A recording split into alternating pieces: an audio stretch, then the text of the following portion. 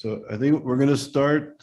So first of all, everybody welcome to, I think, a very important symposium, and I'm glad you're able to join us. And I think it'll be a full day of insightful and important presentations and work, and I think people getting to know each other and some ideas and phenomenon that is, I think, very important to the Jewish world and to the world in general. So it's an honor for ISGAP to be hosting this. Before I proceed, I'd like to thank Edith Brodeur, who we've been discussing these issues for years, and now this is the first program, and I hope this is the first program of many that we'll do together. It's very important, and Edith is a leader in this whole area. So Edith, thank you for working with us. It's an honor. So thank you, and El Shaddai and the ISGAP team, thank you also for putting this together. And I want to thank the panelists and those who are attending here. I want to thank you for being with us. So my name is Charles Small. I'm the director of ISGAP, the Institute for the Study of Global Anti-Semitism and Policy. And so if you can mute, El Shaddai, if you can mute people, it would be great. And so the first speaker that I have the honor to introduce is Natan Sharansky. Mr. Sharansky is the chair of ISGAP, and many know that Natan was a leader of the dissident movement of the Jewish refusnik movement in the Soviet Union and a human rights advocate. He was imprisoned for many years in the Soviet Union just for being Jewish, and stood up for the right of being Jewish and coming to Israel, our homeland. And Natan, when he arrived in Israel, eventually became a leader, a political leader, and had different ministerial appointments in the Israeli government. And he also ran the Jewish Agency until recently. And when he retired from the Jewish Agency, we were very fortunate that Natan joined us as the chairman of ISGAP. And I'm very honored that Natan is here to give the official opening greetings to our symposium. So Natan, the floor is yours, and thank you for being here. Thank you, Charles, and thank you everybody who contributed to this very important seminar.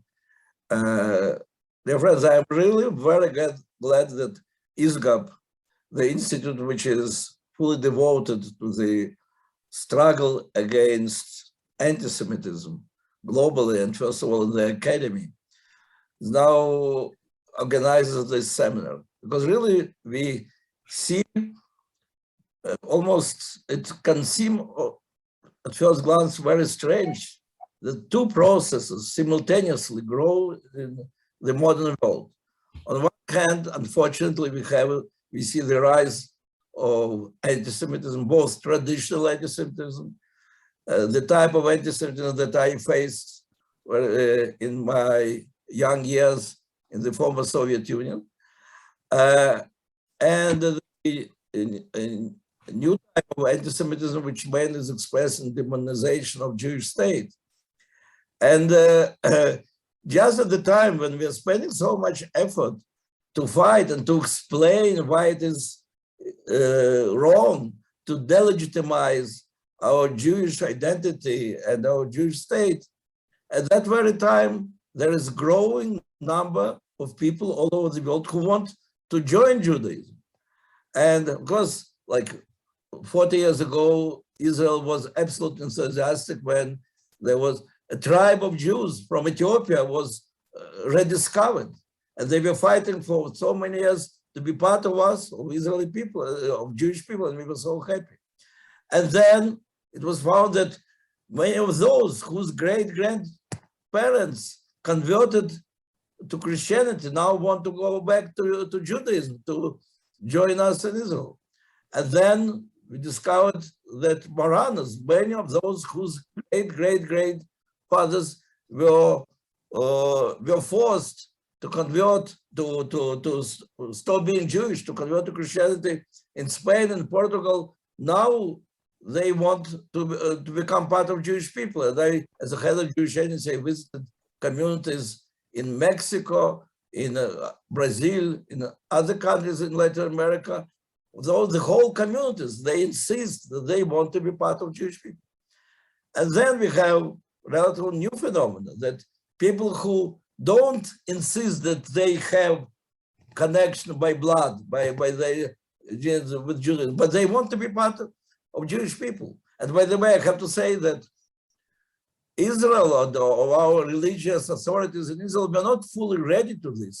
I can say that there is a long tradition of hundreds of years Judaism, how you can join Jewish people.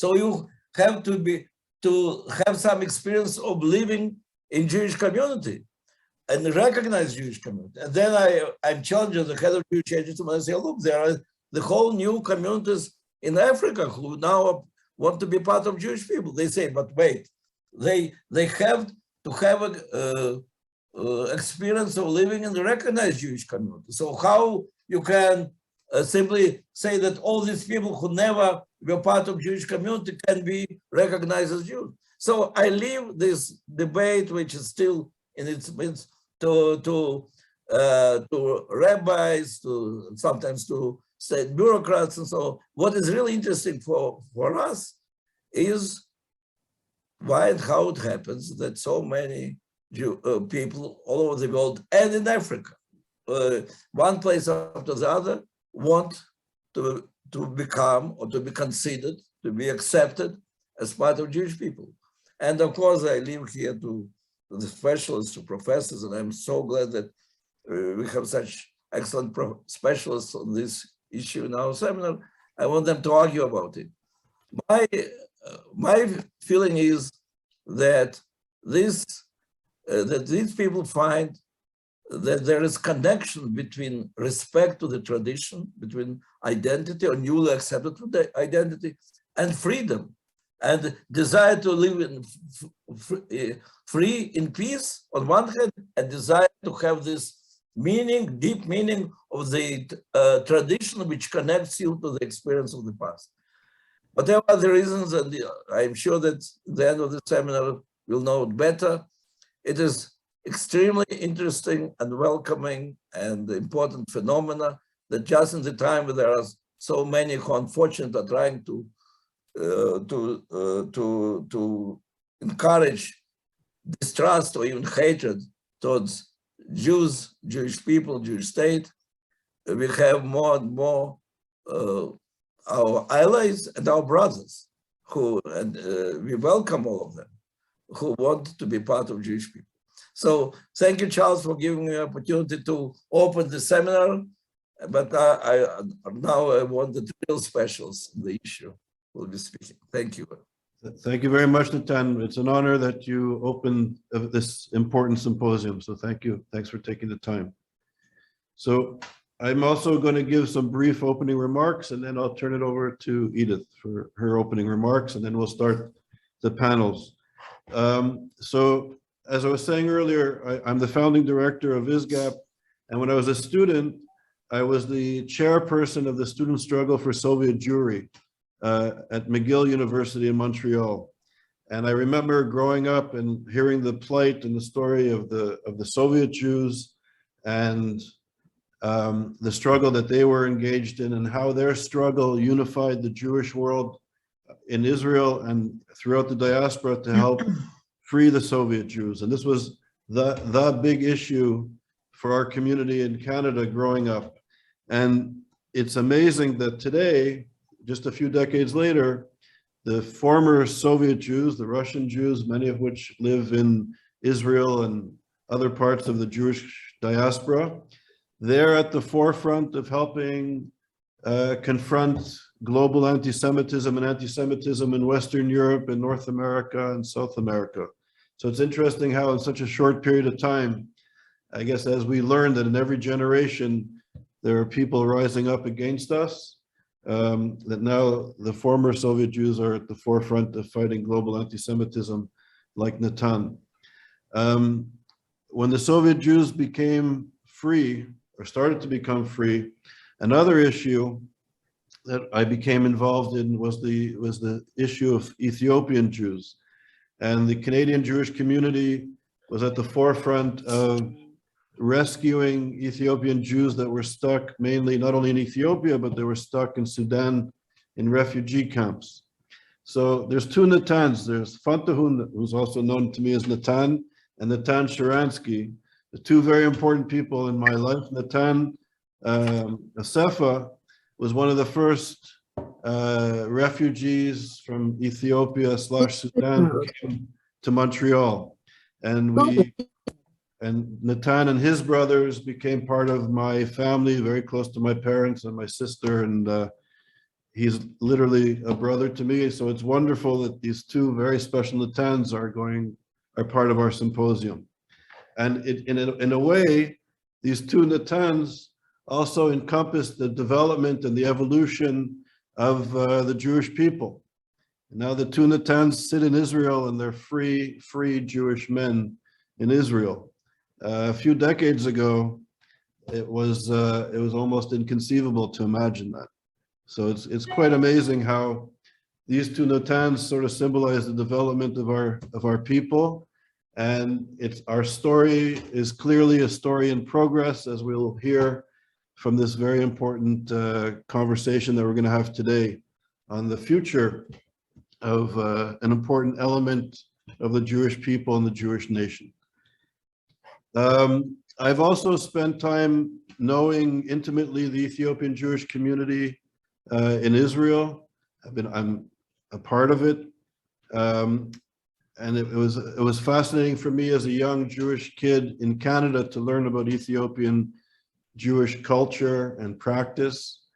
I've also had the good fortune of spending time in Ghana and Nigeria and South Africa, meeting members of the Jewish community in these three special countries, and becoming somewhat aware of the practice and customs of the communities there, which is fascinating. And to me, I'm not an expert on these issues, but to me, I find this whole conversation incredible. And if you think about it, since the destruction of the temple roughly 2,000 years ago with the exile of the Jewish people, this conversation to me is really, it's a bit miraculous, it's a bit of a miracle. And this, we're sitting on Zoom, we have the internet, telecommunications, and in a sense, I feel as if we're only beginning to meet after many, many generations of being separated.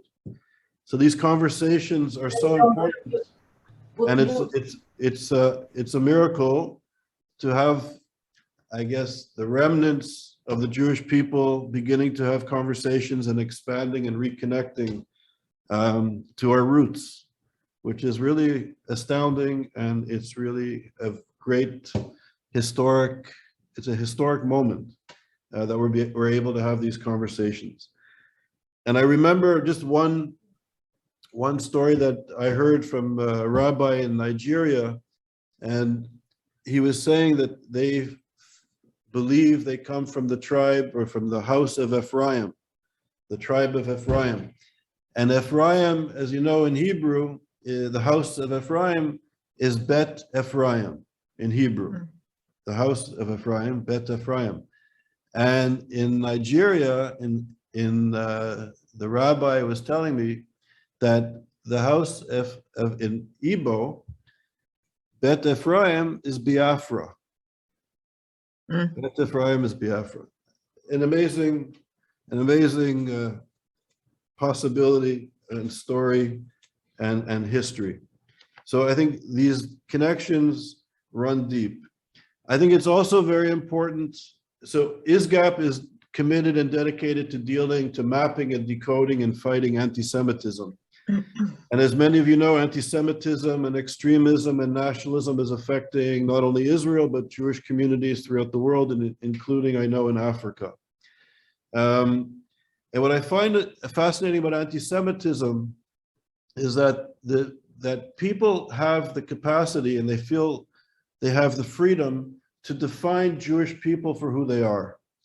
And I think, if anything, it's really important for us as a people to be able to define ourselves, and I guess in whichever part of the nation that we are from, of the Jewish nation. that we should have the capacity to define ourselves. And in our summer institute, and I'm going to be brief and turn it over to Edith, there's a woman, her name is Mrs. Landau. Mrs. Landau was from Poland, and she survived the Holocaust. And she tells the story how her family was removed from her house and put into a ghetto. And from the ghetto, the whole community was sent on trains to Auschwitz, where the vast majority were exterminated. But her father was able to save her and her brother. And they got out of the ghetto, and then they lived in a forest for about 6 months, living off of leaves and worms and bark of trees and just surviving, barely surviving. And they were eventually found by the SS. And the SS made about 100 Jewish people from the forest dig a pit, and the SS was going to execute the Jewish people they discovered and put them in a pit. And just before the SS fired on the 100 Jewish people in the forest and put them in the pit, Mrs. Landau's father pushed her into the pit seconds before the SS started to shoot the Jewish people. And she fell into the pit. Everybody was shot and fell on top of her. She was able to survive and crawl out of the pit. And she crawled to a farm, and a Catholic family nursed her back to health. And eventually Mrs. Landau made it to Israel. She moved to Israel, survived, made it to Israel. She got married. She had 3 children, and now she has 5 grandchildren. And she says this story in our summer institute at Oxford, which everybody here is very welcome to apply and hopefully to join us.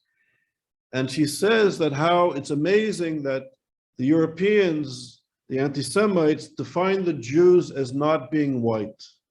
And not only were they not white, but they were sort of in between black and white. They were Semitic, and they were sort of conspiring to destroy the purity of the white Aryan race. And that's why the Jews, the sort of Semitic non-white people, had to be removed to protect the purity of the white nation and the white race.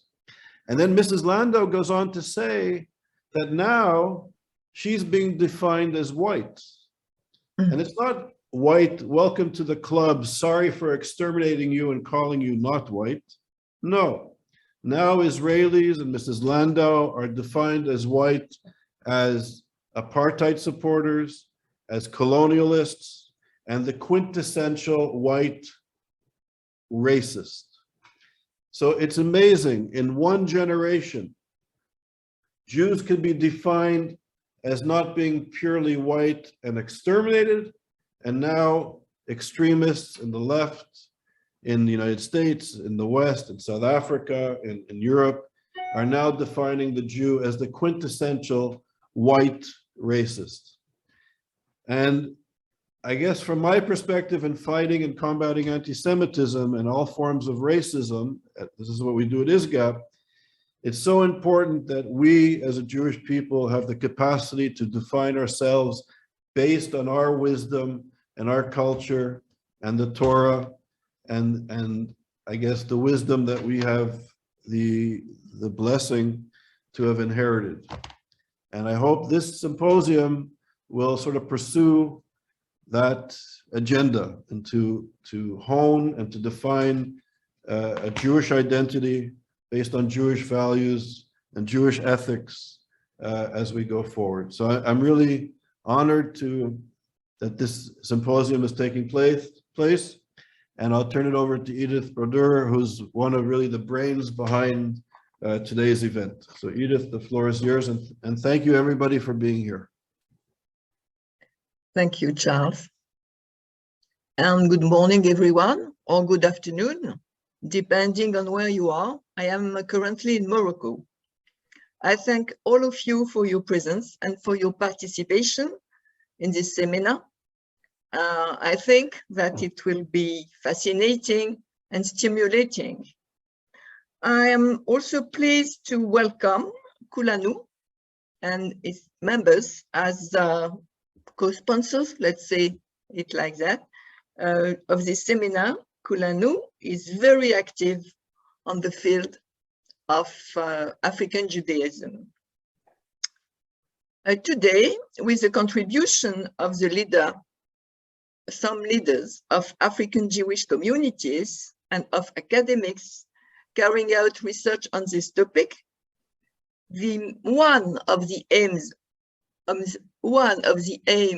this seminar will be to better understand the multiple implications of what it means to be Jewish in Africa in the 21st century.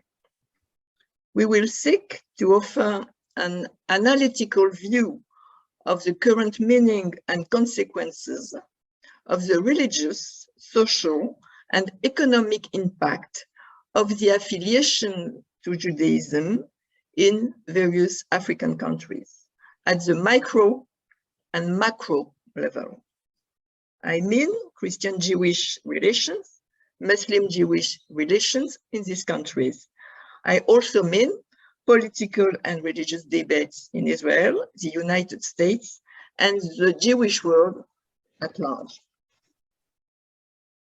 We will also seek to open a new analytical perspectives, not a new analytical perspectives, into the meaning of Jewish identity in the context of current debates in anthropology of Judaism and Jewish studies. And we also attempt to evaluate anti-Jewish feeling against Black Jews in their geographical areas, if there is any. The organization of this conference day was designed to follow the historical order of appearance of the Jewish communities of Africa, from Ethiopia, the first one, to more recent communities. But for reason of schedule, Professor William Miles will start the seminar and talk to us about the recent communities of Madagascar. Over to you, Bill. Just one more word. I thank the participants in advance for respecting their 20 minutes presentation time. Thank you. Let's go, William. William? Okay, I am now unmuted. Okay. Thank you very much, Edith, and for accommodating my schedule. Greetings to everybody from New Zion. I'm in Utah, hosted by another Natan, Charles, Natan Sharansky, who is also a foremost scholar on our topic, but whose schedule didn't allow him to participate today. Edith, thank you for the invitation. Charles, I first heard of you from a Nigerian Jewish friend. So I hope that is a compliment as to your globalized reputation. And I have nothing against our fellows in Canada. I sent our daughter to McGill University. And of course, Natan Sharansky is a kavod gadol להשתתף איתך. A great honor to be in a panel that was presided by you in part. So let me share my screen and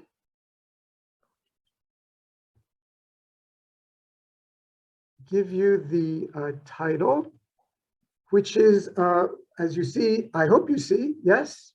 Somebody? Yes. Yes. Okay, leadership profiles from the antipodes of Francophone Sub-Saharan. Two countries, and I'll explain why I have chosen these countries, or particularly this perspective. I take this opportunity also to greet two of the contributors, Professor Marla Bretschneider, Janice Levy, who contributed to this co-edited volume. And I also send out shouts to Remy Ilona and Serge Ekele, who are participating today. Looking forward to meeting Irit Bach when I go to Israel in June. And Alex Arma, I think we spoke on the phone, but never had the pleasure of meeting you in person. So the antipodes of Francophone Sub-Sahara as it relates to Judaism. So we're all familiar, right, as Jews, with one of the primary dichotomies between Ashkenaz and Sephardi Jews. Scholars of Africa must also take into account, and that includes scholars of Jewish Africa, the dichotomy between Anglophone and Francophone Africa. Edith Brodeur is the perfect bridge to supervise, oversee, and gather us. And I hope that she'll be able to confirm at least some of what I say about the distinctive paths that Jews, along with non-Jews in Anglophone vis-a-vis Francophone Africa, are pursuing and need to pursue. And I do so with under three rubrics. Again, Anglophone versus Francophone Africa is one of them. And these are just the countries that the book In the Shadow of Moses highlights. In my presentation today, I'm highlighting what I call not perfect antipodes geographically, Cameroon and Madagascar. And I'm conscious that Serge Eteli, whom I've met in Cameroon, will also be presenting today. Francophone Africa has certain particularities, which I'm highlighting. I also am highlighting the importance of leadership within Jewish communities. And I'm also going to be highlighting the importance of women as leaders in Jewish Africa. Now, in terms of Francophone history in Africa and Jewish history and xenophobia and responses to xenophobia, I think it's important to point out that Francophone countries under the colonial regime experienced more severe repression, violent repression, than most British colonial territories did. I've done a lot of work in Nigeria.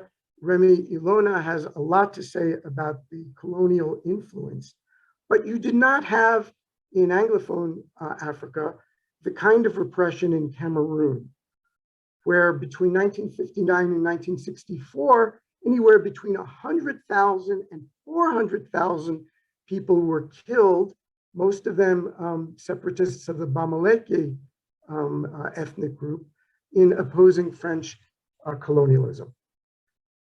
You don't have the equivalent of the Madagascar, the repression of the Malagasy uprising, 1947 to 49, where anywhere between 30 and 90,000 Malagasy were killed.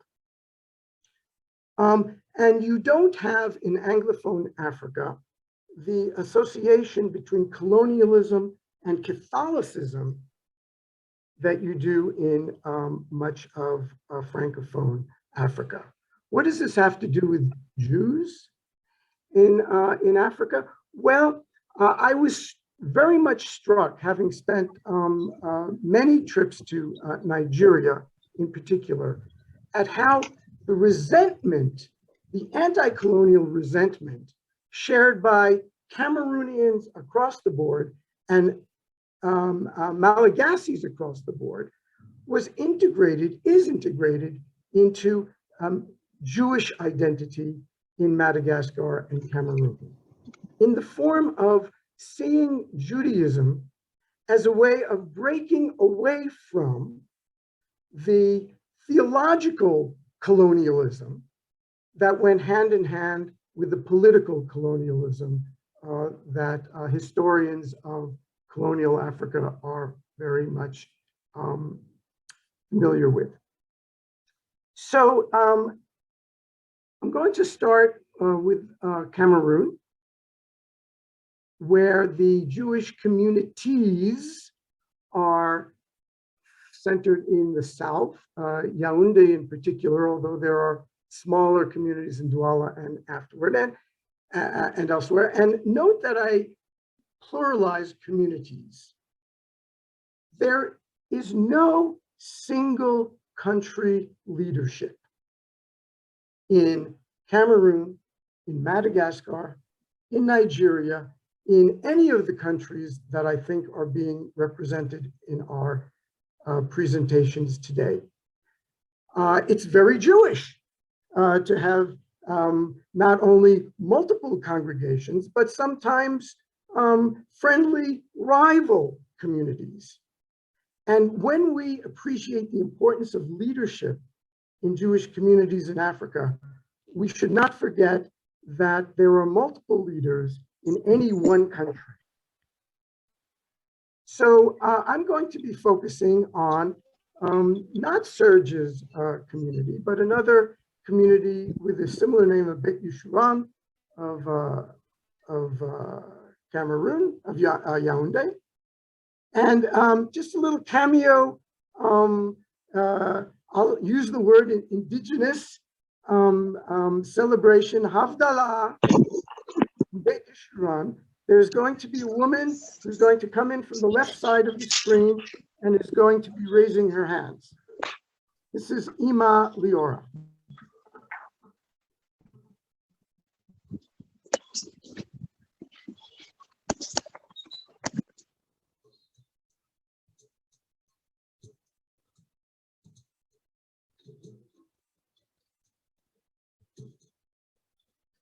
Ima Liora hosts the synagogue in that particular congregation in Yaoundé.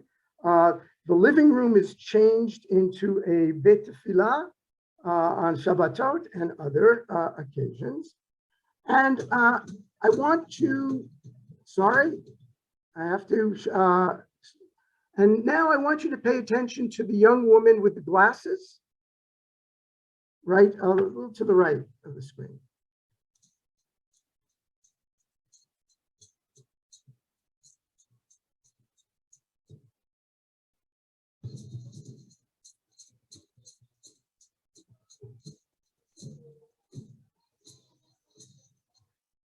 Okay, Havdalah, like you've probably never seen before, but the day before, remember the woman with the glasses?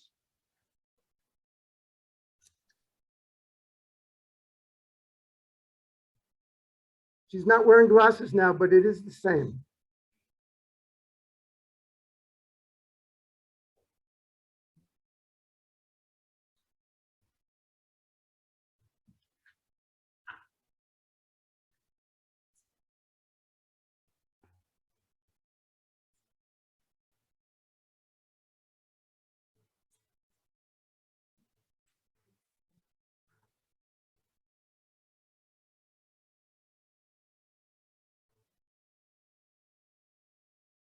These women are very influential in the congregation, even though it is a male rabbi, Rav Bitzalel.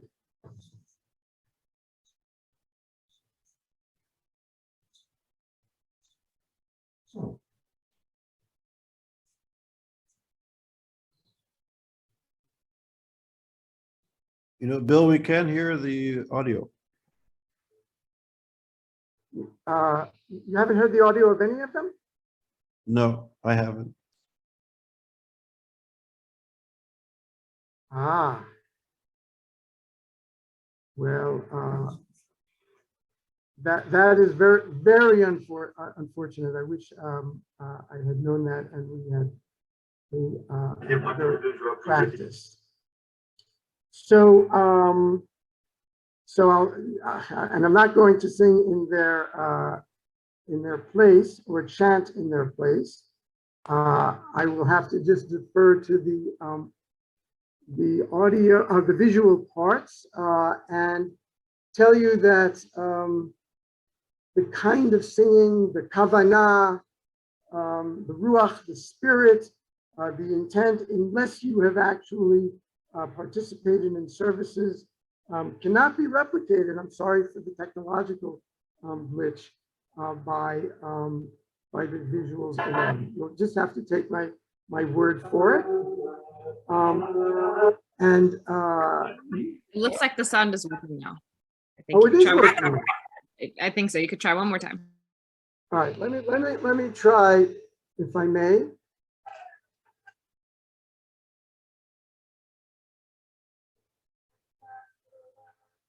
Is it working now? Can you hear this one? Yes, no? Off and never mind. It's off? That was not. Yes, no, it's very quiet. We can't really hear it, so.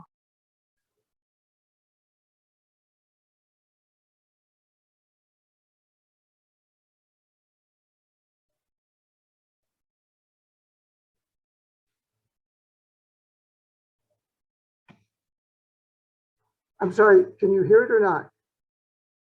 No. All right, they're singing the Hatikva. This is a school, a Jewish school, several miles, several hours, 4 hours from Yaoundé, which is served by the principal of the school is also the synagogue, the rabbi of the synagogue that I've been trying to highlight.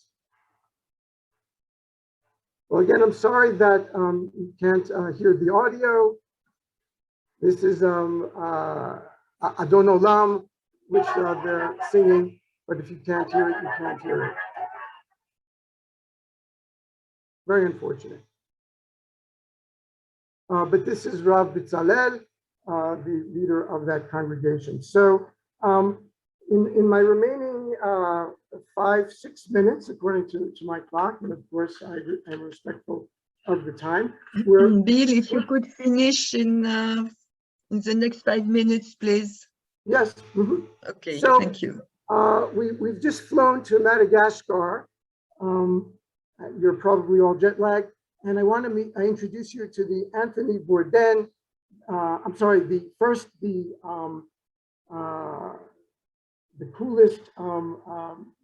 man you've ever seen, the karate expert of Kung Fu, the Anthony Bourdain, the chef, Michael Palin, the Malagasy photo adventurer, and the easy rider, the Jack Nicholson of Madagascar. Actually, these are all one and the same person. They are Ashrei Da'iv, president of the Jewish community of Madagascar. With his family, with students who are wishing to become Jewish Malagasy. And one of the teachers who is teaching Hebrew, and again, sorry, the audio seems not to be working, but he is teaching Little Red Riding Hood in a combination of Hebrew and Malagasy. Other members of the congregation include this family outside of the capital of Antananarivo, some views of the synagogue, one of the synagogues in Antananarivo, and the distances between the synagogues in that one capital city are such that it's like traveling between Beersheba and Tel Aviv because of the terrible, terrible traffic. But of course, artifacts that are not particular to Madagascar that are certainly universal, but customs such as sitting during tefillot on the ground, except for the Amidah, except for the standing ceremony, there's no need for chairs.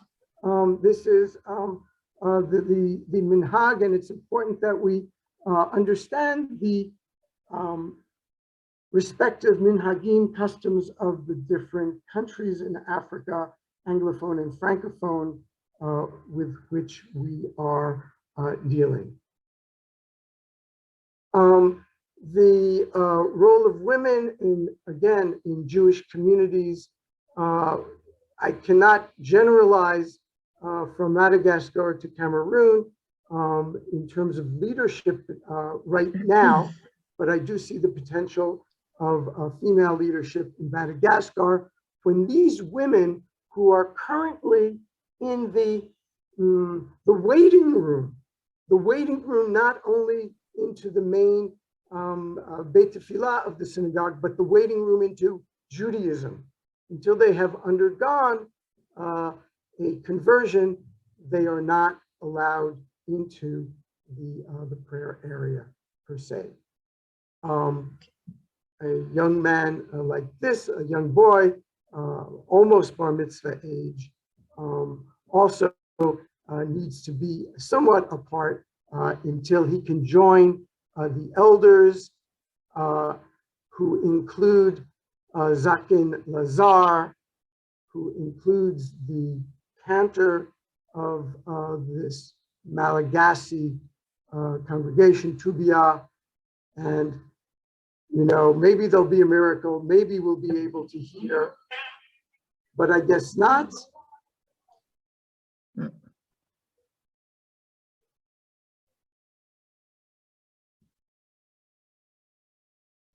And should is there audio at all? No. No audio. No, we can't hear you.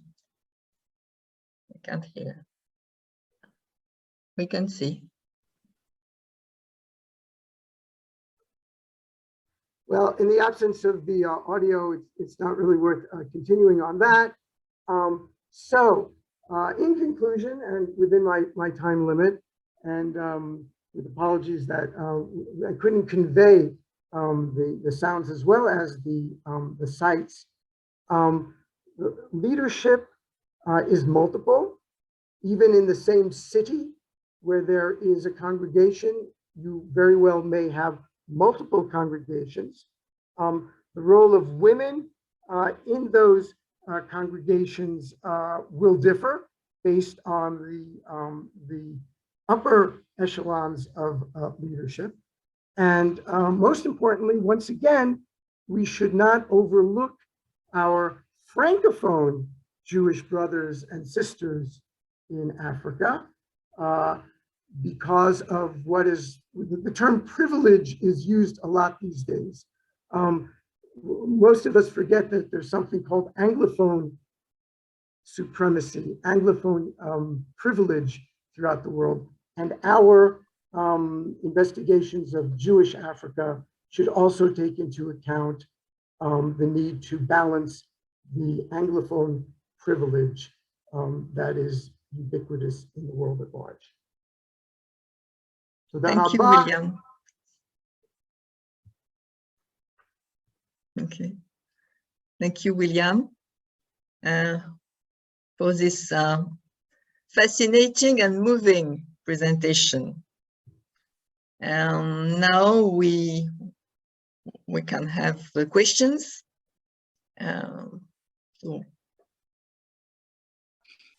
So if anybody has a question, you're able to raise your electronic hand, or you can write it in the chat box.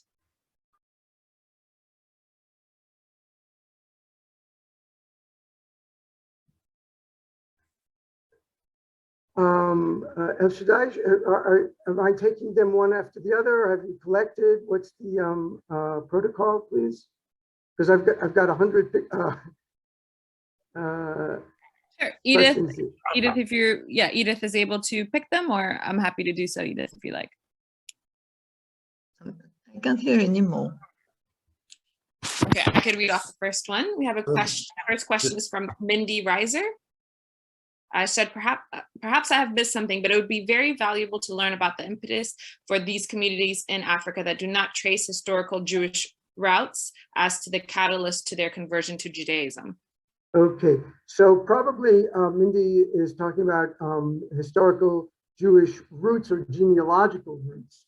I'm glad that is the question. My what I preach in terms of African Judaism is that much more important than ancestral claims is the practice.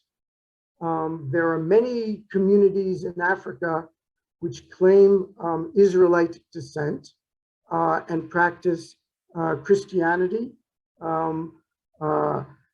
do not necessarily practice Judaism, but make the claim. On the other hand, you have communities in Africa which practice Judaism, such as Abba Yudaya, but do not claim any ancestral, genealogical, tribal in the sense of Israelite roots. So many Jewish congregations have a combination of the two, but I think that much more important, and this goes to what Natan Sharansky said and what Charles emphasized, much more important than determining the validity of being part of the Kehillah of the Jewish world is not whether they can trace their roots, and certainly beyond what I, as an Ashkenazi Jew from America, can do, but how much Judaism they are imbibing, and proficiency, knowledge of Hebrew text, Hebrew language, and the things that Jews around the world, Ashkenazi, Sephardi, will recognize, as long as we respect and take into account the local indigenous minhagim, which I have been trying to share with you this morning. Thank you, Also, Professor. Edith, there's a few electronic hands that are up.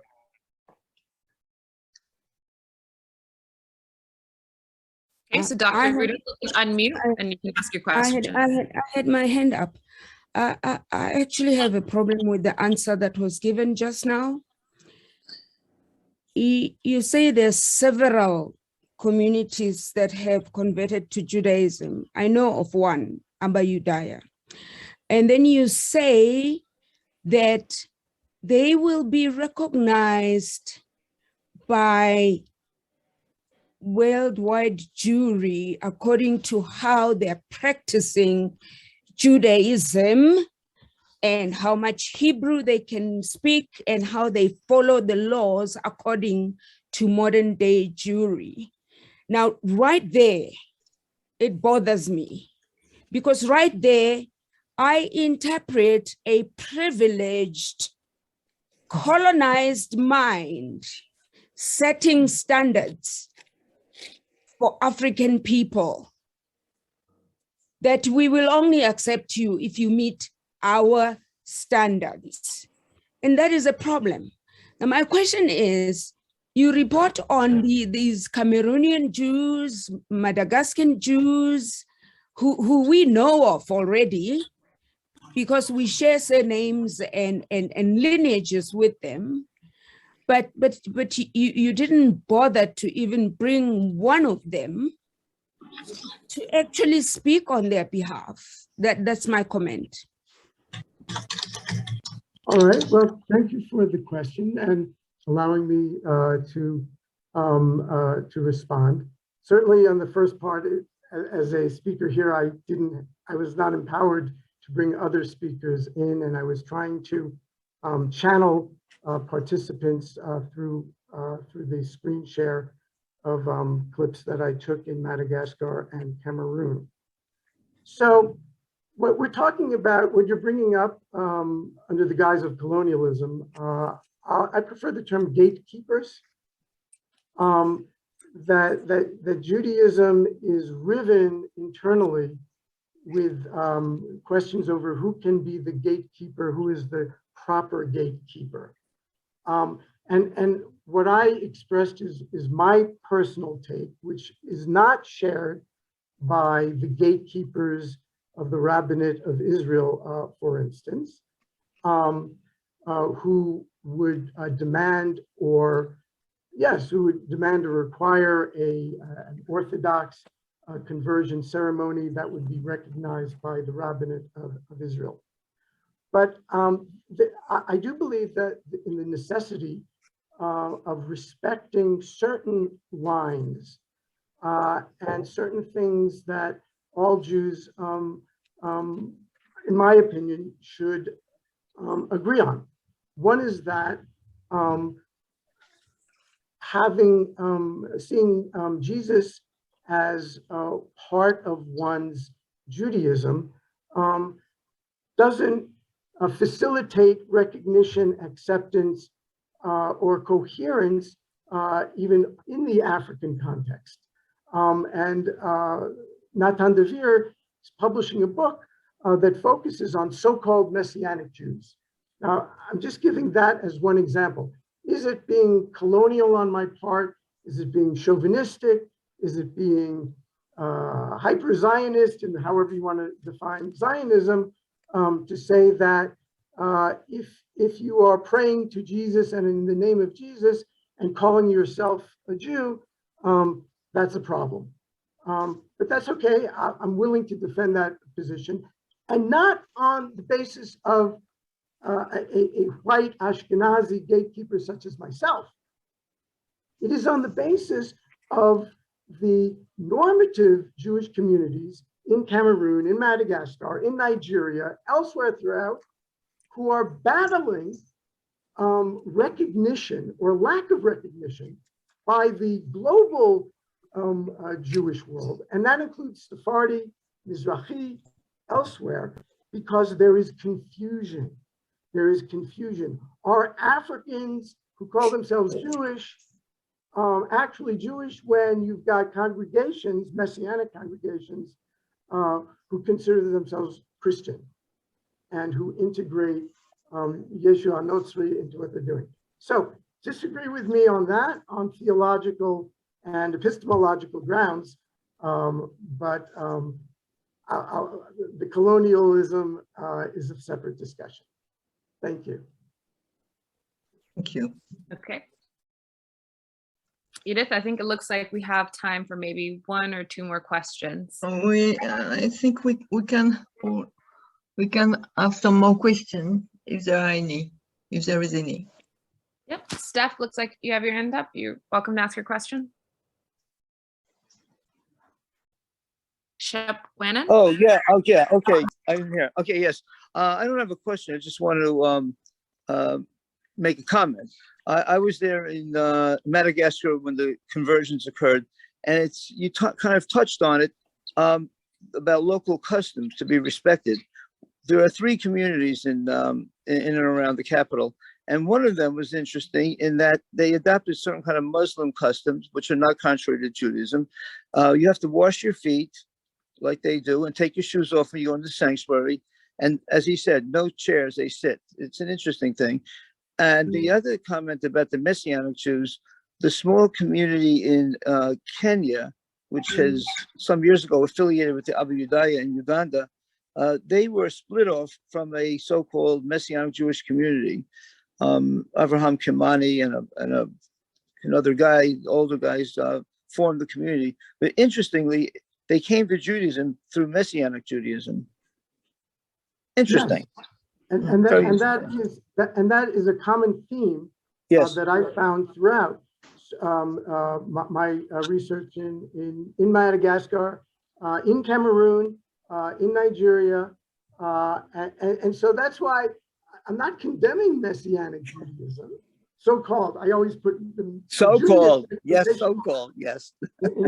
Messianic, and from a theological point of view, I was very much persuaded by a leader in the Nigerian Jewish community who told me, Hashem works in strange and miraculous ways. And if it is through the portal of Messianic Judaism that we find true Judaism, then thank God. Okay.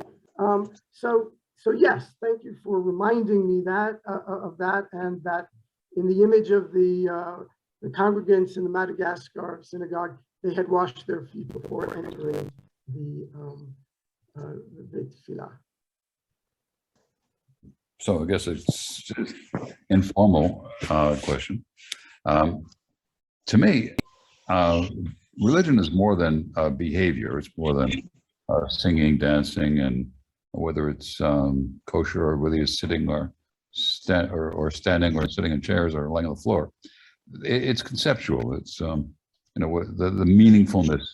And when I think of the Jews that we know of in Europe and the Middle East, we know that the Jews are different from Christians because we have some sense of what Christianity believes, thinks, and what Judaism does and the distinctions between them. And similarly, between Judaism and Islam. And so we can think of Jews in contrast to the others in the Muslim world and the Christian world. Is there a contrast that we can understand in the African world? Are the African Jews Africans without distinction, or are they giving up something to be Jewish, being different in somehow, changing, their worldview in some way? Right. So I'm glad that I'm able to circle back to some of my opening remarks, particularly in Madagascar and Cameroon, but Remy Ilona will speak to that in Nigeria. The notion that becoming Jewish or reclaiming Jewish identity and Jewish roots is an anti-colonial stance. Colonialism and missionizing Christianity came hand in hand, and that's true historically. And becoming authentic Africans in a post-colonial era means not only saying, va-t'en au français, thank you, Francophone, thank you, France, but we remember what you did to us. It also implies saying, these super imposed, almost forcible religions that were brought from Europe to Protestantism, Catholicism. That's not us. That's not us as Jews, and that is not us as Africans. Now, the Muslim and the Islamic side is something very different, and I just presented at the Yale program on anti-Semitism last week about, and that included the Muslim dynamic in Nigeria. But I did very much welcome that question of defining oneself as a Jew in Africa has different dimensions than it does in Europe and in America in terms of opposition to what? Opposition to whose history, opposition to which religion and the history of that particular religion. And here it's the case of Catholicism in the Francophone countries of Africa. If I can follow, Christianity is growing in Africa, and is there some relationship to the growth of Christianity in Africa to that of Africans choosing to be Jewish? I think yeah. Go ahead, Edith. May I just ask, do any of you live in Africa? The people that are asking questions. My second point is, why are we calling them African Jews and not Jews in Africa? We never call the others European Jews, Canadian Jews, US Jews. We call them Jews. I don't know if you understand the undertones of what I'm trying to bring through. Everybody else outside Africa is a Jew. When we come to Africa, they are African Jews. That's not Antisemitism that is starting right in our Jewish family. It's not exactly Already. true. No, it's not already. true. Already. It's not exactly true. There are Russian Jews, there are Iraqi Jews, there are Egyptian Jews, there are Polish Jews. They're all referred to by their ethnicity. We have Mizrahi Jews and that Ashkenazi is and those countries. But when you talk about Jews in Europe, Jews in North America? Have you ever called them that? Have you ever said EU Jews, North American Jews? You don't. We do say American Jews, absolutely. Yeah. No, maybe you don't listen to the news I listen to. You don't travel to the same North America I travel to, because that's not the language I hear. And this is a problem for the Jewish nation worldwide. We are discriminating amongst each other. And that is where our big problem starts. And that is where we'll always try to run Operation Moses all the time, trying to pretend to be rescuing African Jews from countries and shipping them to Israel. And Israel is just a strip of land. When Jews in Africa are practicing Judaism very well, mind you, and comfortable where they are, and we're not respecting that. Hello? Hello? Hello. Yeah, Charles, may I speak, please? Hmm? Yes, I think I beg to differ from the previous speaker just now, because if she follows the news, she will hear that there are Russian Jews, Ukrainian Jews, Moroccan Jews, and other nations, you know. And for me, I am a Sierra Leonean who has been following, who has been loving and standing for Israel since 2005. And I'm not a Jew, because when you look at the word Jew, it comes from just one tribe out of the 12, which is Judah. And of course, for me, I don't talk about tribe or race.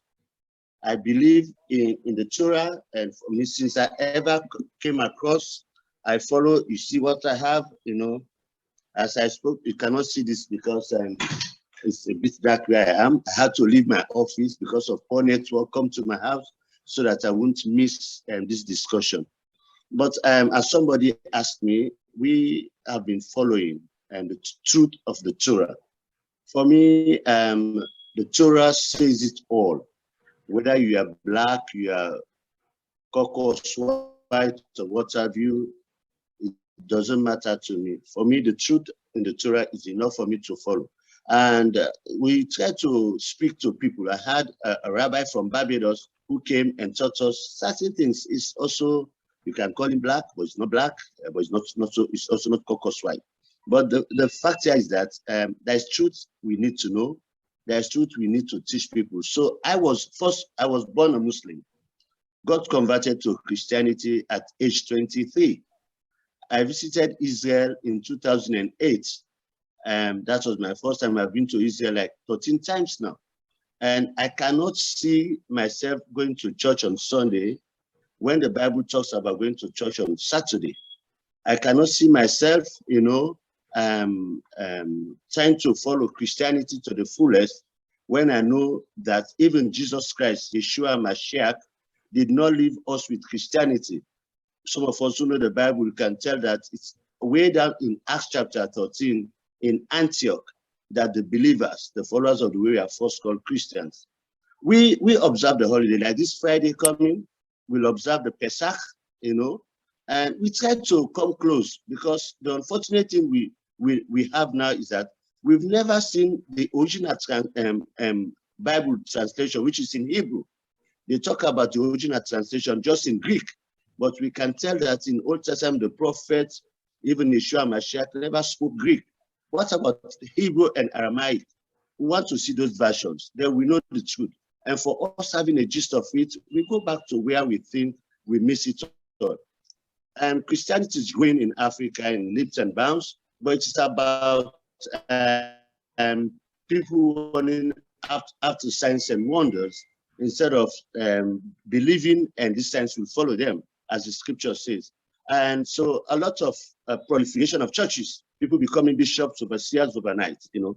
And as a result, some people teach that we are the new Israel, which is the replacement theology that will lead to anti-Semitism, you know. And so maybe I just want to pop in on that and just say, we are following Judaism to some extent, but we don't consider ourselves as Jews, and so we don't feel offended at all because of what we're doing. I think we are comfortable. Yeah.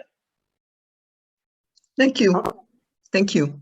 I think we are going to think about what you said and what said Rudo, Lufuno Rudo Mativa. Because could I respond to something that Mr. Werner asked about that I didn't say? Sure, we just have 1 minute before the next speaker. Yeah. Okay. And that is possible. Christianity as a whole has moved to the global south demographically. In terms of the numbers of people and leadership, certainly in the Catholic and in the Protestant denominations. This is not me, and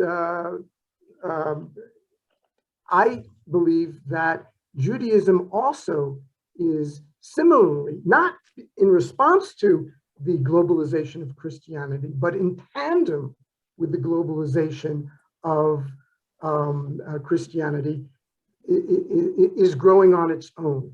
And it is not because of, but it is happening. And we in the West do need to recognize that just as Christians need to recognize that Christianity is moving south, global south, Judaism is experiencing a similar phenomenon. And this conference today really focuses on the African continent, but we should not think that it's happening only in Africa. And thank you for allowing me to add that. Thank you very much, Professor Williams. Dr. Edith, we're at the top of the time now. I see there's a few questions and hopefully we'll get to it in the next Q&A. But Dr. Edith, if you would like to introduce Professor Marla. Yeah, but are we going to start right now or do we have a break? That was the break. We just broke our break time, so do we have a break starting or now? Are we going on? Yeah, Let's have a working break. Yeah, it was a working break. That was the break.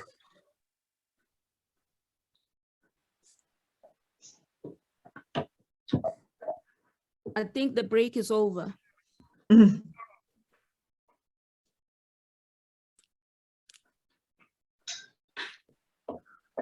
Okay, so we'll just do a quick. So let's start again. Yes, please. Okay. So we will now go to the sources of Judaism in Africa with Ethiopia. Now it's up to Professor Marla Breschneider to introduce your presentation. Thank you. Okay, so pardon me.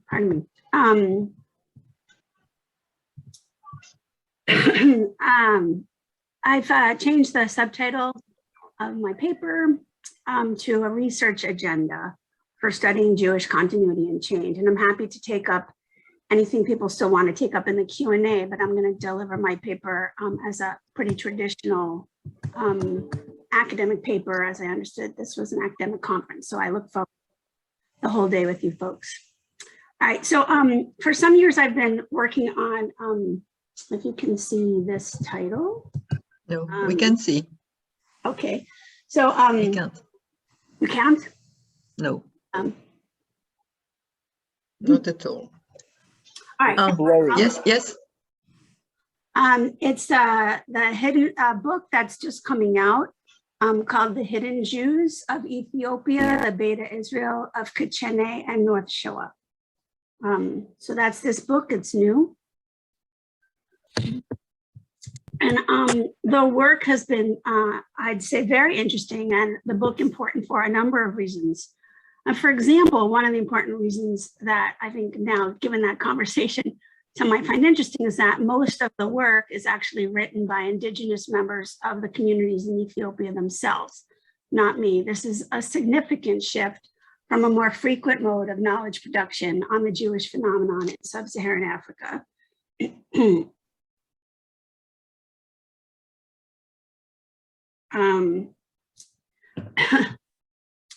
Whereby scholars such as myself or outsiders from the global north are often the authors of scholarly works on the local African communities.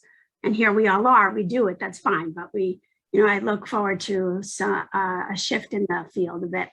So this fact regarding the very production of the book is among a series of significant events in the life of these historic communities. In the paper, I seek to explore a particular dynamic I witnessed throughout working on the project. This moment in history is a rich one for these communities. Members are active, and some of this increase in activity includes work that is more public than that in which the community has been previously engaged, at least in the experience of the living members of the community. And I don't go into it a lot of background here, but just so it's understood, these communities that are still in Ethiopia that are largely still hidden are subject to extreme and often violent anti-Jewish, there's anti-Jewish ideology, and it often comes out in very extreme and violent ways. So just so you know that as background in terms of the other focus on anti-Semitism. So with this increased visibility that's happening right now in the community, or for the past, a little bit getting stronger over the past 20 years, more people in Ethiopia are learning about the communities and some are finding that their own roots are in these Jewish communities. Okay, I'll get to the book after. I'm going to do my paper and not try to read the chat at the same time. And I'm happy to read the chat afterwards. It's just hard to do my paper and do the chat at the same time. Okay. Many members, many younger, though it's happening to some degree across generations, are challenging some old wisdoms and building new Beta Israel institutions. As such, as we find noteworthy developments, we can also see that members in the communities are struggling with the challenges of continuity and change for themselves and for their collective lives. Now, questions of continuity and change, or continuity and rupture, as the title of a current series at the American Sephardi Federation named it, has been at the center of much debate in recent decades for many Jewish communities across the globe. Yet some global Northern Jews, community leaders, and scholars can sometimes get stuck when considering this dynamic in the global South. In the same period of fierce debate regarding continuity and change in Ashkenazi, Sephardi, and Mizrahi communities, modern Western scholars have fixated sometimes on a paradigm that they themselves have created of eternal primitive cultures. Certainly this strain can be found at times when global Northerners, like myself, learn of communities in Sub-Saharan Africa, practicing what the community members understand as their Jewish or Israelite rights. Some foreigners then imagine these communities as showing us, meaning foreigners, a more authentic or original Judaism, somehow uninterrupted by time and any manner of flux, giving us a window through which we can directly see into ancient practice and thinking.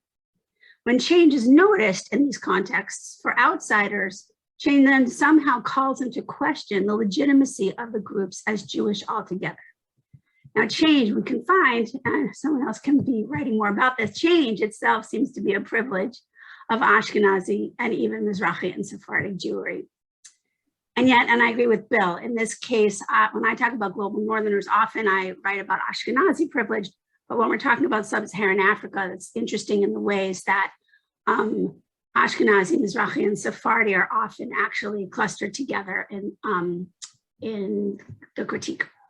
So as the communities on the ground in Ethiopia wrestle with the excitement and sometimes tension created, excuse my voice, in the simultaneous movements of new ideas and commitment to their community's history, we can certainly find that matters of continuity and change are there also and worthy of scholarly inquiry. We often find that with the inclusion of previously excluded groups who are studied in new ways, our very paradigms might themselves be in for transformation. And so I'm interested to see what will happen in this case of these Beta Israel communities. What if these community members and foreigners begin to take the dynamics of continuity and change more seriously as a subject of curiosity and generous rather than judgmental exploration. Might this at all be a productive approach to living and grappling with their current conditions? What are some new methods and theoretical modes that might yield new and or different perspectives than those that, according to the view of global Northerners, keep global Southerners supposedly, again, the global Northerners don't see this, this is the view of the global Northerners, keep global Southerners locked in the past? How might studying these dynamics in communities newer to global Jewry change the vista of possibility for other groups across the global Jewish world? And because there's a history of us global Northerners studying the global Southerners, but maybe it's that they need to, teaching them and that they need to learn from us. But I think I've been arguing for a long time that we global Northerners need to learn from these communities. Okay, one such alternative theoretical mode can be found among scholars who are reinvigorating paradigms such as rhizomatic networks to move the debate beyond one demarcated by two simple poles, either sameness or difference, or in the case at hand, communities that can change and retain their claims to connections to the past and be celebrated as part of a multi-millennial Jewish community, and those whose vitality is squelched and authenticity refuted for any similar acknowledgement of change. Theorists relying on constructs articulated in the natural science, such as rhizomatic networks, conceptualize growth as an underground root network that continually grows sprouts from its shoots, meaning comes up again above ground. And I don't know anything about science, but people tell me strawberries are a good example of this. I just know the work as a theorist. So taking off from the work of Deleuze and Guattari, such scholars are drawn to models which can explain trends, and I would say in our case, such as Ethiopian citizens who have never considered that they may be of Jewish heritage, learning about hidden Beta Israel communities from the work of foreigners, and then discovering that they too are descendants of Ethiopian Beta Israel. Now, given the lack of detailed information on the largely still hidden Beta Israel communities of Gechena and North Shoa in Ethiopia today, among their own members, and of course, more so amongst outsiders, and I can explain why there's a lack of information for their own members if someone's interested later. What I want to do in this paper is to introduce these communities and to lay out, we'll see how much time I get, but really what my main job here is to lay out a possible research agenda for members of the communities and outside scholars. Theoretical analyses of the community's conditions will be more possible as the current changes I'll note here take deeper root and as others emerge. And so of course, in the written paper, I introduce a lot more context for Ethiopia at large and the community specifically. Since my time is limited, I'm gonna try and just talk more about these paradigms and the suggested research agenda. So the largely still hidden Ethiopian Beta Israel communities of Gechena and Semi and Shoa are a set of unique Jewish communities surviving against the odds of intense and violent discrimination and continuing to participate in pre-Talmudic Jewish traditions that they have managed to keep alive to their understanding since the days of the first temple in Jerusalem. Networks of adults living publicly as Christians and clandestinely as Jews in Ethiopia's cities privately support these homelands. In this, we can see the intense effort to continue enacting ancient practices, specifically their understanding of pre-Talmudic Jewish conditions by these communities. So in order to persist and possibly even at times thrive in hostile environments, the communities developed amazing survival strategies. Now, these strategies have shifted between methods of continuity and change over time in order to meet the aims not only of survival, but of thriving as robust communities when possible. With these methods, community members support themselves and each other in their daily needs. The communities maintain a web of relations locally, as with the other members that I mentioned spread out further into nearby cities. They maintain and build multiple forms of cultural expression over time, as they also practice their religious rites in hidden synagogues in remote locales that are extremely challenging for outsiders to reach. So the communities have long maintained modes of collectivity with— Marla, you only have 5 minutes left. Sorry. That's excellent. Yes, thank you. So this in itself, the negotiation with survival through the emphasis on community and change, whether long ago or today, will be interesting to see how members assess these general circumstances and that dynamic. The work for the book was also unique in that it presents the history of various matters of import in the life of these communities from the perspectives of some of the key leaders and lay people in the communities themselves, as Edith has been intending to do for our conference. Never before have multiple members of these communities spoken so directly, particularly in print and in English, meaning anticipating, however colonial that is, anticipating a transnational audience. Thus, the reach of the contributors is also unprecedented. And we can see here that the very act of publication is another example of their contending with both community and change. While there is scant research published on the communities, many members feel strongly that they no longer need to remain hidden in the ways they have historically. That another major development demonstrating an intense dynamic of negotiating and of continuity and change is that some urban members of the community have constructed in recent years 2 new synagogues, public, and a new cultural association. The creation of these new institutions is an experiment in a new order to preserve the old.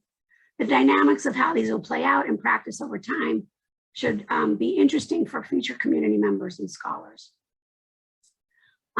Remembering that these communities are been living now and in the period of doing the book in the midst of a very violent, bloody war between the Ethiopian government and the Tigray People's Liberation Front. And they have in the past also lived through many eras of famine and violence is another area I suggest looking forward to. And because my time is limited, I'm just going to now not talk a lot about them, but I'm going to list the other areas that I touch on as particularly interesting.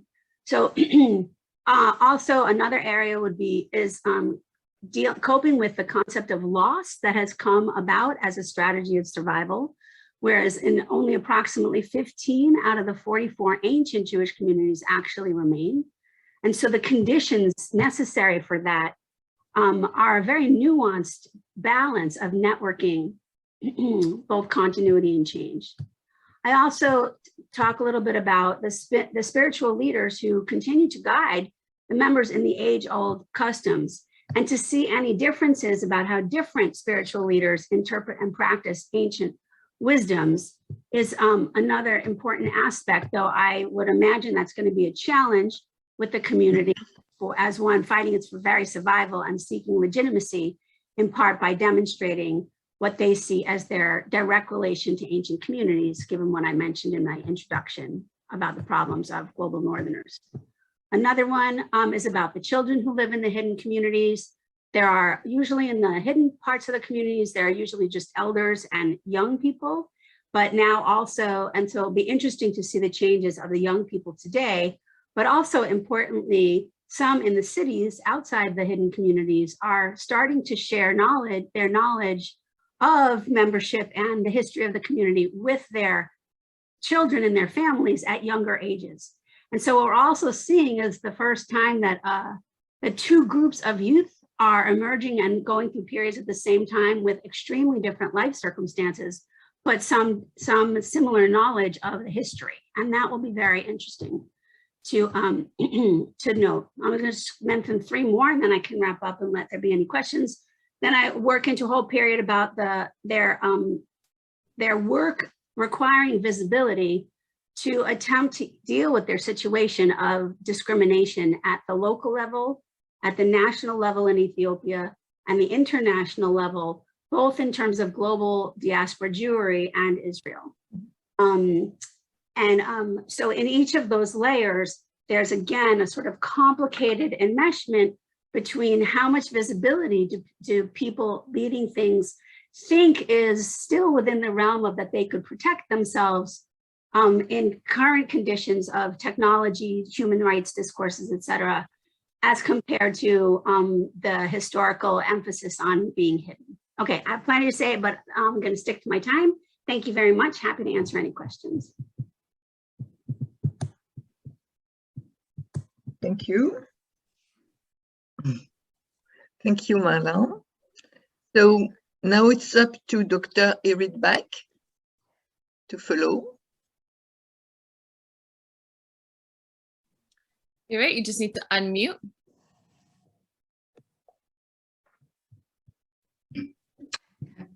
Hello, can I share my screen because I would like to show my PowerPoint?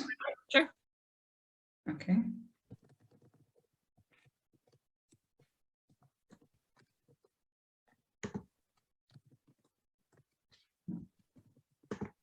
How do can I do it? Welcome, Dr. Edith Brodeur. Hello. I would like to share my screen, but I don't know. You should be able to do it now. Okay. See the green button, share screen. Second. Sorry, just a second. Oh, okay. Sorry. Okay. Yeah, just a second.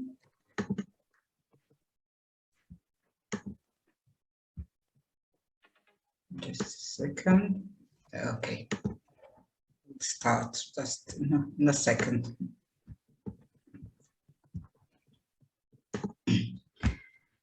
Okay, hello everybody. Thank you for inviting me to speak here. My first encounter with Beta Israel was at the beginning of the 1980s at the absorption center for new immigrants, where I served as an Hebrew teacher. It was in Afula, my hometown, and as an average Israeli teenager, I grew up in an ethnic mixed society that was composed from Jewish people from all over the world. Yet the arrival of new immigrants from Ethiopia was kind of surprise, as nothing was known at the time about them. I was fascinated by the encounter with this community and decided that I have to learn more about their place of origin. A year later, I began my studies at the African Studies Department at Tel Aviv University. As one of my main fields turned out to be Pan-African ideas and movements, I would like also to share later some of my thoughts about the interaction between Jewish and African identities as they were manifestation of Ethiopian Jews from Ethiopia to Israel. In 1973, Sergeant Major Chezi Ovadia, this one, a member of the Yemenite family from Asmara, and the relation between Yemenite and Ethiopian Jews is a theme for another talk, immigrated to Israel in the 1930s, and he was a well-known figure in the regular army. He officially raised the question of the Jewishness of Beta Israel with the Israeli Sephardic chief rabbi. The rabbi, citing the rabbinic ruling from the 16th century, David ben Zimra, asserted that the Beta Israel were descendants of the lost tribe of Dan, and eventually acknowledged the Jewishness of Beta Israel in February 1973. This acknowledgement was paving the way for other religious authority to recognize them as well. In the wake of the ruling, Ethiopian Jews were deemed eligible by the law of return to immigrate to Israel, and it was an important landmark in the struggle of the Ethiopian Jews to be recognized as such. So I will briefly mention some points regarding the recognition. This is the recognition itself.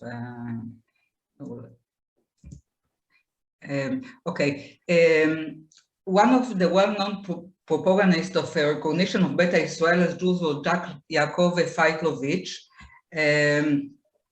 He studied Oriental languages called the Zot Etudio in Paris, particularly Semitic language, Amhara and Ethiopic. And he was a student of Joseph Halevi, who was the first Jewish member of the community who arrived to Ethiopia in the mid-19th century. In 1904, he went to Ethiopia, the first chance among the Beta Israel, studying their beliefs and customs. Himself an Orthodox Jew, he gained support to include the Beta Israel in the community of Jews. Faicovich managed to interest a large number of European Jews in the plight of the Ethiopian, delivering a letter of support from 43 rabbis, including a Levi, Joseph Levi, to the Falashas, for whom it was apparently a source of strength and encouragement. However, Faicovich interest had the effect of undermining the credibility of traditional in favor of Western Judaism, thus splintering the Beta Israel society into traditional groups versus Western influence group. Faicovich sought education, and of course Western education was imperative, and tried to get European Jewry interested in contributing to this in Ethiopia. Amongst the best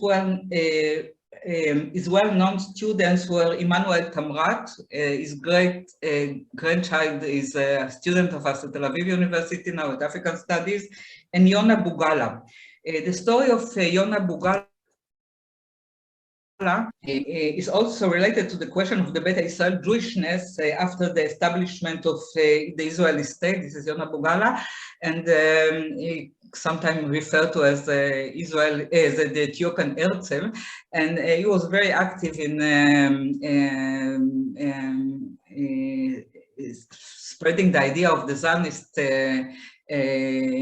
state amongst the Beta Israel, also translating for this the book of the Israeli holidays to Amharic, and he was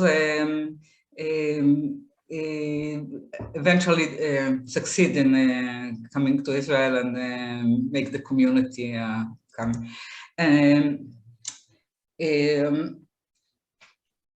Just a second.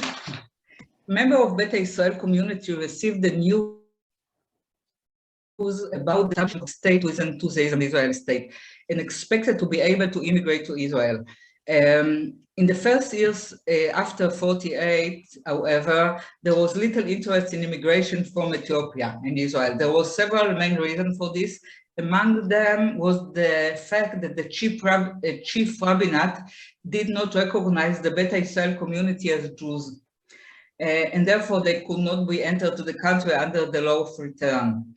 On the other hand, the regime of Haile Selassie opposed the immigration of its subject, so it was impossible to live as a myth. But in Israel, many saw Beta Israel members as a group that would be difficult to absorb in Israel due to the differences in the background and culture. In spite of such difficulties, the first group of young people arrived for schooling in Israel landed in 1955. The Israeli authorities viewed the project as an experiment that implied no recognition of Ethiopian Jewry as far as resettlement in Israel was concerned. This sparked of a controversy concerning the of the Beta Israel, mostly because of the marriage and divorce procedures practiced in the community. The rabbis ruled that in order to marry Jews and to remove all possible doubt about the Beta Israel Jewishness, the young Ethiopian should be converted by immersion and semi-symbolic letting of circumcision blood. Yet until 84, the Aliyah to Israel was a matter of individuals and not something organized. Yet, as mentioned earlier, in 1973, this changed with the Israel were Jews, the implication that the law of return would have to apply on Beta Israel, and that the government of Israel and the Jewish agency would be obligated to take action to bring them to Israel and absorb them. In 1984, amid the devastating famine condition under the dictatorship and ruthless rule of Mengistu Haile Mariam in Ethiopia, word came in Beta Israel highlands from Israel that the hour of redemption was at hand. Thousands of Beta Israel began to move to refuge camp in Sudan by food, several lives on the way to the refugee camps through malnutrition and disease. Toward the end of 1984, another 8,000 Ethiopian Jews were airlifted from refugee camps in Sudan in coordinated operation called Operation Moses. Most of Ethiopian Jews, however, arrived to Israel by Operation Solomon in 1991. You can see the description of this. It was a well-known operation.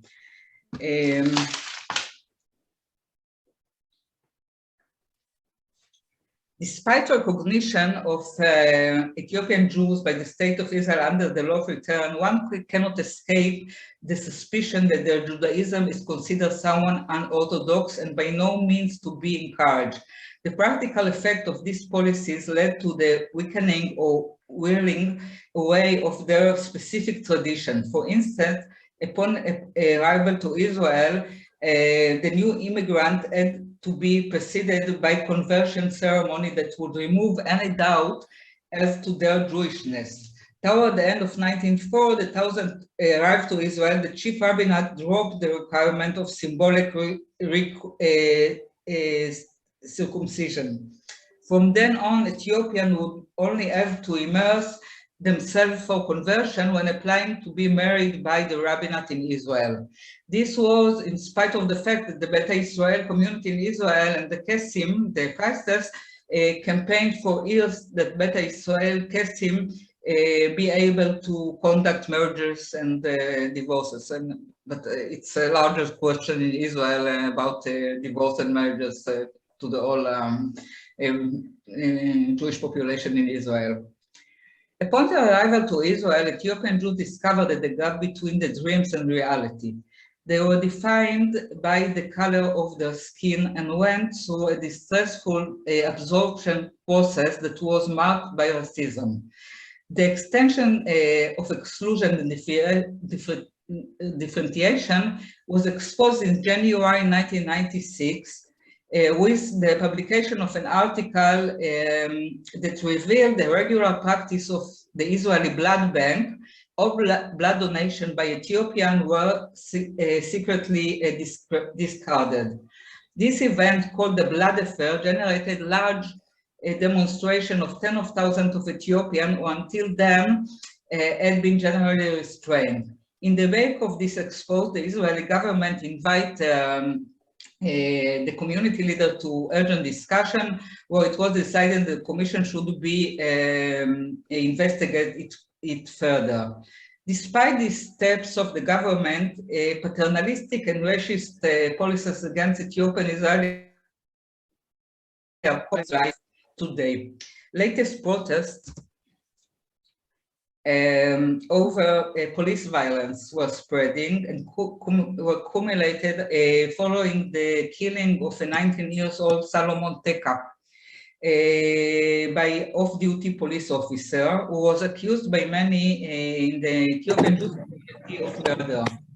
Some of them compared the violence directed against the Ethiopian Jews in Israel to police violence directed toward African Americans. They identify with the claims raised by the Black Lives Matter movement in the US. Another thing that can be noticed in the past 2 decades is black music, mostly reggae and rap, and original Israeli black music have become increasingly popular among Ethiopian youth. You can see here 2 examples. One is Israeli singer Teddy Nagosa, and the other is a band called Strong Black Coffee, which are very, very popular amongst Israeli youth. Avraham Adege, an author of social activities who emigrated to Israel in 1984, claimed that the worst thing that was growing grief caused the children to understand that their past and their parents' culture are worthless. As a result, the children began to search for their identity. They mainly search overseas.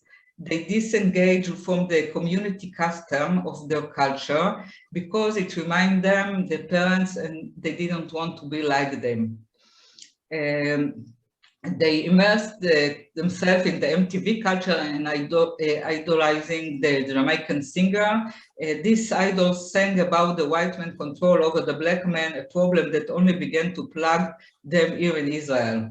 Although the Ethiopian Jews were persecuted for centuries, absurdly enough, at no point in their history were they persecuted for their color of skin. The color of skin only took on meaning here in Israel, the land of their forefathers, end quote. And this is another example. This is some kind of academic organization. Yes, young Ethiopian student. This is Fati Ardai, who is an academic and also social activist. And she wrote a poem that called "Anachnu shchorim b'nei chorim." We are free blacks. It also fit Pesach that is coming soon. And it says, "We are the black sons of God. Black, we blaze the dream of dawn. Black, I was freed from twilight of my youth. Black, since I was freed from the break of dawn, I still am. We are black sons of freedom. Hyphenated identity." To me, it's reminds me the songs, you know, from Harlem Renaissance, from the Negritude movement, which I wrote my PhD on.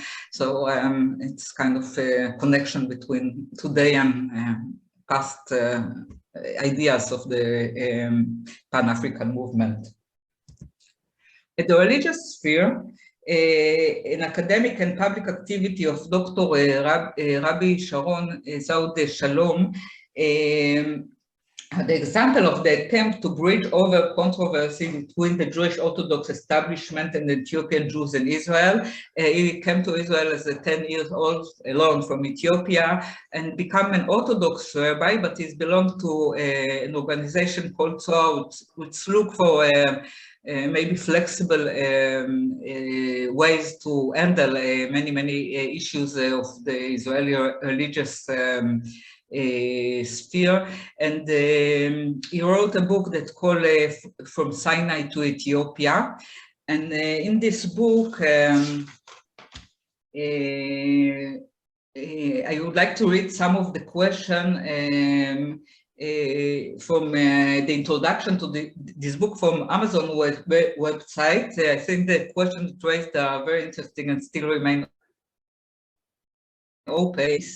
The question asks, the introduction is, some 2,000 years ago, a group of Jews settled in Ethiopia and was for millennia cut off from the rest of the world Jewry, preserving the heritage with great self-sacrifice. When this community, the Beta Israel, ultimately made its way to Israel to rejoin its birth in the late 20th century, a host of complex dilemmas emerged. Should the Beta Israel shed its venerated custom based on ancient pre-rabbinic Jewish law and adopt the rabbinic halacha for modern day Jewry, or is there a place for a unique legacy of the Ethiopian? And he tried to bridge the gap between many of Ethiopian religious customs, such as bringing money to the synagogue on Saturday, or kissing between women and men as a sign of respect, which he claimed that it's part of their tradition and should be absorbed within the Israeli Orthodox Society of Ethiopian Jews in Israel. And I would like to conclude with some kind of anecdote. This is a reality show that's run now in the Israeli TV. It's called The Next Israeli Restaurant. And one of the contestants which arrived to almost is Elazar Tamano. He's an artist and a chef. And he wants to open a place that will call Studio Gosha, which will introduce fine dining, Ethiopian dining cuisine, modern one, and also Ethiopian art and Ethiopian history.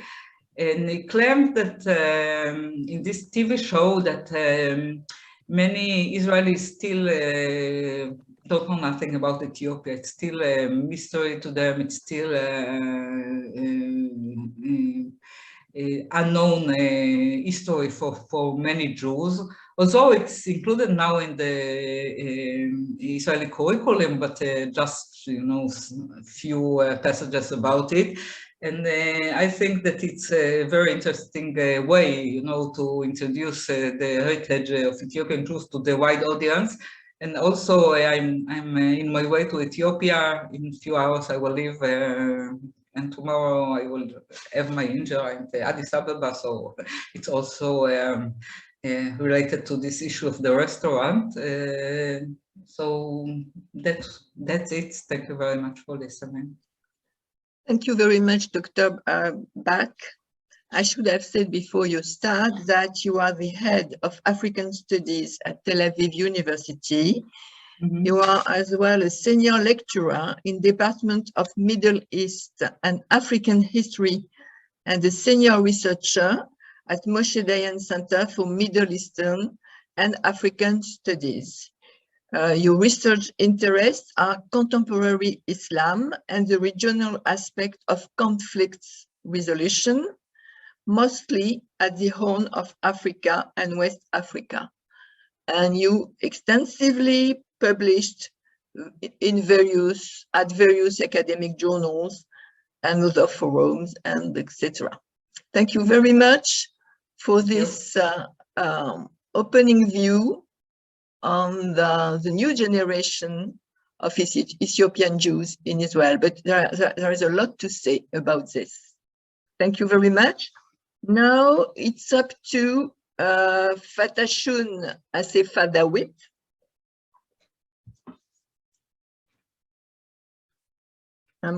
Fatashun? Yes. Okay, welcome Fatashun.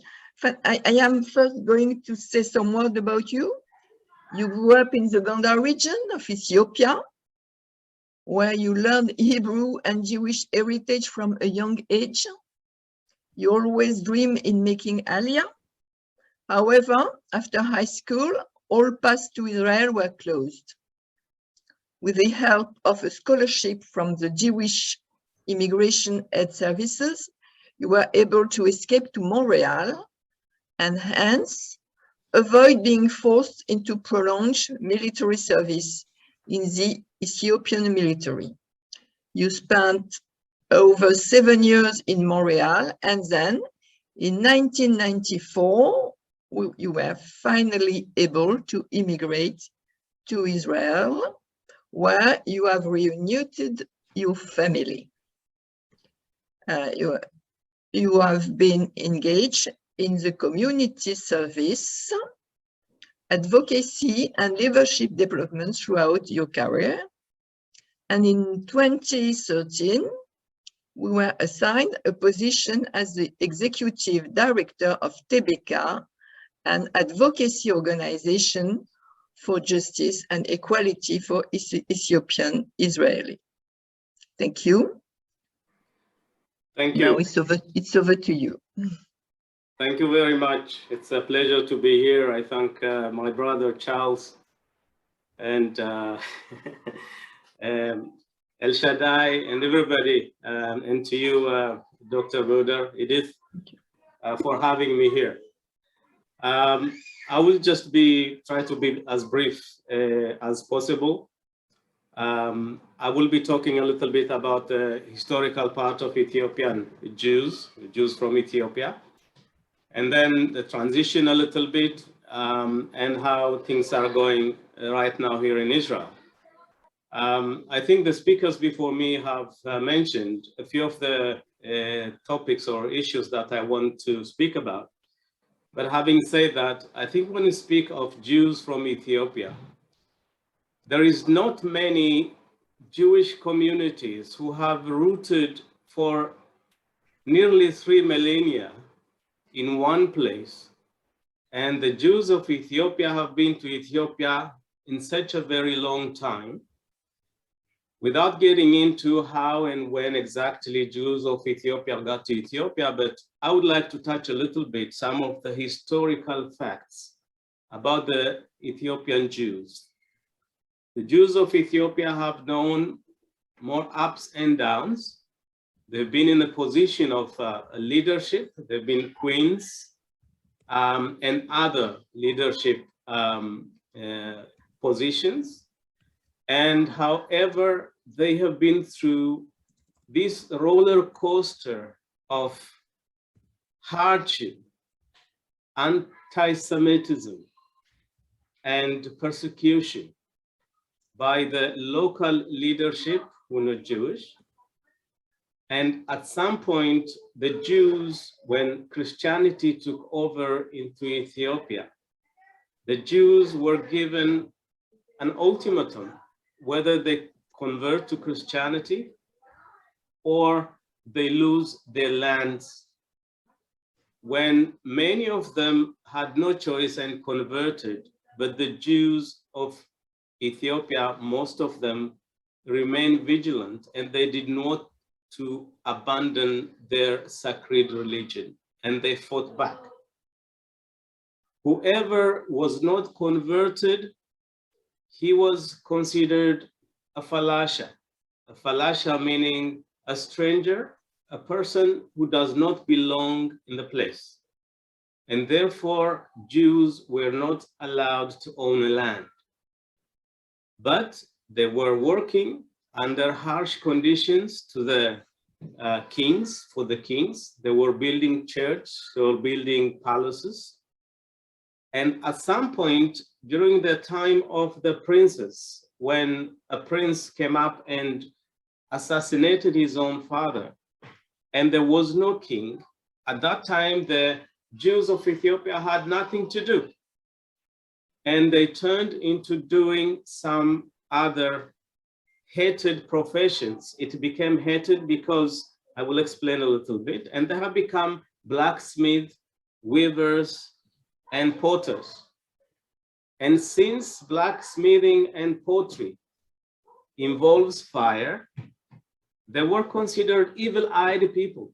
They were considered, if a person can bend the metal, let alone what he can do to a human being. And therefore, Jews were considered to be evil-eyed people. If I stared at someone, and God forbid he got the flu overnight, they would say, hey, the Jew has eaten me. And the Jews used to be considered as human beings during the day, and hyenas, the animal, at night.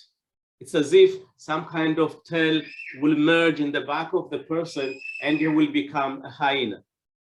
And this is something that the Jews have been going through, but determined not to give up on their sacred religion, they fought for so many years, for so many millennia, and kept their religion and passed it on to their children and their grandchildren for so many years. There was one thing that actually held them up and gave them hope. They said, one day we will be in Jerusalem, we will be in Zion. And that hope actually kept them going, kept them moving. There are not many religions, Jewish religions or Jewish communities who have their own sacred language. The Jews of Ethiopia, the religious leaders, have their own sacred language called the Ge'ez. And they prayed and they taught their children, their descendants, from so many years, and they have stayed like that and keeping that dream going on. The first time, if there is some analogy between what's happened during the Exodus, what happened to the Ethiopian Jews when they left Ethiopia, that's very close to the Exodus. Abba Mahari, a spiritual leader, in the mid of the 1800s, wanted to take the community to Israel. Like Moses led the people to Israel, he wanted to lead the people to Israel or to Jerusalem. He did not succeed.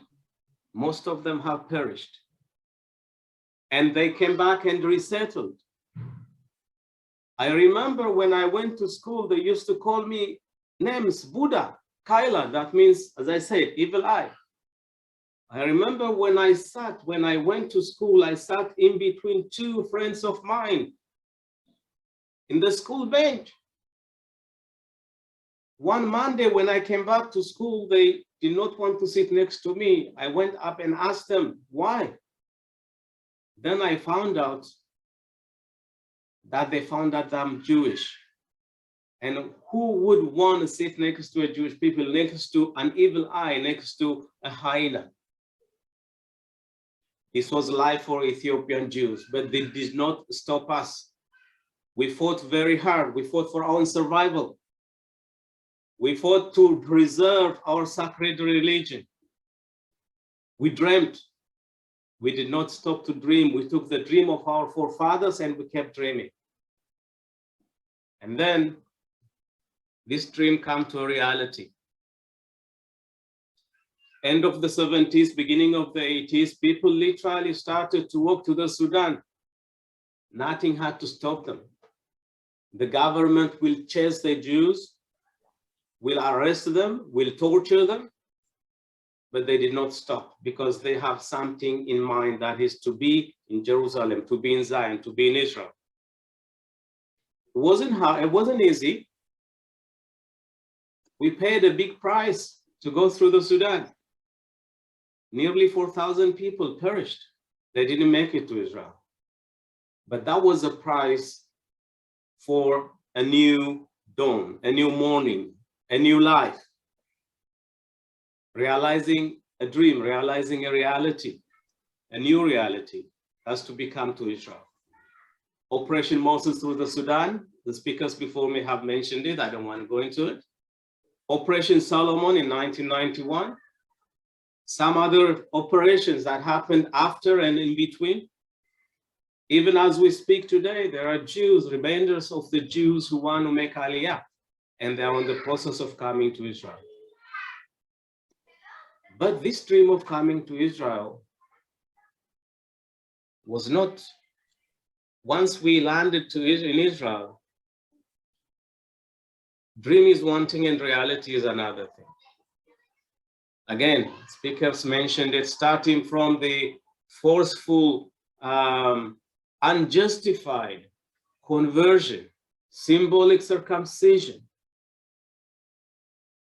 of Jews by the rabbinical authorities, for the Ethiopian Jews to be circumcised. They said, oh, that's fine, just a spill of a small blood. No, that's not a spill of a small blood, a little blood. That means from that moment on, we are considered to be Jews. Before that, all the history, thousands of history have gone. And our spiritual leaders, our political leaders fought. For over 2 months, they demonstrated in front of the Prime Minister's office, and that conversion process has stopped. The Jews of Ethiopia have one very basic thing in their mind. Being in Israel, it's not like being in Ethiopia. Now we are in Israel, in the land of our forefathers. Here, we are equal. Here, no one will move us around. Here, our dreams have become true. And therefore, yes, there was discrimination. There was ignorance. There was racism. Israel is not free of racism. Police violence. Administrations, the schools who do not want to accept children of Ethiopian descent, saying we have a quota. No, we said this is not going to continue here in Israel because this is our land. And therefore, if in Ethiopia, we have managed to survive, we have managed to live for so many years and kept the religion, here, we need to fight for justice, equality, not only for the Ethiopian Jews. This is the face of Israel. I have directed an organization, like Edith said, Tabeka, an organization for justice and equality for Ethiopian Israelis. And I sat with the Prime Minister 20 times. I sat with the ministers, with the president, with the leaders of the police authorities. And we have created this system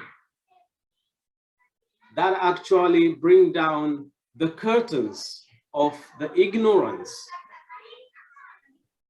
We actually, I don't know whoever knows in Israel today, police officers are traveling with their body cameras on. That is the work I led, despite many officers who were against it. I had to bang on the table in front of the Prime Minister, and I said, we need to have body cameras. We rewrote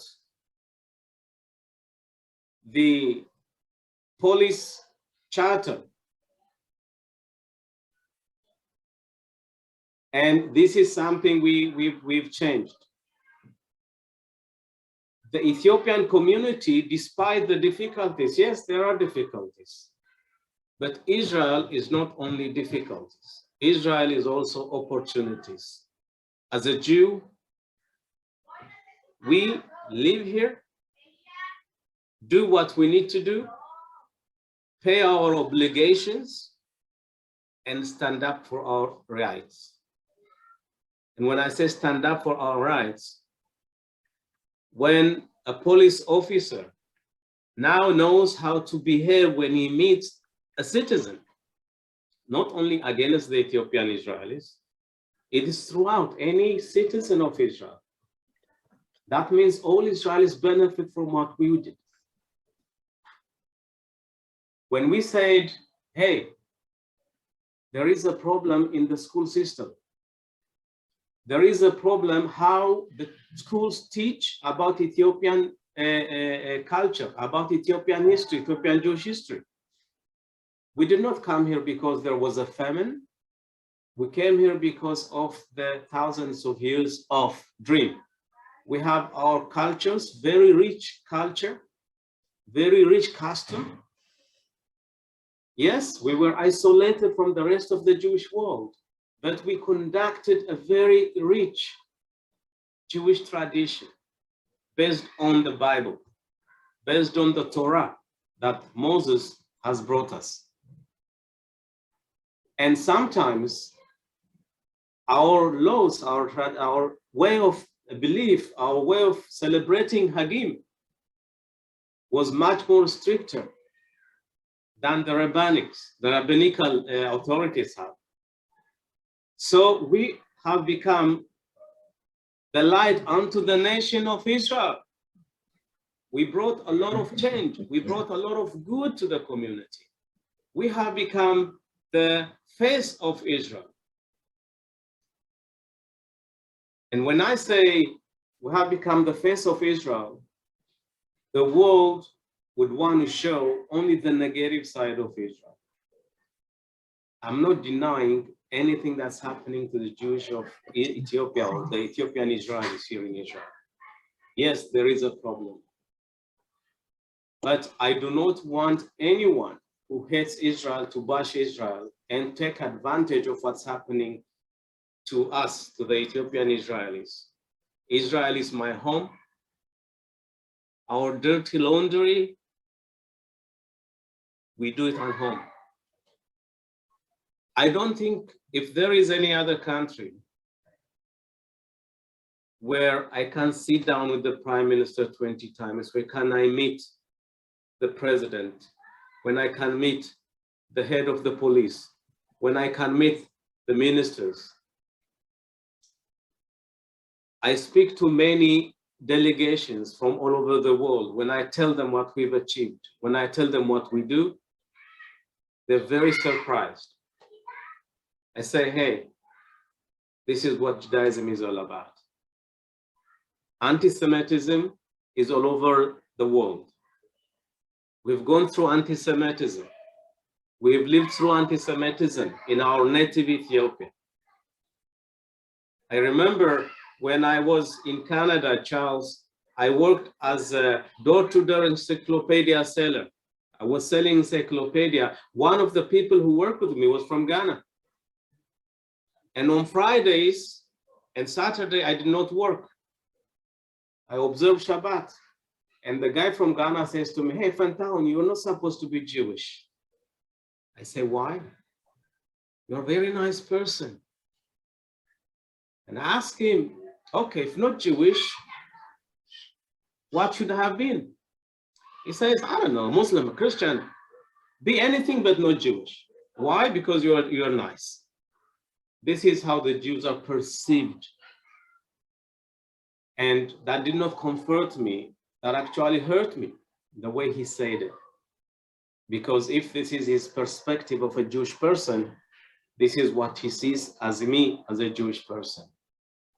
In Canada, I was a double minority. Whoever sees me sees a Black person in the streets.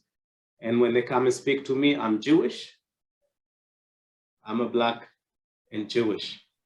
I'm an Ethiopian Jew. Here in Ethiopia, I'm a Jew, although there are some other people who see me from Ethiopia, but this is some people who will not learn. This is the ignorance that some people have. But when you weigh out between the things, I think we are heading towards better times. And when we look at the Jewish history all over the world, for as long as we do not stand up for our own religion, and we do not fight back, we will not survive. We struggled in Ethiopia, I know, we survived. We did not let everything go the way they wanted here in Israel, we prevailed. And I know anyone who is in the diaspora today and wants to keep their Jewish religion, go on and keep your religion. Because keeping a religion is not for you, it's not for him, it's not for her, it's for you, for what you believe in, for what is right and wrong. And therefore, you have 5 minutes left. Thank you. I'm talking to you not as an academic. I haven't written a paper, but I'm sharing with you my story, the story of my people, the story of my tradition, the story of my culture. And as a Jew, when you are determined to do something, you will achieve it. As Jews, we will never lose faith. That's what a Jew does. That's what the Jewish tradition is. Never lose faith. And when you have a faith, and when you deep down, you're very strong in that faith, God will be with you and you'll prevail. I think there's something very special with the Jewish people.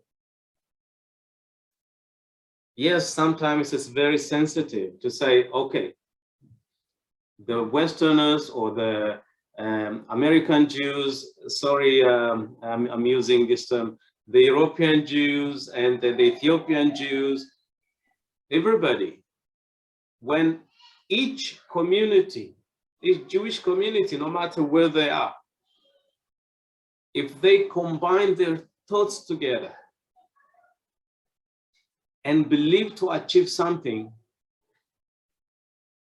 they will succeed. And the only thing that will dismantle us is when we fight against each other. That has been in history-wise. When Jewish people, when the Jewish people fell, when there is fighting between each other.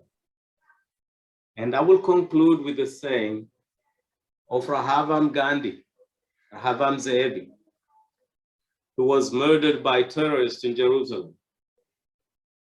There was an interview that was supposed to be broadcasted for Channel 1 then, and it was never broadcasted because he was murdered. He was assassinated. He said in that interview, look, we decided to make the best fighting plane in the world, and we did. Talking about the Lavi. We said we'll make the best army in the world, and we have the IDF. And he said, we decided to establish again our language, Hebrew, and establish our country, and we did. And he says, I am afraid we will not decide to destroy ourselves. He says, if we do, we will succeed in that also. And therefore, as Jewish people, as believers, now we have Israel, what our ancestors did not have before. Israel protects every Jewish community, wherever they are. The only country that sent a field hospital to Ukraine, that's the Jewish state. So we should all be proud of the Jewish state. We should be struggling and fighting for justice and equality in Israel for all the citizens without any excuse, but at the same time to be proud that we are Jews and we have Israel. No matter what, it will be there for any Jew, no matter where they are. Thank you very much. Thank you. Thank you for your so moving presentation. I'm sure that we are going to have many questions. Thank you, really. Thank you. Can we have the questions now? Yes, why don't we swing to Barry Werner, whose hand's up right now for the first question. Okay, it's not so much a question as it is as a comment. The situation, we really can't separate out the Ethiopian Jews from the rest of the Jews. The Ethiopian Jews are coming into a context in which the Jewish community outside is very split as to what it understands of itself and what its Judaism is. The Ethiopian Jews came and were hit by the Orthodox rabbis, ultra-Orthodox rabbis, who demanded of them that they, look like like European Jews or look like traditional Jews. And then there are Jews, many Jews in this group here, this seminar, who don't have that kind of a demand to put on the Ethiopian Jews. I think that we have to see the context of the Jewish world as well as that of the African Jewish community. We can't separate one from the other. The African Jews, the Ethiopian Jews, they can't succeed unless we heal our divisions and help them. Well, it's a comment, but I agree, and it all depends on the individual. It all depends on the communities. That's why when the rabbinical authorities came and demanded that the Jews of Ethiopia should be converted, we resisted. We said there is no way, and therefore it stopped. When there is, just as an example, I was in Australia. One of the rabbis, shul that I went to, he comes and says to me, "Look, Fantahon, you are a very good Jew." He comes to shul every Shabbat and everything. But if I want your children to marry my children, maybe you should go a symbolic conversion. What they started to do at the beginning when the Aliyah were. I say to him, Rabbi, with all due respect to you, and I have a respect, but my respect to you stops right here. And I say, why?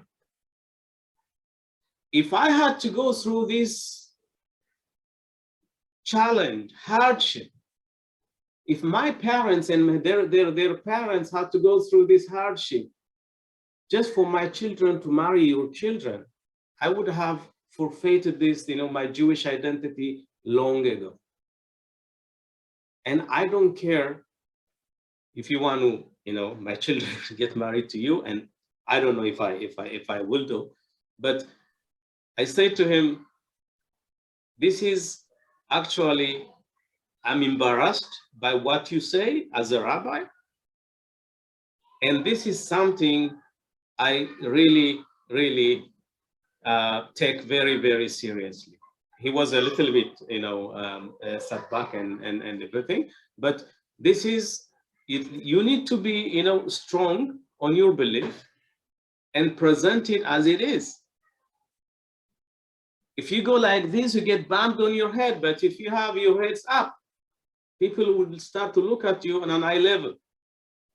And what you believe in yourself, for as long as you believe in yourself, and that's what you project to the other people, and it gets reflected back to you. So sorry, I'm just spoke on your comment, but this is what I wanted to say at this point. Yes. You're right, and we need to support you. We need to deal with our part of that issue. I had a hand up next. Thank you for your uplifting narrative, but our Lemba Hebrew oral history teaches us that the Ethiopian Jews are a group that split from us on our journey down the African East Coast after we crossed from the Wad Mesila into the Horn of Africa. And before all of us, I don't know where you are when you're calling yourself a Jew, because before all of us started calling ourselves Jews, we were Hebrews. We started being called Jews because we originated from a land called Judea. We practice a Hebraic lifestyle. And before there were Orthodox, conservative, and reformist forms of Judaism, there was only one way of Hebraic practice of following the Torah. And these modern splinters are copies of what the Christian church does. You had the Catholic Church, then there were the Protestant churches, and from the Protestant churches were the splinters, Methodist, Anglican, whatever. And I think the Hebrews, who now call themselves Jews, started adopting foreign ways. And this is where we got wrong. But my brother, you were right. Unless we get our act together, unless we stop hating on each other, we will not find our way home. The Torah says clearly, I will gather you from all the corners of the earth and bring you back to the land I promised you. Hashem says that, not the United Nations, not Britain, that created the modern state of Israel. So let's think about that. When we stop looking down on each other, when we stop spilling that little tip of blood, a pretend circumcision, when you've already had your covenant with God. I'm going to stop there. I agree with you. By the way, the Jews of Ethiopia, we call ourselves, we from Ethiopia, Beta Israel, that's the house of Israel. And I don't argue with you. As I said at the beginning, I don't want to go into how and when Jews from Ethiopia, the Beta Israel, arrived to Ethiopia. That is another thing we need to discuss it maybe on a longer time. But I agree with you. Thank you. Can I make a comment? Sure. Dawit, thank you very much for your very enlightening presentation. I am happy you are an Israeli citizen so that you can take what I'm going to say right back to the authorities in Israel. What I'm going to say is not part of my presentation. My presentation is updating you guys about the rabbinical ruling on the position of the Igbo people. What I'm going to say is that there is a lot of information out there that is not correct. It is not true that the state of Israel looks out for related peoples. I won't say Jews because I won't identify myself as Jewish. And I know that the Jewish identity is not the right identity for the Igbo people. But there is a connection far stronger than most of us are aware of between the Igbo people and the Jewish people. And there is history between both peoples. 3 million Igbo people were killed in Nigeria. Part of the reason they were killed was because they were standing up for Israelis and Jews. But Israel does not stand up for them. Meanwhile, many Igbos have served in the IDF, which means the state of Israel knows about the Igbo people. And in its archives, it has records of how the Prime Minister of the Igbo Republic stood up to Nigeria when the northern region of Nigeria said that they don't want Israelis in the northern part of Nigeria. Michael Okpara told the Nigerian government all the Israelis should move to Igbo land. Facts like this should get out of the archives, get into the newsrooms in Israel and other parts of the world, so that the Jewish people will also begin to know their history. Because if we leave matters like this unchallenged, people will not be getting things right, but they will be thinking they are getting things right. So I'm happy you are Israeli. Tell your fellow Israelis to go to their history, look it up, and then begin to do things correctly, or stop making claims that don't add up. Thank you. Thank you. Perhaps I'm asking too much of them, but I know there are groups in Israel that are actively trying to work on the one major problem, which is to try and find a way of peace and coexistence with the Palestinians. Are there Ethiopian Jews that are also involved in working on those efforts? Look, this is a question of political views. There is no Ethiopian or majority of Israelis do want to have coexistence with the Palestinian neighbors. If we look back before the first Intifada has broke out, I remember most of the Israelis would want to go to an Arab village or Palestinian village to go and eat hummus or anything. And that was, some kind of, trivial, natural, that happened. But today people are a little bit afraid to do that. I think we've been hijacked by politicians and the people who would want to have peace or coexist with the neighbors are no longer do that because what's happening, with the political situation, especially when you call up on youngsters to go and, commit suicide or anything, that's a little bit of a problem. But, you know, to your question, yes, this is a political question. There are some Ethiopian Israelis who are actively involved, together with some organizations. Yes, there are. I don't know how many, but yes.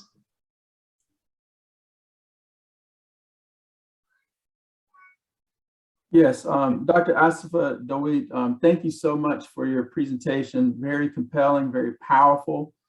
My wife, who is a member of the Beta Israel community, has shared in the comments section. What can those in the larger Jewish community and those of us in the diaspora do to support and stand in solidarity with your efforts there in Israel? Look, when I was involved, when I was heading the organization, you know, it is a non-profit organization which we were supported by donors from overseas, from the diaspora. You know, I think the best thing, the way I see it, is for people, if people can come visit Israel, look for themselves how the situation is like, meet with the people, meet with the, you know, those leaders who are working in order to make things better. And then, you know, exchange ideas. Maybe, you know, Mr. Kabeda, if you are involved in some area of activity, for example, if there is something you can work on and develop together where you are and here in Israel, to the extent that will lead us to work together for the causes that we are working for, that will be you know, a contribution to what the efforts that we are doing to make things better. So you know, there's a whole range of things that we can do together, but based on what each and every individual who is in the diaspora comes up with, you know, their profession, their experience and everything, ideas, exchange of ideas that will contribute to the effort that we're doing to make things much better. Yes. Maybe that there are some questions to Marla and Irit. Yeah.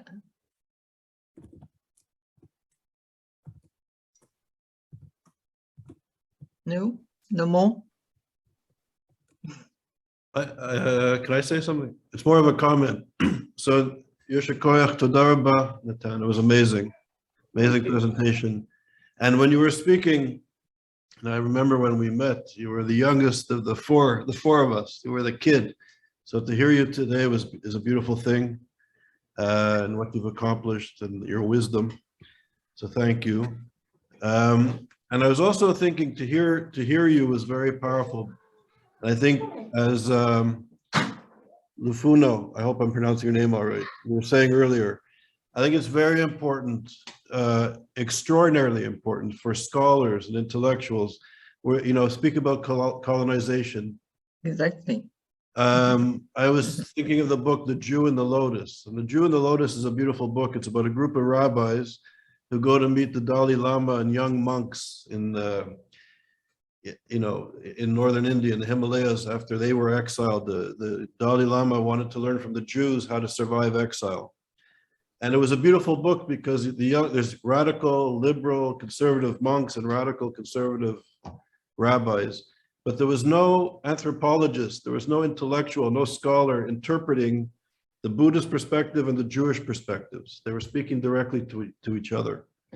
And I think as scholars, the more we can facilitate hearing the voices of leaders of Jewish communities or communities, that to me is essential. And I think scholars, we over analyze and we end up speaking on behalf of people too often. And Natan, I think your lecture to me really was profound and powerful because it's the authentic voice of a leader from the Ethiopian, from Beta Israel. So thank you. And I think as scholars, we need to be mindful of this. It's very important. And especially with the challenges facing the Jewish people that we're discussing in the diaspora in Israel. I think in Natan's voice, and I'm sure there'll be others in the symposium, are really important to further the conversation and get to the issues that we have to address. So thank you. Thank you so much. Thank you. I think that now we will have a short break. The conference will resume in 15 minutes. Is that okay, Charles? Wait. Yes? Okay, in 15 minutes. Thank you. Thank you. Thank you, everybody. Thank you. Well, there was a question, an electronic question from one of the participants, but he disappeared from my screen.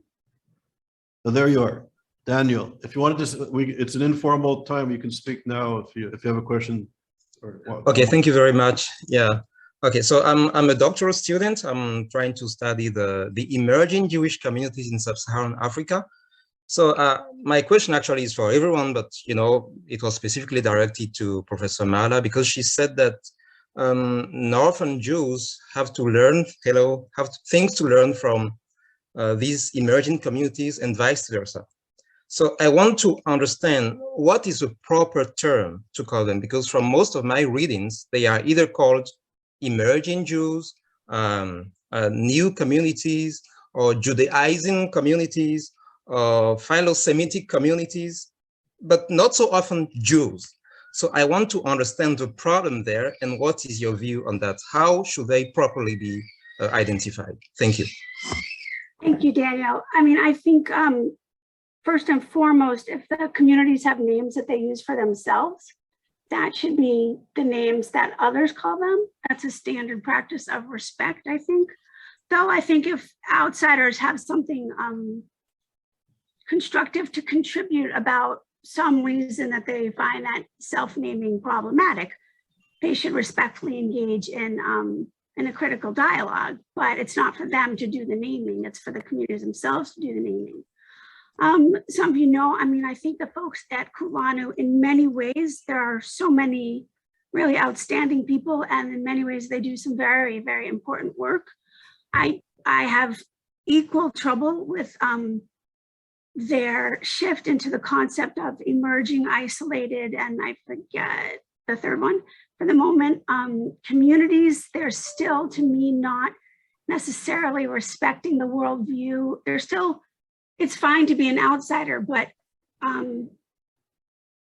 the people are well-meaning and they know the meaning of trying to understand and understand the world and work on the terms of the communities they seek to work with. And so in that sense, I think that that language that you point out continues to be outsider language, doesn't really represent the view of the people in the communities that they can often be really helped with, and it can often be in really constructive conversation with, but there are a lot of these kind of limitations.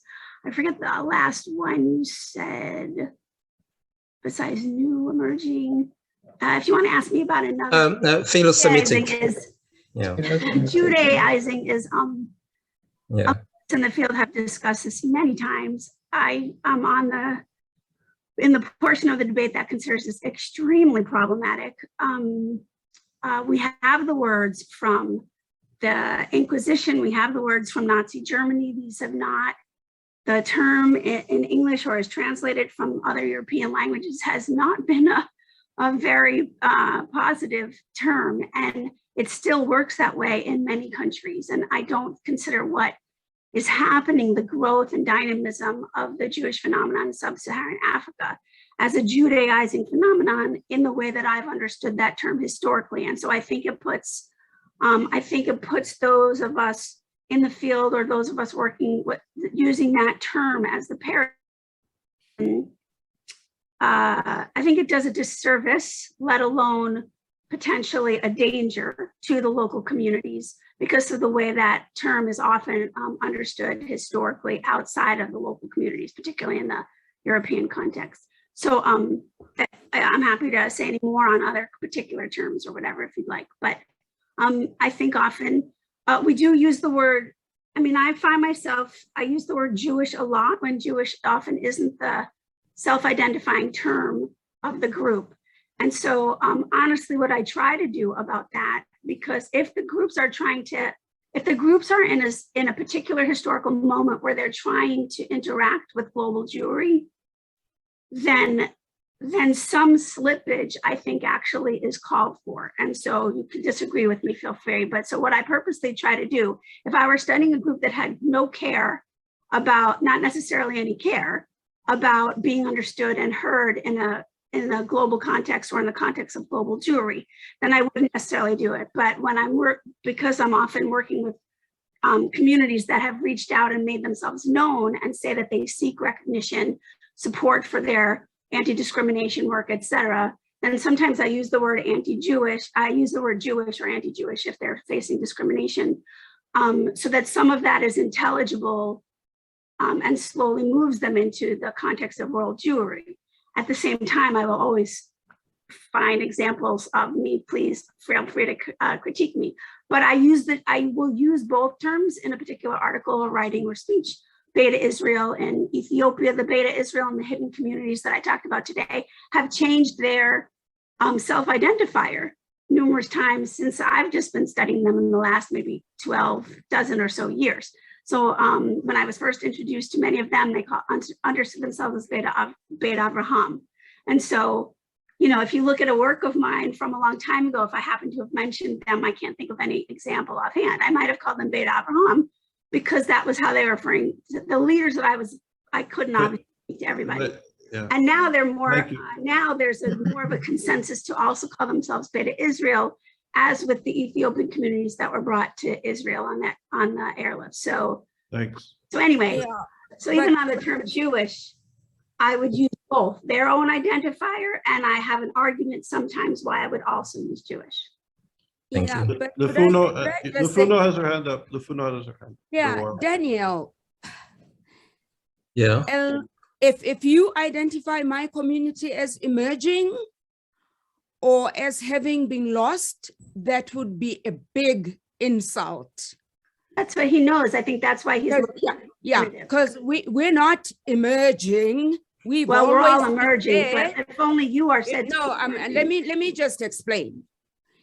There are a lot of African Hebraic communities that have been living their lives quietly, practicing the Torah rules to the point, and somebody happens to stumble on them. And suddenly it's, I've found a lost tribe. Or somebody then says, there's this community that is emerging as a Jewish tribe. It's the labels that you attach to communities that demeans them, that totally loses the essence of the community. So Daniel, you are studying the communities. You're gonna have to come up with an intelligent way of describing them. Find out how long they've been there, how long they've been living the Hebraic life. When you find a community living somewhere, they've never been lost. They know where they came from. They know how to go back home. And they know how long they have been living that way of life. If they converted to that way of life, they will tell you when. The Abba Yudaya will tell you we converted just over 100 years ago to the Judaic way of living. And they will tell you the reasons why they did that. So the English language has a problem with it because it's got these fixed words that can be very irritating and insulting to people, especially in Africa, because they don't quite capture our essence. So this is the advice that I'm giving to you, Daniel. You got to come up with Thank you. Thanks. Thank you. Thank you. Thank you, Daniel, for coming. It's my pleasure, Professor. Yeah. Nice to meet you in presence. Very nice to me as well. Okay, so now Bruno? Yeah. Yeah.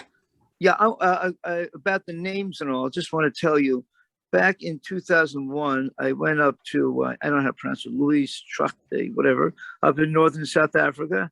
And I stayed in the home of Professor Mativa, you know him. And he and his colleagues were talking about themselves, their community, how they survived apartheid. What I found most interesting was they called themselves Jews, and 2 minutes later, Lemba, and then Lemba, then Jews, and they interchanged the two words just like that all the time. You know, yes, how smart we was my Jews are. dad. That Yeah? was my dad. You're talking about my father. Yeah, okay, yeah. So it Yeah, was very so- interesting. So in South Africa, we're referred to as Lemba Jews. Right. Lemba meaning Jews. the region we came from in ancient Judea. Right. When we sit as a community, we call ourselves Lemba Hebrews. Okay. But because the word Jew works well for the broader South African population, Yeah. we will introduce ourselves as Lemba Jews. Okay. So Yeah. you met my dad. Oh yeah, stayed in his house there. Yeah, and he gave me one of his soft-covered books. He wrote about African Jews. Yeah. Yeah, I hope you didn't sleep in my bedroom. I don't know where I slept. I can't remember. Anyway, I also met his grandson who has the same name as him, right? Yes, that's my elder brother's son. I wonder, he gave me his contact stuff way back then. I'd like to get in touch with him. So we'll talk. I'll email you offline. Okay, cool. Lucky enough to have with us for our next session, Professor Magdal Leroux. She's a professor in the Department of Biblical and Ancient Studies at the University of South Africa. She's lecturing Old Testament, Biblical Archaeology, and Ancient Near Eastern Studies. She specializes in the Old Testament and specifically on the tribes of Israel. Her doctorate was titled In Search of the Understanding of the Old Testament in Africa, the Case of the Lemba. Leroux has published widely on the tribes of Israel and the Lemba, and recent publications on the Lemba include The Lemba, a Lost Tribe of Israel in Southern Africa, Sing, Eat, Pray, Transmission of Tradition in Lemba Communities in Southern Africa, and a special issue of Africa and Black Diaspora, an international journal entitled Tastes and Tunes of Black Israelites. And with that, I'll hand things off. Thank you. I'll share my screen. Great.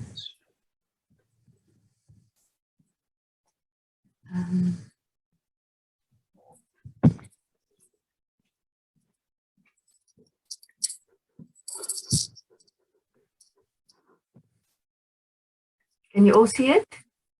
Yes. Okay. Yes, the history of the Lemba is one that spans millennia, and the history of self-identification in Africa have changed over many years, many centuries.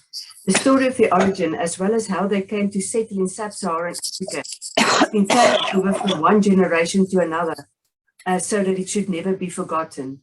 Lemba tradition holds that they are children of Abraham who originally came by boat to Africa as traders from a place called Sinai in the north. They did not know where Sinai was, but they rebuilt their city numerous times on their way to Southern Africa. There are various explanations for the name Lemba, but it quite recently became evident that there is actually also a place called Lemba, northwest of Jericho. But more importantly, we also discovered next to Lemba on an ancient map a place called Sinai. This concurs with their tradition of origin and confirms that this oral tradition of the Lemba is at least 2,000 years old. The belief regarding their ancestry was, however, not necessarily accepted at face value. Genetic tests conducted as part of scholarly research at the turn of the last century provided interesting results.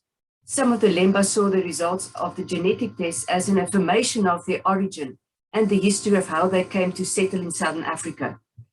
When I told Professor Mativa, the late Professor Mativa, about the DNA results in 2000, he just said, So that's what we knew.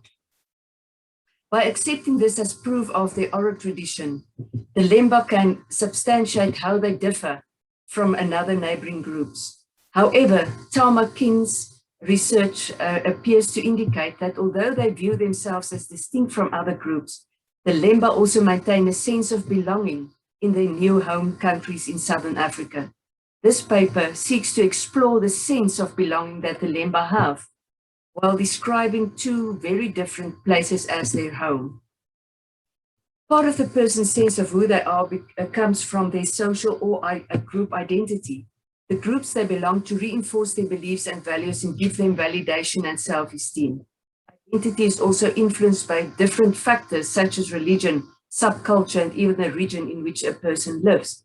In Africa, their self-identification was not only exposed to different cultures, but also to different religions, traditional African religion, Christianity, Islam, and the emergence of a very recent manifestation of modern Judaism played a major role and have interacted over many centuries to produce complex sequences of overlapping and interlocking cultures and religions. Despite the many influences, the Lemba managed to emerge as a distinct group and were acknowledged by anthropologists such as Van Warmelo already in 1935 as one of the 5 main ethnic groups in South Africa. Part of the identity of many Lemba lies in the link to their Jewish ancestors. In an attempt to establish what it means to be a Jew or what the prerequisites are to be accepted as truly part of this people, those who converted to Judaism were believed to fall short. On the other hand, those with a claim with shared bloodlines, as the Lemba claim to have, received far more consideration in Jewish historiography. It appears that curiosity regarding African Jews has been around for centuries and reported on by various travelers to the continent. The advancements of genetic testing have provided scientific indicators of Jewish bloodlines across the world that substantiate verbal accounts of tribes linking their history to that of Israel. In an attempt to maintain their unique cultural identity, the Lemba tried to keep their beliefs and culture as pure as possible from outside influences through their basic values of secrecy, but also through the use of endogamic practices. For example, during the initiation rituals, where boys are initiated into manhood, they are taught various lessons that must guide them through their lives. They are also taught a code as part of their laws, which will allow them to communicate with other members of the tribe in a way that strangers will not understand. Of significance is their burial rituals, where the body is buried towards the north and water is used as part of the burial practice to signify the return across the ocean to Sinai and further north. Non-Lemba were not allowed to attend these funerals in the past.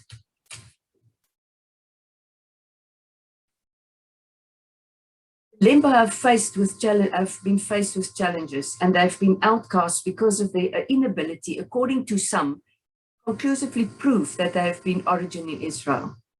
As such, the history of the Lemba people has been received with criticism from Jews across the world and the local communities of Sub-Saharan Africa alike. This belief in a oral tradition of where the Lemba originated from is due fact that very little has been written down, and the traditions have rather been orally transmitted between generations. Regardless of where the Lemba are accepted as having Jewish ancestry or whether this is doubted, they face challenges in being accepted because of their identity. Some of these challenges are divided into subcategories.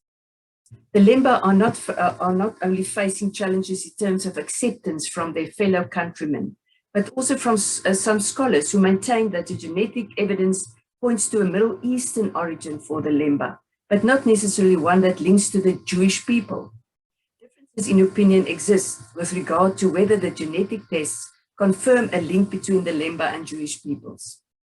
The argument that the genetic testing conducted in order to find out whether the Lemba had commonalities with Jews from Israel in terms of DNA placed further pressure on the Lemba people, since it has become a contentious topic in scholarly research, with the Lemba caught in the crossfire.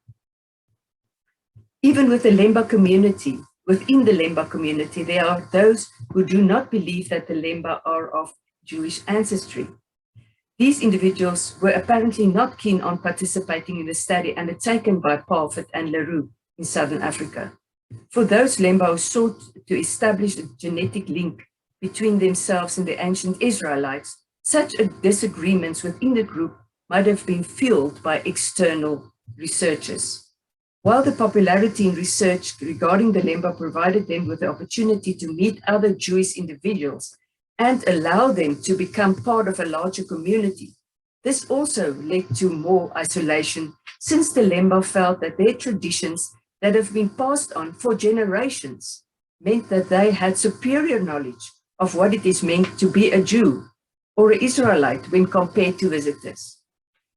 Based on feedback from conversations with Lemba elders, it became evident that becoming a Lemba is not possible by adopting cultural practices like circumcision or by learning a language and practicing a religion.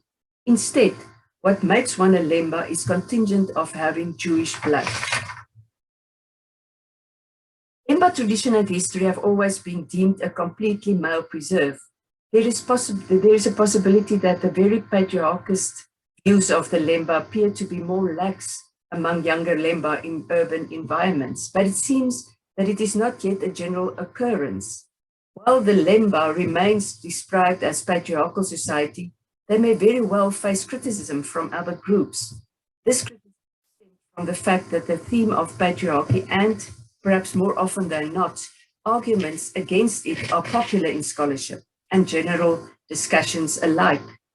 Another cultural aspect that could be seen as one with meaning for the identity of the Lemba lies in the ties they have to both South African and Israel as both Southern Africa and Israel as their homeland. Mativa described Zion as their home because that is where the patriarchs are buried. In a similar way, Sweet Waters in South Africa is also revered as a home for the Lemba because of the Lemba leaders that are buried there. Regardless of their religious or cultural hierarchies, the Lemba have been plagued by different political challenges in their homelands over the past century. This is in terms of finding a place in South Africa while maintaining their identity as Lemba.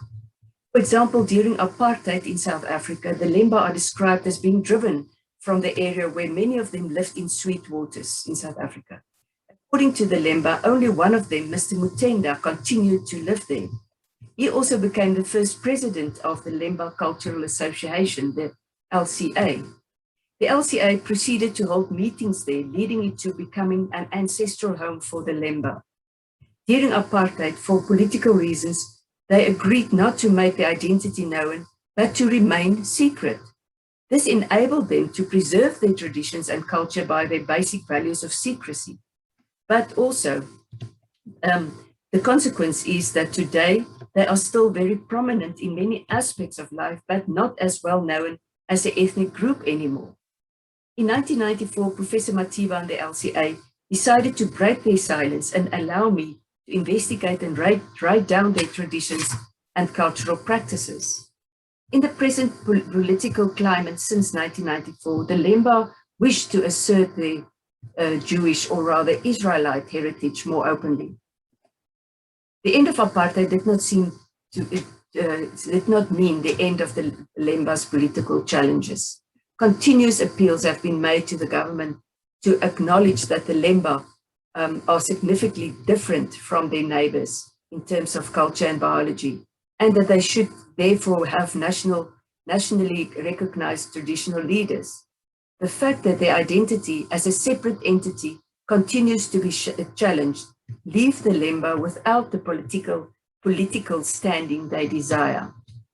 In terms of race, there are also differences in belief as were indicated through conversations with some of the Lemba, South African Lemba.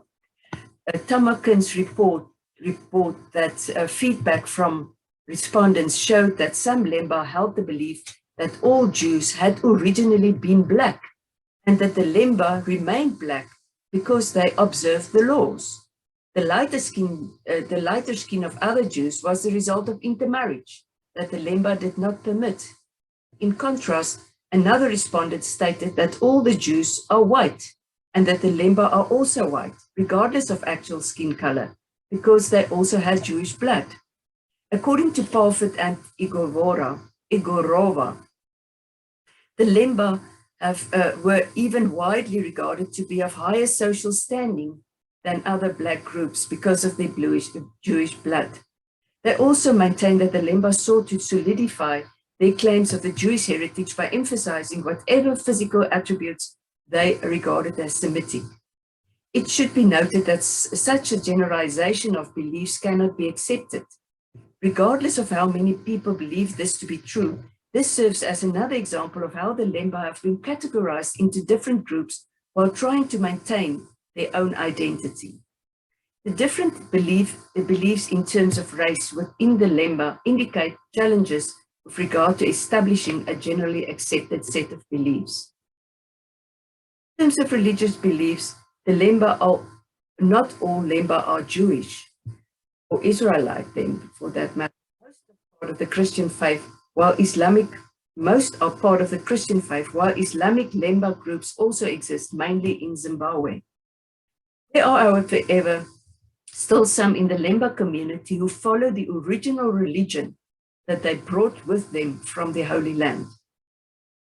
My research showed that many of their practices and customs stem from the pre-Talmudic period. And their Hebraic or Israelite practices are more pure than any modern Judaism today, where inner Jewish migration took place. Even if the genetic results are accepted as proof of the Lemba identities as Jews, they still need to establish their identity from two different views. In the first instance, the Lemba are perceived as being practicing Jews, while another view holds that the Lemba are Jews who were separated from their Jewishness due to the passage of time and space, and who now need to be reintroduced to Jewish practices that they may have lost. The international interest in the Lemba in 2000, after the publication of the DNA results, led to an attempt by some, like Leo Abrami, returning them to the Jewish faith through seminars. However, these seminars could certainly be seen as offensive to Christian and Muslim Lemba, who may have wanted to learn about the origin of their people, rather than be faced with attempts of converting them. For Abrami, they remained categorized as lost Jews because they did not seek to become practicing Jews. Upon reflecting on these missionary seminars, some were offended since it felt like they were perceived as not being Jews because their customs were not Jewish enough. Officially, the Lemba made a decision not to define themselves as being part of the Jewish faith because different religions are practiced by the Lemba community, according to Tamarkin. However, they remained amalgamated as a group because of their shared culture. There are clear challenges for the Lemba in terms of religion, since not all Lemba practice the same religion, and those who maintain some Jewish practices still face ridicule from other Jews because of how they choose to worship.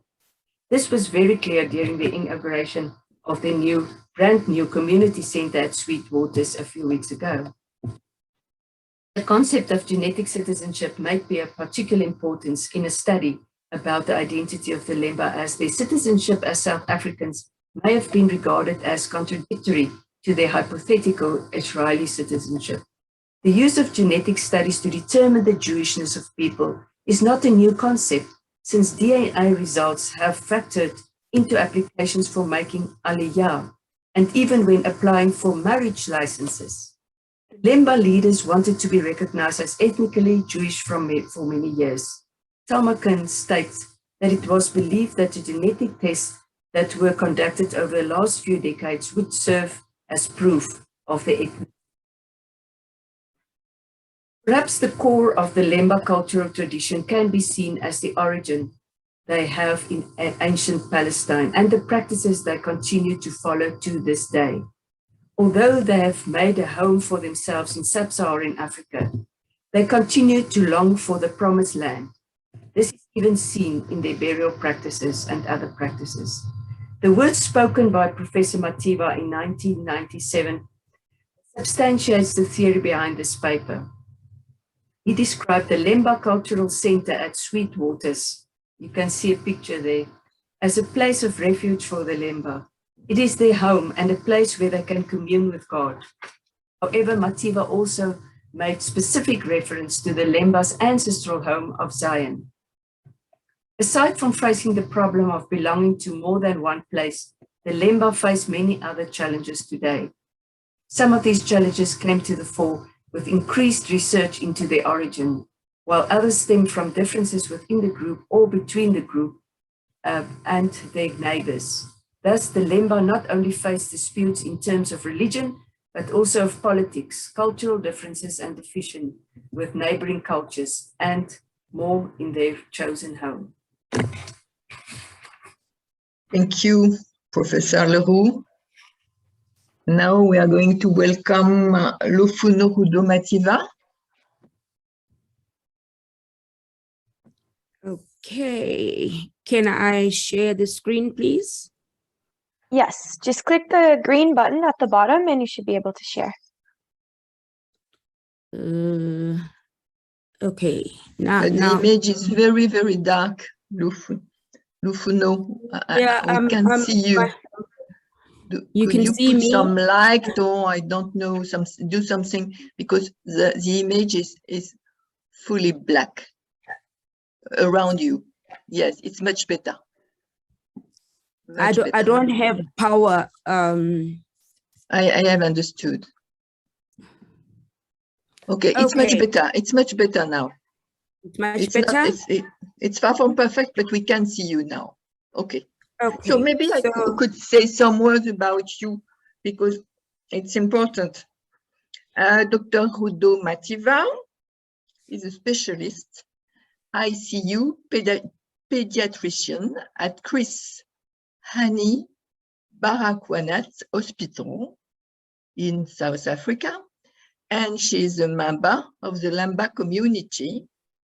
She is the daughter of the late president of the LCA, Professor Mativa, and spent a number of years studying in the US. She has presented and published numerous medical research papers internationally. I have to add something. I had the honor and the pleasure to meet your father 20 years ago in Venda. Okay, let's start the presentation. So, Baruch ata Adonai Eloheinu melech haolam, sheheanu v'kiyamanu v'higianu lazman hasei. Blessed art thou, Lord, our God, ruler of the universe, who has granted us life and sustained us and allowed us to arrive at this time. I am saying that prayer because this is the first time I appear on this forum. And if you look at my heading, I have said out of Africa, Lemba Hebraic living, and I have put a question mark on contemporary Jewish practices, and said by the rivers of Africa, there we sat down and held on to our Lemba practices. See this one. So my overview was to give you a brief history of our people, the community structure and institutions, and talk about antisemitism, and then question what contemporary Jewish practice, Judaism, are we talking about? Who defines it? And for which communities? So this is South Africa. This is where you will find us, but you will find us in Zimbabwe, Mozambique, Botswana, Malawi, Tanzania, Kenya, Ethiopia, Nigeria as the Igbo, Ghana as the Ashanti.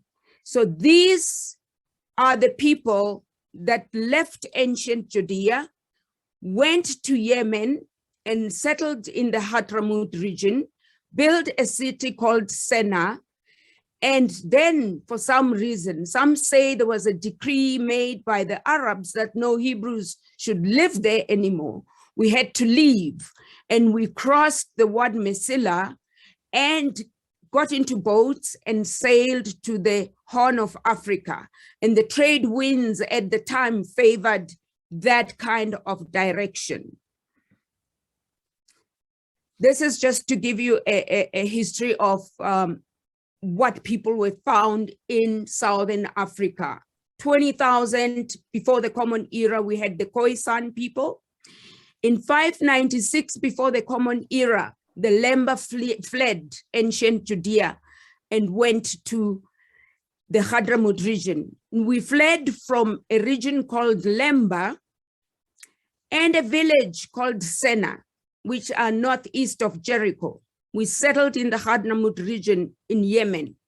Then when we fled Yemen, we crossed the Wad Mesila into the Horn of Africa. And we arrived in Southern Africa in 50 AD. And now we're being discovered as lost people in Southern Africa. And we have never been lost. We know exactly which path we took to end up in Southern Africa. So, and we are living here very comfortably. Yes, we've got challenges. Who am I, or who are we? I am the biological daughter of the late Emeritus Professor M.E.R. Mativa and Gladys Mope Mativa. I am the daughter of the Lemba Hebrew nation that belongs to Hashem. We are guided by the Lemba Cultural Association that feeds back to the Council of Elders and the matriarchs. These two structures ensures adherence to the laws as laid out in the Torah. Some of us do symbolic Sunday church attendances to blend in and avoid being singled out for slurs. Now, I want to take you back to apartheid. For any Black child to be admitted to a government school, they had to produce a baptismal certificate. This is where the church going started. We are not Christian. We go to church to chill out. So in my family of 7 children, I am baptized as a Lutheran. My 2 sisters are baptized as Methodists. My 3 brothers are baptized as Catholic. And my youngest sister is baptized as a Dutch Reformed Church person. And that's where it ends. And my parents told us on Sunday, dress up nicely, go to church, you can just sit and close off your mind, nothing must penetrate. On Shabbat is when our prayers matter, read and guided by readings from the Torah. So then there are those Lembas, a few that have decided to convert to Christianity. And they have been told that they have broken the covenant that they've made with God. And then there are those parts of the Lemba community that have been so far removed from the main community that they've totally lost touch with the way of our practices. We have anti-Semitic behavior and action against us. Why are Lembas so successful in business? Why are they so intelligent? Why are they getting top jobs? They must be using magic. Or some of us are murdered. There was a whole Lemba village that was massacred in a place called Hamaila for just being Lemba. So when I hear about the Holocaust, I don't need to see pictures. My inner eye focuses and I can feel the pain, the distress, the panic, the anxiety, because I have seen it in my people. All the people that call themselves Jewish are my family.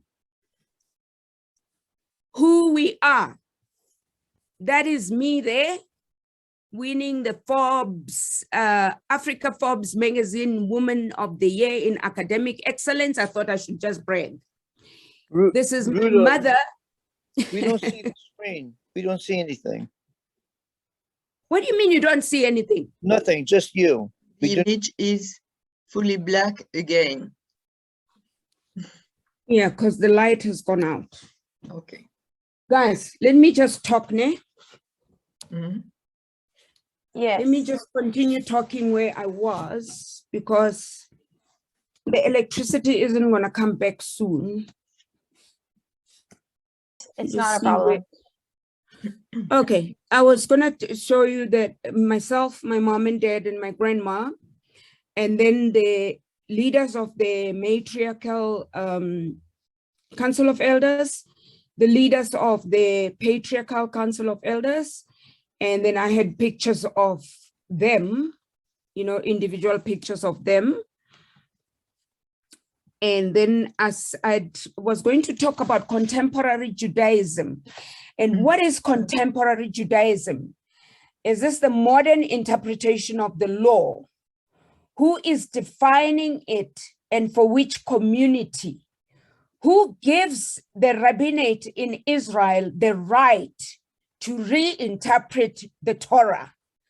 The Lemba are practicing contemporary Hebraic laws following instructions in the Torah as given to Moses.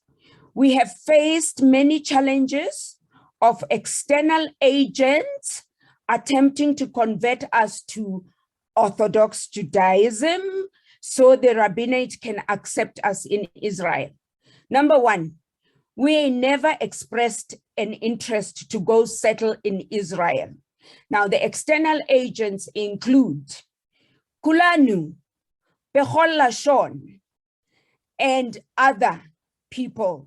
They come in pretending to be benevolent people, but then they have conditions attached to helping us. We will help you build a synagogue or a temple as part of your cultural center, but you must have recapture seminars of Judaism, especially Orthodox Judaism. Then we ask them, what is that? Because the Torah does not mention, does not subdivide Hebraic practice. They send agents to come and live amongst us. And those agents are more interested in exploring the Kruger Park. Even when we've given them a house to live in, they demand a 4x4 SUV so they can get around. So we don't get along at all. Bechol Lashon, which is meant to be in every tongue, comes and says, come join us. We represent Jews of all diversity who speak in every tongue, but there are conditions attached. They have messed with the Abba Yudaya. The Orthodox Jews have messed with the Abba Yudaya. The Abba Yudaya used to slaughter their own animals for meat and also for sacrifices on high holidays. They went and told them it's barbaric. Stop it. Don't do it. And the Abba Yudaya don't live in a city that has kosher butcheries or restaurants. Now, how do you suppose such a rural community is supposed to live?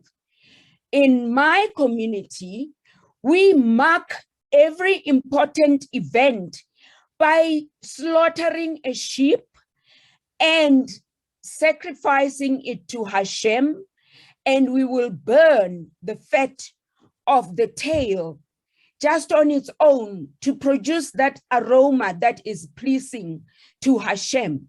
We mark the birth of a child with slaughtering a sheep. We mark a marriage with that. We mark the gathering of a family on special occasions by slaughtering our own animals. We have a shochet in every family.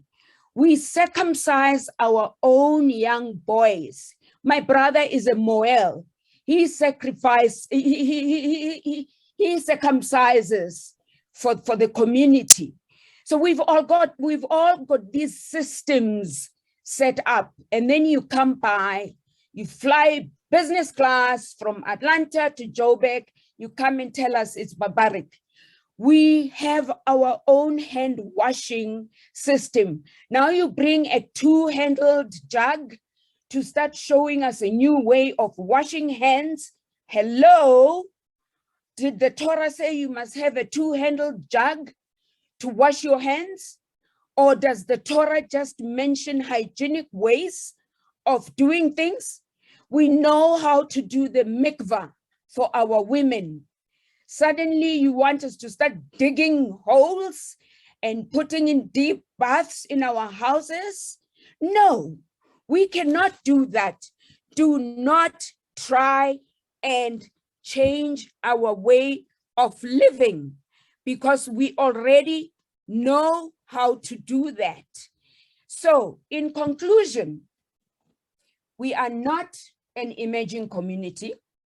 We've been here since 50 AD, practicing the proper Hebraic way of living. We have a kosher diet. We don't have two kitchens, one for milk and one for meat. We separate our dishes in the same kitchen. They don't sit on the same shelves. They don't sit on the same side. We know exactly what is allowed to be eaten, what is not allowed to be eaten. We know how to mark the high holidays. We had our way of observing the phases of the moon. Now don't come and tell us, no, there's an easy way. Go look at the Jewish calendar on the net. Who in Hassan Tumure has internet access when the old man there knows exactly how to observe the phases of the moon using a shallow clay dish with water poured in that forms a meniscus, and he looks, and as soon as he notices the moon, he blows a shofar, and the whole village knows that the moon has been sighted before the naked eye can see it in the sky.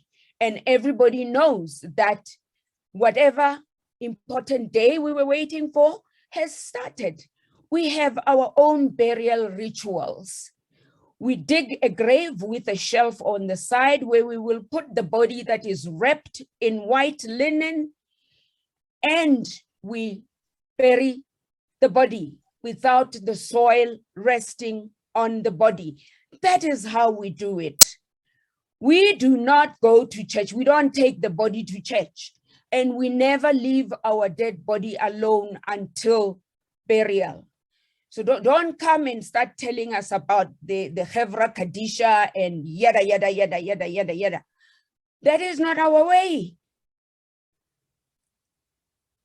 And the conditions of returning home to the promised land as laid out in the Torah have not been met.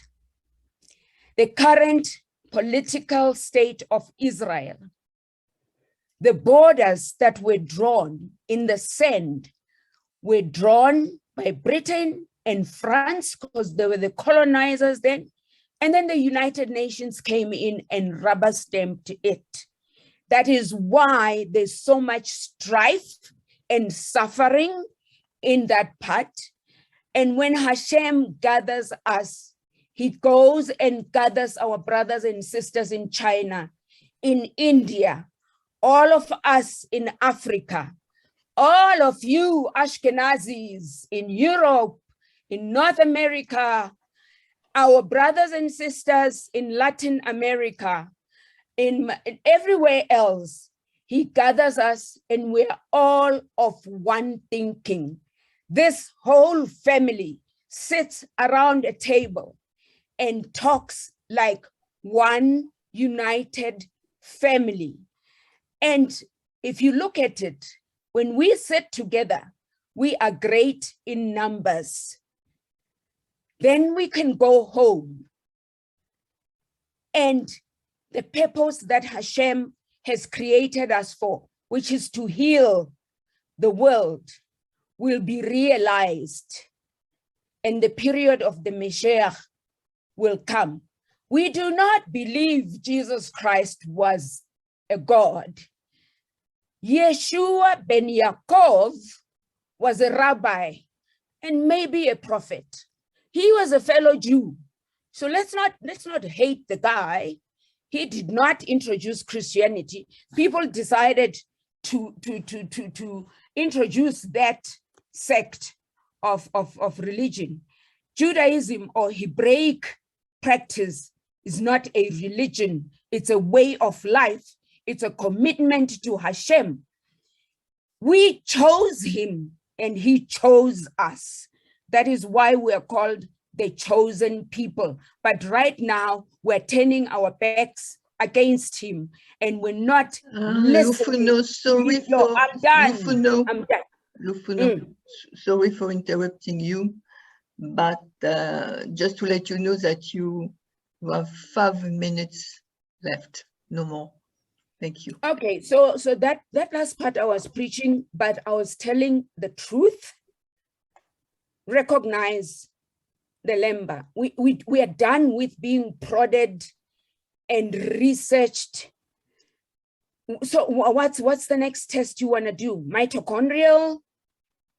DNA? Everything that our oral history said, you have gone back and proven. But because we are Black Hebrews living in Africa, no, it can't be true. No, the rabbis have got much higher power than Hashem. They cannot take this. They will not implement this. We don't want to go and live in Israel. Israel is our ancestral home. We will do pilgrimages to go there and visit the important areas. We want to go and see where Lemba was, where Sena was, which unfortunately cannot be dug up because there's a modern residential area there, but just being next to that place will be spiritual enough for us. Amen, be amen, be amen. Done. Thank you. Thank you, Dr. Mativa. Maybe we can have now questions about South Africa before going on with Nigeria.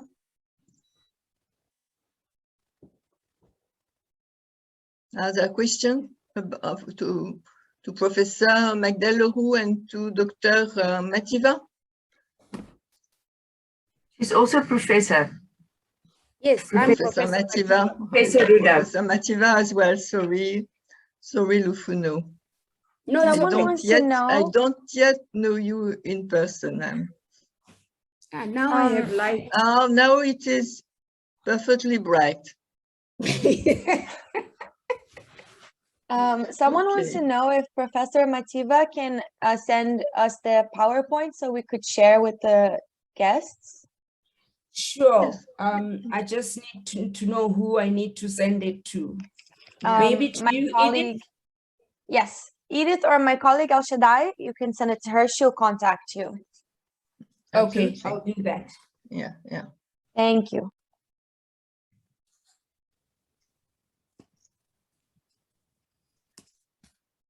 If there are no questions, I think that we should go on. But the next contributor is Dr. Remy Ilona. Remy, I can't see you for the moment. I am. Okay, here you are. Now, okay, so Dr. Remy Ilona will talk to us about the powerful movement for the affirmation of a Jewish identity that is developing from years and years in Nigeria. But I'm going to tell you some words about Remy first.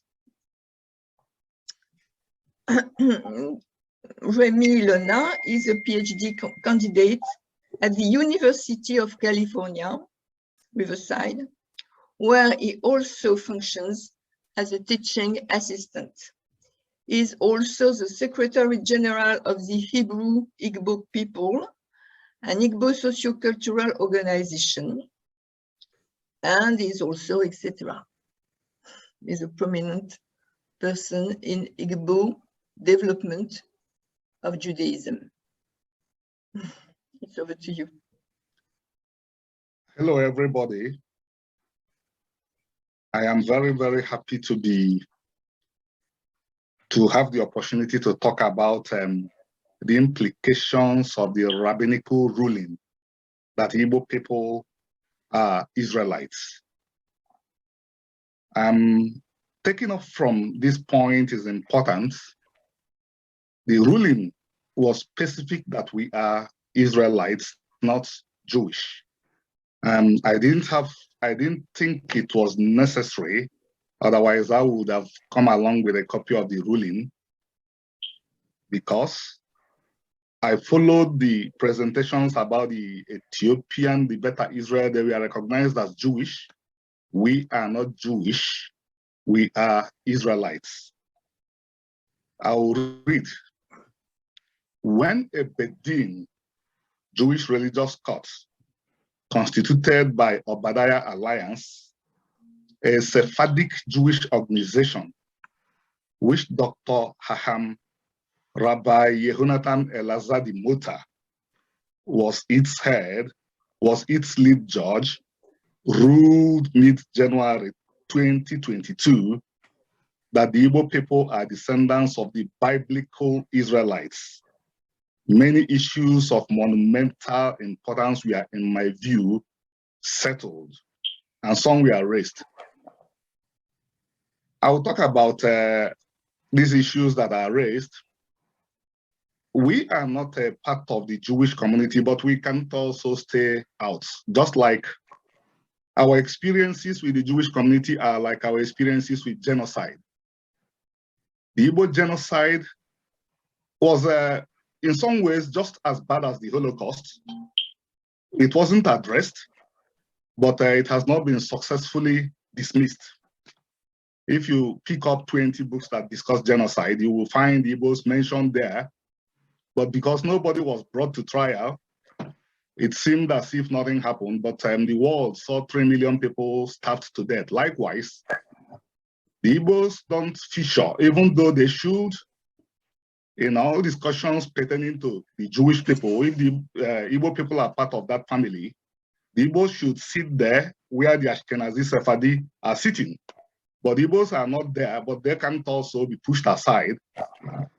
It's part of the issues that this ruling raised that I want to address. I'm informing you about the ruling, and I also want to discuss a few of the implications in this paper, because they portend matters that are important both to Jews, Igbos, and the world at large. Most people outside academia, and this includes Jews, Igbos, and Christians, are not aware that there is no firm agreement that the earliest Israelites existed. Because in my view, their bracket, early Israelite culture, is nowhere to be found in the world presently, at least in the view of those who research about them in Israeli and Western academic institutions. This skepticism has fed the beliefs of scholars like Eran Haik and Paul Wexler, both of whom do not believe that Ashkenazi and Sephardic Jews descended from the Israelites. The existence of the Igbo people and their culture solves the problem I mentioned. Omenana is the proper name for the Igbo culture and the biblical descriptive of the culture of early Israelites. Early Israelite culture was described as Omenana, bracket, culture you shall do in the land. Culture you shall do in the land is what Omenana means. That Omenana was what early Israelite culture was called could be verified very easily by a reading of numerous passages of the Torah, bracket, Hebrew Bible in Igbo language. It is clearest in Deuteronomy 6:1. The traditions of Omenana are Israel's oldest, and they have been compared with the traditions in the Hebrew Bible, and both match identically. Too many traditions of the Israelites which are in the Hebrew Bible survived only in Omenana. A topical example is the Osu tradition. The Talmud recognizes this with the term Netivim. These were the people who became servants in the sanctuaries of the Israelites after gaining refuge in them. As far as I know, no branch of the Jewish community retains a memory of these people, but among Igbos, they still live, generally as they lived during the times of Samuel, Saul, and David. If we must call a spade, we must admit that Judaism, Karaism, and Samaritanism are daughter religions of Omenana. The life experiences of the Igbo people and the Sephardic and Ashkenazi Jews, which are among the groups we can call older Jewish communities, also largely match. Igbophobia is very much like anti-Semitism. Professor Walter Isaac, an American philosopher and historian, had in fact written that Igbos suffer from both racism and anti-Semitism. The Holocaust has been viewed as the worst crime against humanity in modern times. Numerous eyewitnesses who were non-Igbo, and we are highly respected for that matter, like Alberon Wall, Susan Kronje, Michael Mock, Frederick Forsyth, and R.J. Venter, noted that the genocide against Igbos in Biafra, which was carried out by Nigeria and Britain, reminded them of Nazi death camps. Jews contributed to Hollywood, the world's #1 film industry, and Bollywood, the world's #2. Igbos made Nollywood, Nigeria's film industry, the world's 3rd largest. Ashkenazi Jews have been called the people of the book, not just because their religion, Judaism, has had a scripture from olden times, but also because of their love for learning. Igbos, one of the 3 largest nations in the British invented state called Nigeria, could rightly be called the people of the book. After the British used the missionaries to introduce Western education into their colony, which eventually became Nigeria, the Igbos, whom this education reached 100 years after it reached the colony, demonstrated they love education to the extent that in a few decades, they had more people in school than the groups who received the Western education earlier. Instructively, Igbos as a national group have more PhD holders than any other group in the US and the UK. 59% of the Igbos in America have PhDs. The American percentage is 29%. With the above and the trove of revelations coming out, we can say that the Israelites are back in history and in view as Hebrews again. This means that archaeologists do not have to engage in speculations anymore to enable us to gain more understanding of the Hebrew culture. We now have a super solid method that could corroborate their assertions. We, i.e. academics, theologians, and members of the general public, can see what Israelites did by looking at what Igbos do.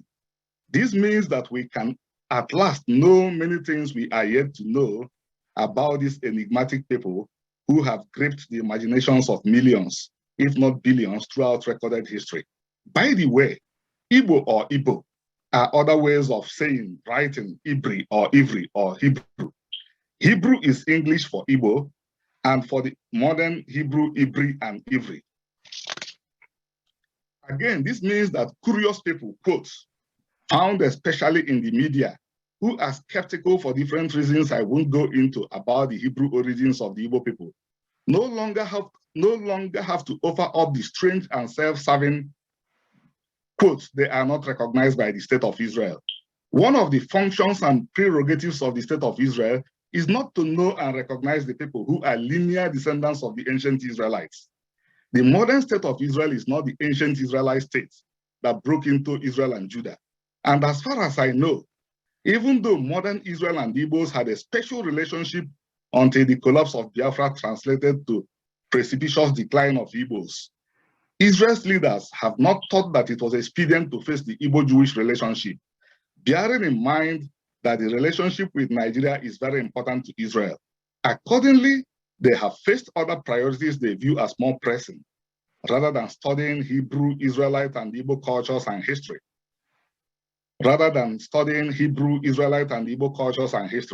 I can state without equivocating that no official branch of the State of Israel has conducted any kind of study about Igbos.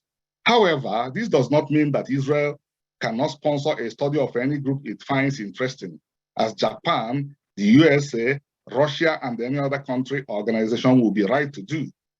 Israel was interested in knowing the origins of the Pashtun and sponsored a DNA study of this nation to discover that Jews and this group were not related. But it has not studied the Igbos, I want to repeat for emphasis. Another implication is the ruling by Obadiah Alliance points us to who can study, understand, and contribute meaningfully and validly to discourses about origins of Igbo people. Some years ago, Daniel Lees, an anthropologist in training, embedded himself at the Tel Aviv University, Israel, University of Basel, Switzerland, visited Igbo communities in Igbo land, Nigeria, Europe, Israel, and Australia. And after extensive studies, he came out with a reliable record of modern Igbo history. From his findings, the question of Igbos as Israelites cannot be wished away or casually dismissed. Solid evidence is behind the Igbo people's thinking and belief that they are Israelites. So academics that are motivated can study Igbo culture and history and advance the study of the Hebrews. Jewish organizations like Obadiah Alliance can study the Igbos, as Igbo organizations can study Jews, Samaritans, and Karaites and contribute meaningfully. All the aforementioned come with some unique advantages. They are all coming from cultures that are branches of the culture called Omenana. People are able to do well when they engage in ethnographic studies of groups with cultures they are familiar with. Lastly, scholars, often from the Jewish community, who allege that it cannot be definitively proved that Igbos are of Israelite descent, have a good roadmap to follow. Perhaps it cannot be definitively proven that other groups who claim Israelite ancestry actually descended from them, but that is not the case with Igbos. Igbo culture demonstrates that Igbos are linear descendants of the Israelites, as does Igbo language and DNA analysis too.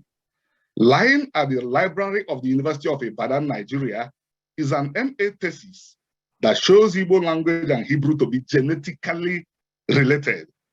And my Remi Ilona's genetic history, produced by My Heritage Incorporated, demonstrates clearly that my genes and genes in the Levant Middle Eastern gene pool match.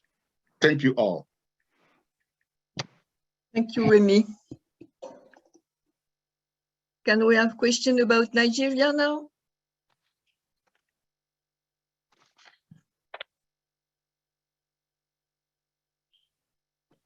Daniel? Daniel, do you have questions about Nigeria? It's a good opportunity to meet Dr. Ilona. Definitely, I heard about leader. Yeah, so very pleased to listen to you, Dr. Ilona, and thank you for this wonderful presentation. So my question is, what is next for the Igbos, since they have been recognized now by these authorities as being Israelites?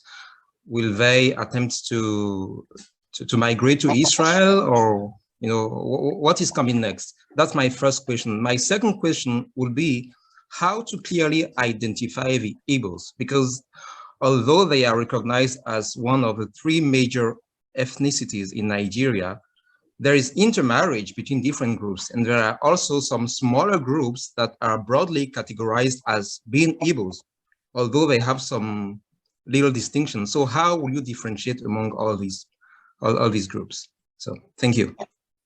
Thank you, Daniel. I will go to the first question, and if I forget the second one in the course of answering the first, remind me. I do. Thank you. We would continue doing what we are doing. We are rebuilding the Igbo society, which has been battered for at least 800 years. Before the transatlantic slave trade. By the way, there are a lot of things for history to recognize. When we say that Israel is the first, well, probably Israel is the first Jewish state in 2,000 years, but it certainly wasn't the first Hebrew state. The Igbo republics functioned as Hebrew republics, and they were fully functional. They met every requirement of states, and they were a power in the world. European anthropologists who hated Igbos still recognize that 150 years ago, there were no destitutes, no prostitutes in the Igbo republics. But the slave trade and colonialism devastated these republics, and the genocide in Biafra complicated a lot of things. We are struggling day and night to continue rebuilding the society. So how does this acknowledgement of the facts, we don't call it recognition, because we do not think that anybody outside the Igbo community should be given the power to recognize Igbos as anything. We and the Sephardic community embraced each other. Just like when the state of Israel is ready, we and the state of Israel will embrace each other as equals. So what it does is that it has given the Jewish community important information about Igbos, so that they don't produce wrong information which influences Igbos. Because when Jewish scholars who don't really do the research on the Igbos offer opinion about Igbos, Igbos take them serious. Remember, we were a colonized people, and because we were colonized, whatever people that are similar to people that colonized us say, we take it serious. Like a typical Igbo on the street who heard from his father that he came from Israel, if you read a Jewish scholar saying, we cannot definitively prove that Igbos came from Israel, he would think that the Jewish scholar or Jewish rabbi is talking from any informed position. So this ruling has given the Jewish community, which, take it or leave it, we must partner with them. It has given them a roadmap about how to go about looking at the Igbo question. That's what this ruling does. But other than that, we continue doing what we are doing. We are rebuilding our people, rebuilding our homeland, and we are notching up successes everywhere. Okay, on the second question, there is only one Igbo people. And before the tragedy in Biafra, intermarriage was almost unheard of. An Igbo would rather leave this world than think of marrying a non-Igbo. But when 3 million people were starved to death, the society grew so weak, and things we never wanted to do, we began to do some of them, but using the methods in the Torah. If a non-Igbo woman marries, if an Igbo woman marries a non-Igbo man, the woman and her children automatically became non-Igbos. So if anybody says they are Igbo, they have to point to their father's family in Igbo society. I think the other leg of the question is, how do people that want to become Igbos become? More than a few people are interested now. They follow the process we saw in the Bible, in the Torah. That's what the Igbos have done since we became Israelites. Let me put it that way, because moving to Igbo land did not change who we were.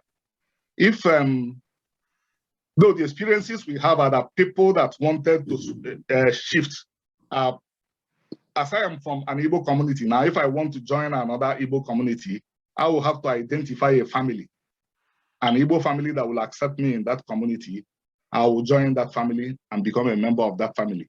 And the people that are showing interest from outside what we understand to be the Igbo community today are African Americans.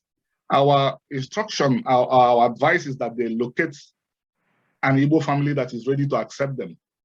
When they locate that family will instruct them in the ways of the Igbo people, and they will take the case of the person to the Igbo, to the community itself. If the community is satisfied, they are absorbed into that family and they become Igbos. I hope I answered your question, Daniel. Yeah, you did. Thank you. Thank you. Thank you. So, and like it. and lightning, really. Any other question? Yes, thank you so much, Dr. Yona, for sharing. Thank you, Lufuno and others. It's so important, first of all, that we, and also our brother from Ethiopia, it's so important that we allow people and give merit to people telling their own story. And I think that's particularly an area of sensitivity that we should acknowledge within the Jewish context, because what I perceive to be another form of anti-Semitism is denying one's Jewish heritage. We see this with those who suggest that the Ashkenazi Jews are not true Israel. They're not really Jewish. They're actually Khazar converts to Judaism. So I would encourage those who are part of this conversation not to engage in the very anti-Semitic-esque suggestions towards our African Jewish communities that we would not want to see directed at Ashkenazi European Jewish communities. So thank you so much for sharing. So a couple of questions. One you touched on, but one, where can we get more information and research resources on the rich heritage and oral traditions that you've shared? The other that you alluded to, I myself as one in the diaspora, I have done genetic testing. I don't trace to the Igbo. Actually, my fathers go to the Ashanti, the Akan peoples of Ghana. But I'm just curious more about what are the ramifications of this knowledge to the African diaspora, and what is the line between legitimate connection and research and some of the more fringe movements, which I would perceive to be so, such as the African Hebrew Israelites. And then the other question would be, how have the African Jewish communities begun to coalesce and connect with one another? Lufuno mentioned that the Limba community is in Nigeria, in Ethiopia, because the premise is that the Jewish community at different stages has spread throughout the continent, and have those various communities begun to coalesce, as we see with the Ashkenazi Jewish community. For example, you have communities in Poland, in Italy, in Russia that have coalesced into a larger community. You see this with the Sephardic Jewish community, whether it be from Morocco, Tunisia, etc. They've begun to coalesce as communities. So those are the questions that I have. I would welcome comments from either of you. Thank you. Thank you. I would recommend some of my works and the works of some other scholars that have gone into this subject. I have written 20 books on this subject. And I mentioned Daniel Lees. He's done good work on it. Edith Brodeur who is here, has done some work on the subject too. Miles, who spoke earlier, has done some work on it. And because you raised this subject, I'm also going to, there's a question you raised, and I will also sketch its edges so that it could help us to continue to look at this subject. The question of Jews in Africa, for the communities that describe themselves as Jews, some Igbos could call themselves Jews, but I call the Igbos Igbo or Hebrew. The history is much more complicated than we may like to think. Some Igbos are pre-Talmudic Israelites. We also know on good authority that some Igbos are Sephardic Jews escaping from Spain and Portugal, and from Songhai Empire, that is north of Nigeria. By the way, Songhai Empire extended into Nigeria. The empire called Songhai, which expelled the Jews the year that Spain and Portugal expelled Jews, extended into what we know as Nigeria today. We know that some people that are able today, fleeing for their lives, simply joined older Hebrew communities in in what we know as Nigeria today. So I would say that we exercise more caution in talking about the origins of the groups that identify with Israelites in Africa, because their origins are very, very complex and different for that matter. And their experiences are also very different. So that while we are afraid of being banded together and misidentified by people from outside the continent, we don't also start to colonize ourselves in the continent. The Igbos don't have any notion that they are related to any group in Africa. Mm-hmm. Okay. Apart from descendants of Igbos, people that were cut off during the tragedy of Biafra, like the president of Gabon was a Biafran orphan, taken there at the age of 6. And the late president of Gabon, Omar Bongo, married a woman that adopted him. When Omar Bongo died, he became the president of Gabon. So, and people that were returned from America and Liberia when slavery ended, these are the groups we know that are related to us.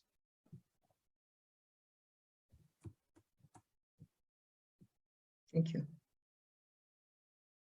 Any other question?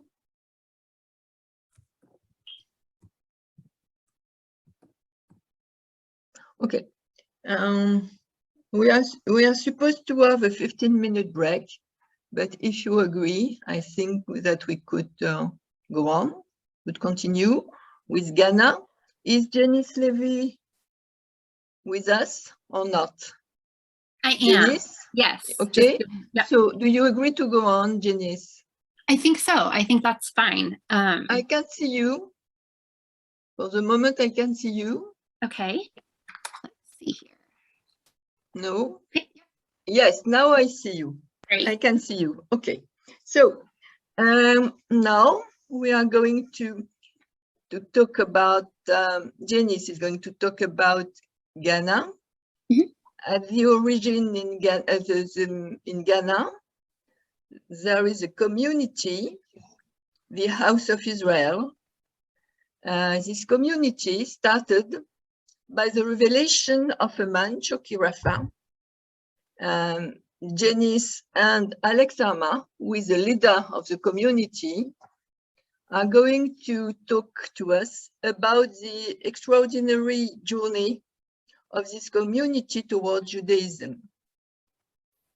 Great. Over to you, Janice. Thank you, Edith. And thank you to ISGAP for putting together this great symposium. I know I'm learning a lot, and I hope for all of our panelists and attendees are also learning about the diversity found within the continent. In this hour, myself and Rabbi Alex Arma will speak to Jewry in Ghana, that's in Western Africa. Let me actually share my screen. I don't have anything too fancy, but something to look at.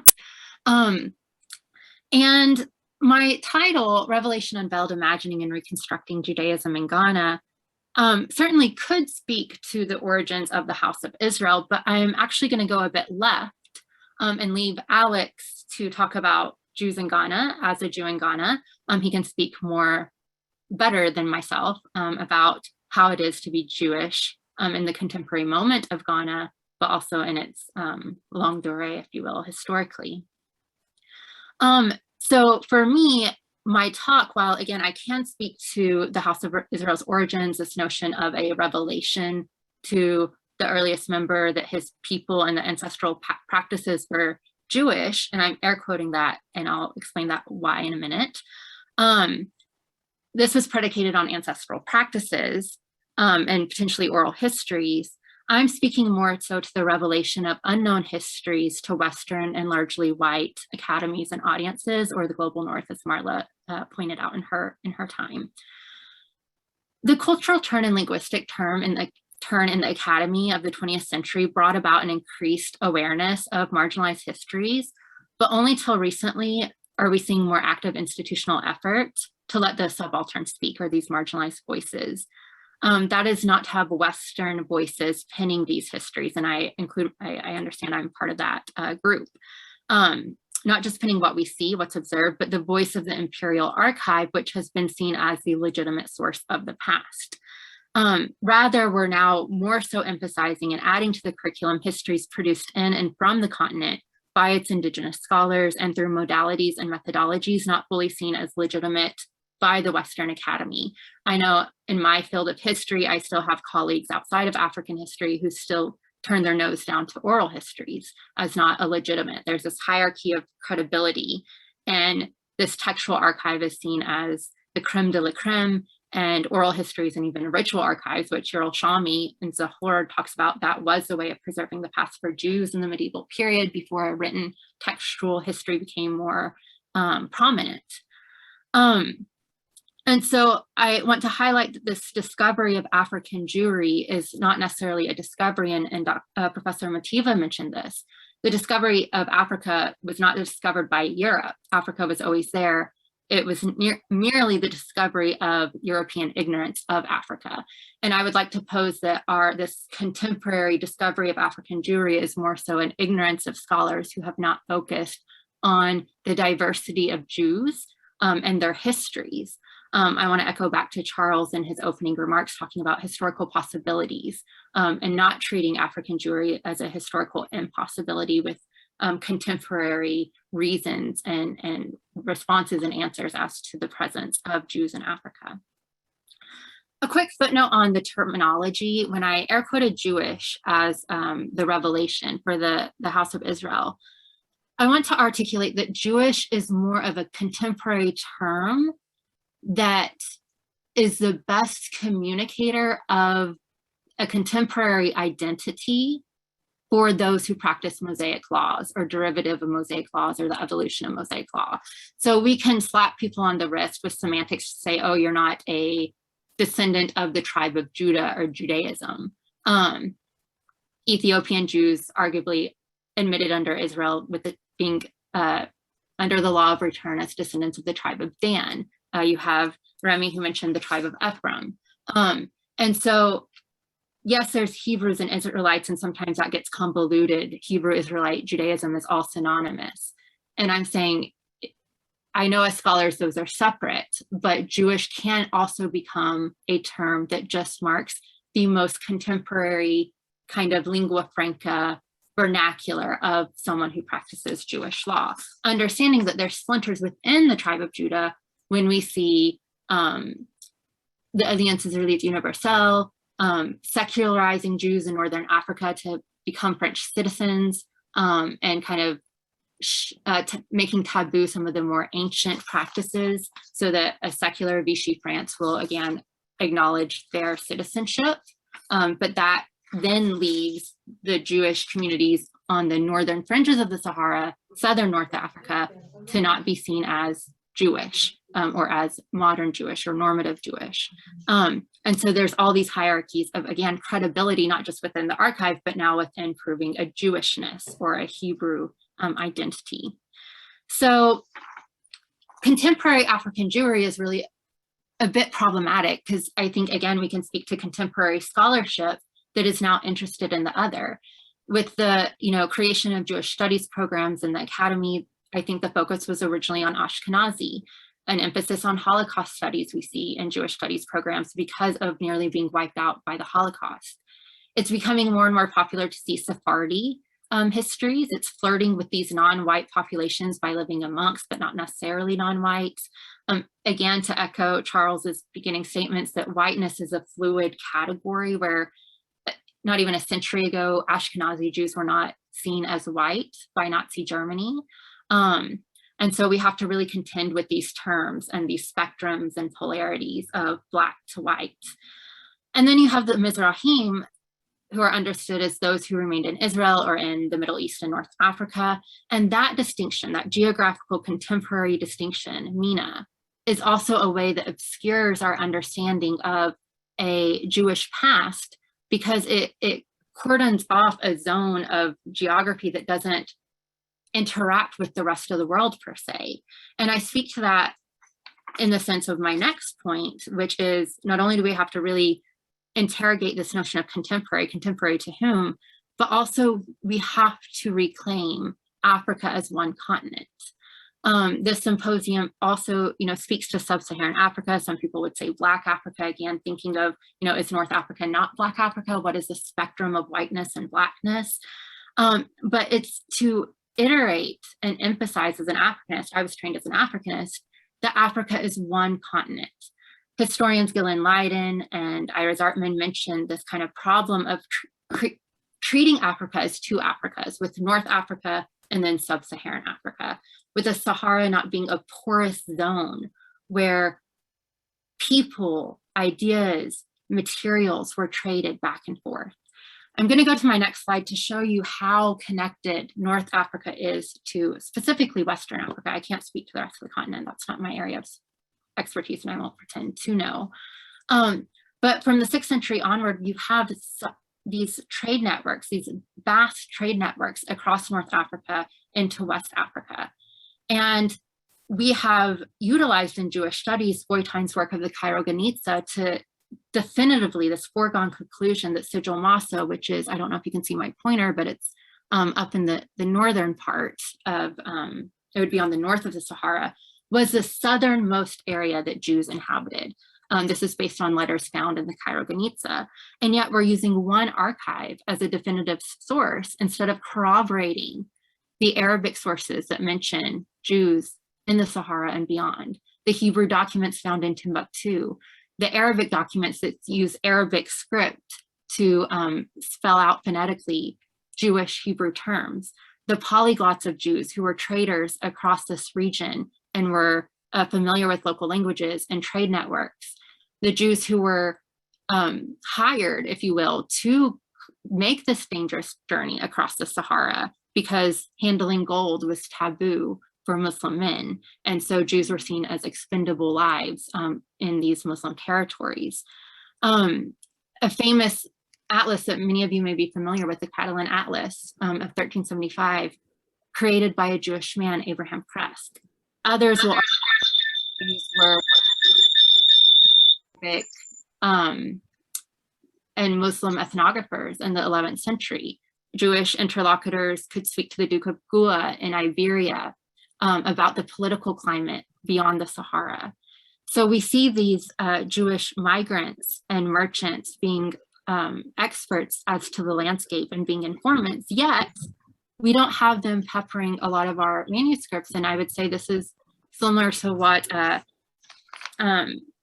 Bentahum mentioned in Ethiopia, that Jews often had the less glamorous jobs. And as what we know of history is that until recently, we are looking at marginalized histories, but we're not writing histories of janitors of the city, which Jews often were, the masons, the people in lower economic tiers. There's not an extensive amount of histories of enslaved persons, of women, because these were not interesting to the ethnographers. So just because Jews aren't present in the textual archive doesn't mean they aren't present in the landscape. They just might not have been of interest to those writing about the landscape.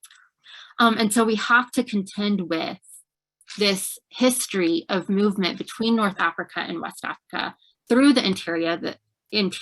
The map on the side is along the coast with the European encounter. Even Dr. Brodeur's work talks about the Lanchados of Iberia, the thrown out ones, those who worked for, were agents of the crown along the coastal ports. Jews are moving for a millennium from the 11th century, and I can document this. I don't know how much time I have, and maybe I can get to it in the Q&A. But for a millennium, we can document histories of Jews moving through the interior and along the coast, and I would argue even aerially into the 20th century.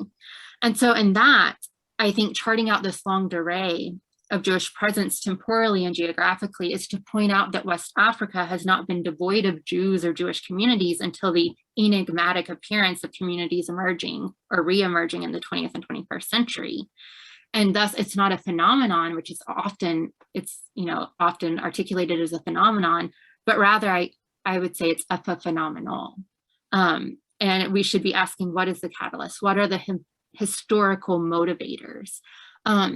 We study the Mizrahim, the Sephardim, but of the Anusim, the tactics used to conceal identity under duress, Jews as a global population have been persecuted and on the move all over the world, and Africa is not some distant land that's far off. I argue that West Africa was very much connected, not only to the northern sphere, but to the rest of the world. The Roman Empire getting its wealth from gold of West Africa, moved by the Garamantes, a Saharan ethnic group, across the Sahara to the shores of the Mediterranean, to Rome. There is a long history of connection. It is not two Africas, it is one. And when we do that, when we map out this longue durée, I argue that we can potentially look at these oral histories as such, not as suspicious, not as present day communities and we're criminalizing their intention and motivation to be Jewish.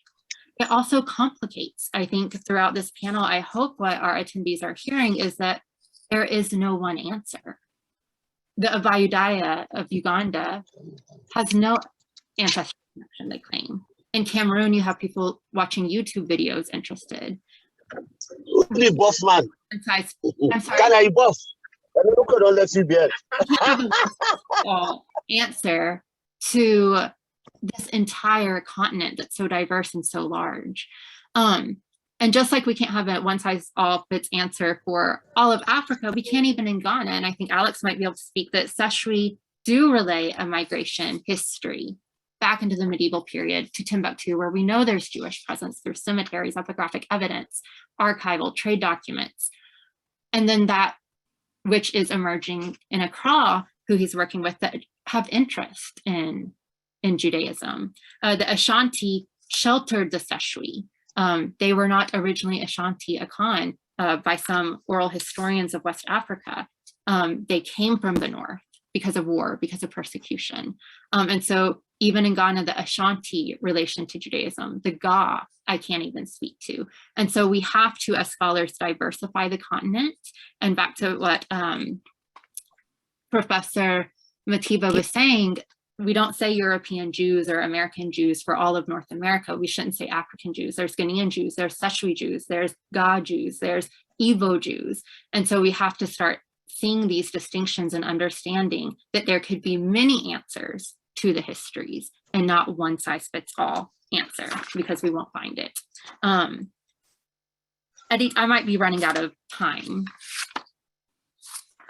So maybe I'll go ahead and conclude. I just want to say, as my title kind of hints at, and to say contemporary Jewry, let me add this in real quick, is also to study, if we want to, use these terms like white and black, Jews who escaped Buchenwald, who were riding into the Gold Coast and British territories, French territories for refugeeship.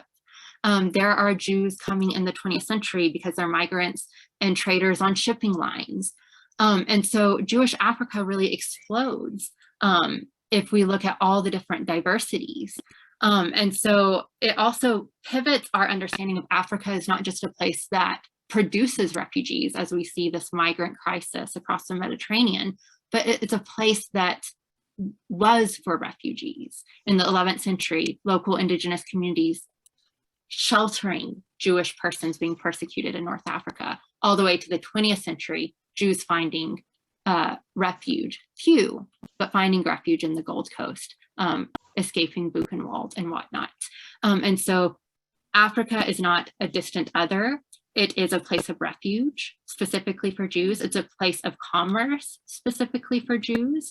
And so as we imagine and reconstruct, we should interrogate what is limiting our imagination based on a normative, hegemonic Jewry, and how we reconstruct the geographical landscape of Judaism and all of its human derivatives who interacted and intermarried to be more historically accurate of a mobile population, often due to persecution and or trade networks. So I hope this opens the door to studying Anasim and all their ways of concealing and preserving Hebraic practices. Thank you. Thank you, Janice. Maybe that is Alex ready to talk to us? Yes. Okay. Yes. Good afternoon. Oh, I don't know. Good morning for you. Good afternoon, maybe. You're welcome. Good evening. Okay. In this last section, we will address the question of new communities in Cameroon and Kenya. I'm going to talk to you about the Kasuku Jewish community of Ol Kalau in Kenya. I was supposed to share this presentation with Yehuda Kimani, who is one of the leaders of this community. But I have received 1 hour before the beginning of the seminar, I have received a message. Yehuda is not available, is not able to be with us tonight. So I will be on my own and I will present to you the context of the affiliation to Judaism of the Kasuku Jewish community. The material of my presentation is drawn from my fieldworks in the village of Ol Kalau in Kenya from 2018 to 2019. Ol Kalau is a small village located in the islands of central Kenya, in the regions of Nyahururu and Nyeri. Joseph Ben Abraham Njogu, who is the Kasuku community leader, and Yehuda Kimani, Yehuda was supposed to be with me today, and Abraham the elder, a third person, have been my main interlocutors for reconstructing the history of the Kasuku Jews. This community is now about 40 to 60 people, but there are approximately 300 Jews in Kenya. The Kasuku self-proclaimed and converted to Judaism in the 2000s. Every Saturday in their synagogue, they perform the Sabbath service. They read the parasha, partly in Hebrew and partly in Kikuyu, the local language. What appears clearly is that in Kenya, the Kenyan African independent churches have readily identified with Jewish symbolism. I'm going to explain to you the formation of these African independent churches. In Kenya, as in Africa at large, the origin of new religious movements are to be found from the 1980s in the diversity of the implantation of local independent Anglican and Protestant currents, including Pentecostal and millenarian movements. These movements were driven by colonial racism, and they were also stimulated by political activism. Translation of the Old Testament into modern African languages was a determinative factor in the independent church's emergence and is at the origins of groups' appropriation of Judaism. Let me tell you some words now about these Kenyan African independent churches. For example, when naming their congregations, they used Jewish symbolism in their own way by borrowing names from the Old Testament. When I arrived in Kenya, I noticed that they incorporated systematically the word Zion or Israel in their names.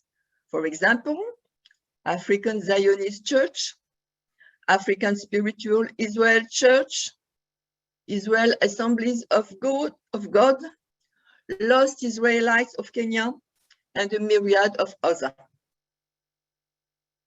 Another point that characterizes the religious evolution of this period is the arrival of preachers generally originating from North Africa. These preachers found fertile ground in Kenya because they proposed new perspectives with an emphasis on the emotional aspects of the faith. Let's go now to the formation of the Kasuku community. According to the narratives I collected, the history of Judaism in Kenya started with a certain Edward Makaria Karuida and the connection that he established with a certain Andrew Duggar, a US leader of the Church of God, Seventh-day. This Duggar had established his headquarters in Jerusalem. In the 1960s, Makaria worked in a college near Nyahururu. One day, he picked up a magazine called Israel's Watchman. As he was fascinated by the Jewish tradition developed in the magazine, he contacted the publishers in South Africa to know more about this dogma. Makaria was then directed to a newspaper, the Mount Zion Reporter, that was published by Duggar, the preacher. And he started celebrating the feast days according to the Jewish calendar for Jesus. Now some words about Duggar. Duggar's focus for the propagation of his faith was on foreign countries and Caribbean islands, Africa, India, and Europe. He sent missionaries and evangelists in these countries, where they created churches and enjoyed years of expansion. Makaria developed correspondence with Duggar and requested him to send someone to Kenya to minister and baptize some fellows whom he had gathered around his revelation. In 1970, an emissary of Duggar named Shoemaker, who had opened up churches around the globe, arrived in Nairobi. About 2 months, Shoemaker baptized 284 converts and ordained 16 men who received baptism of the Holy Spirit. When Shoemaker left Kenya for Israel, the same year, in 1970, he left behind him the seeds of many churches of God.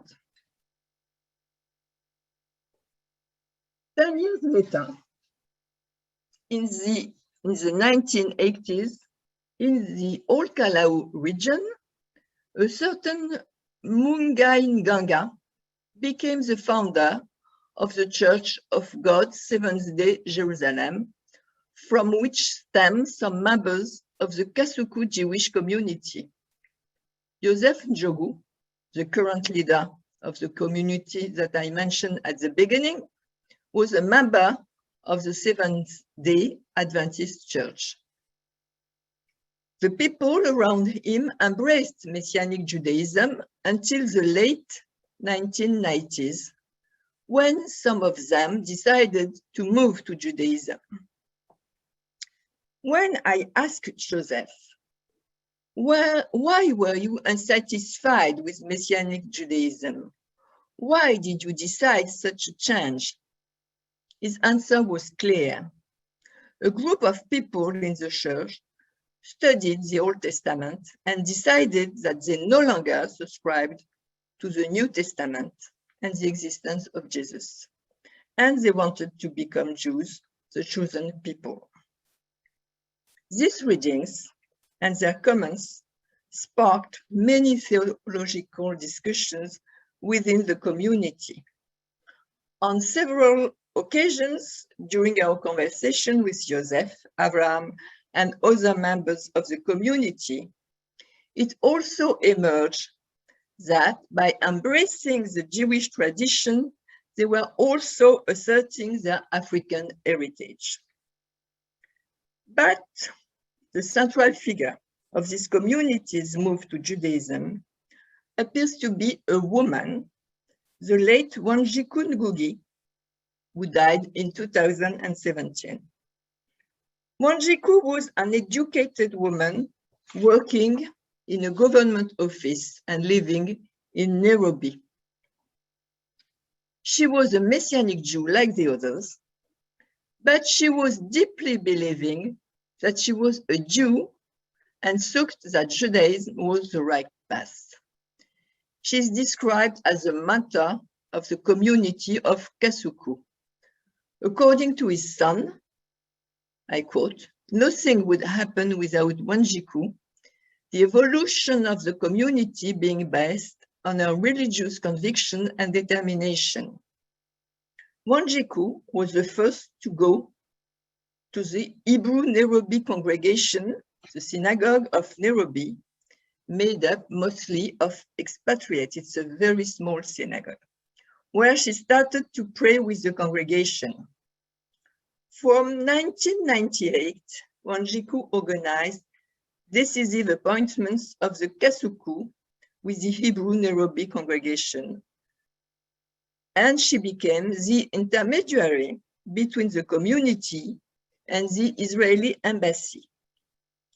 The first meeting, which was followed by others, constitutes a decisive moment in the shift to Judaism of Messianic Jews.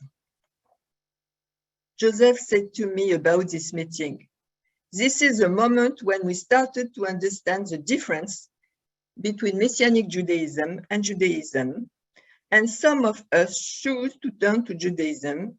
It was our place."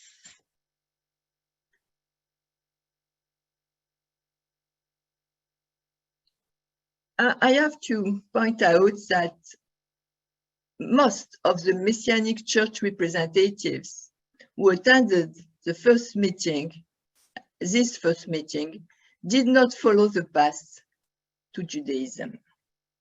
Only Joseph and Abraham of Ol Kalau broke away from the Messianic congregation and started studying Judaism in depth, keeping the Sabbath and other holidays based on books about Judaism they photocopied from the library.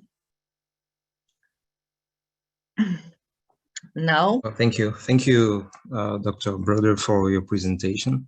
So I want to know now, what is the position of the Kasuku community within the region? Are they flying on their own wings, or can we say they are sort of a satellite of the community in Nairobi or of the Abayudaya? You know, how are they coping with their situation? Okay. No, they are following the path of the Abayudaya.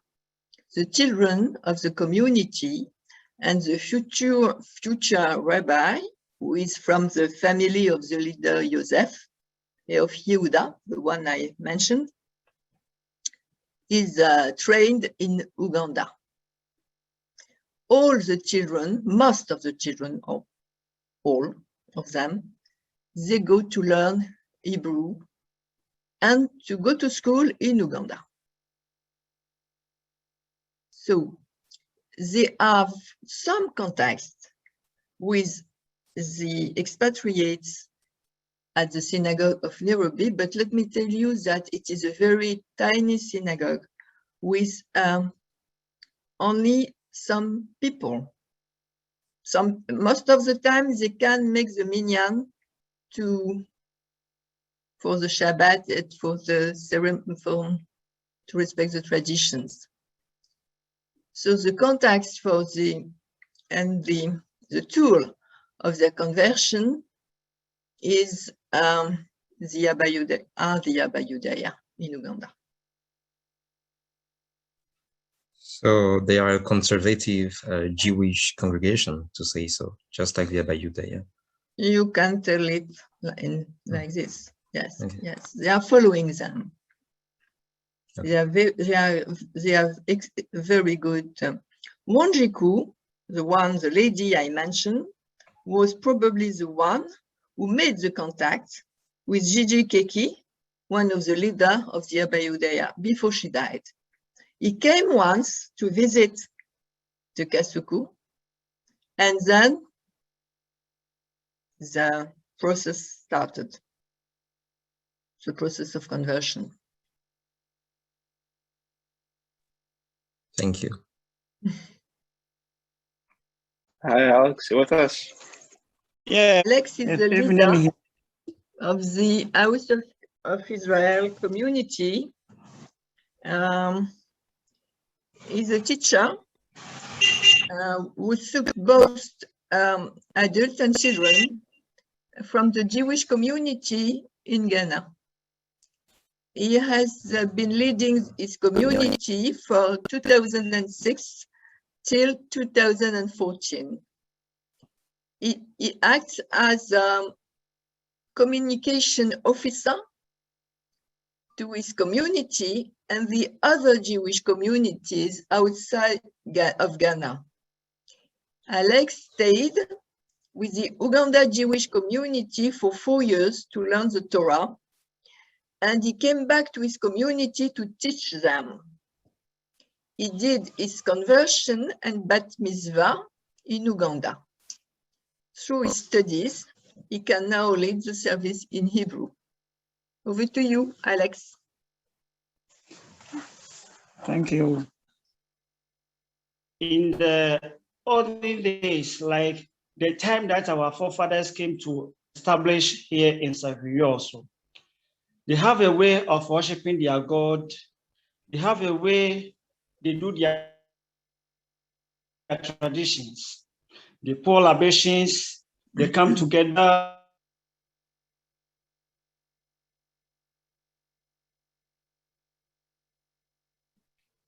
I think, Alex, maybe if we try. They celebrate their festivals. And when it comes to naming ceremonies, the male child. Alex, Hello? I think it's best if you keep your camera off just so that the internet is a bit stronger and then we can hear you better. Yeah. Hello? We can hear you. Yeah, please continue. Hello? Yeah, the network is not helping.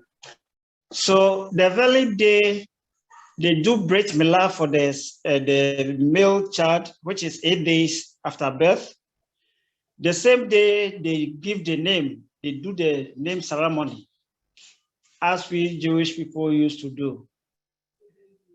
And these people are the very people who call themselves as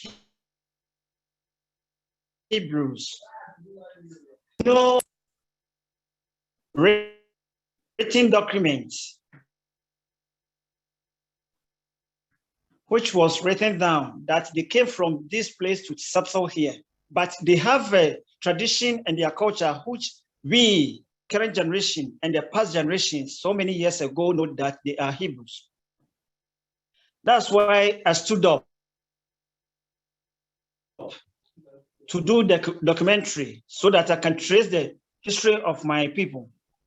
I have not finished yet, although the documentary has come out, but I'm still working on underground, slowly to reach where our forefathers came to settle here in Xavier also, and know exactly the tribe in which they came from.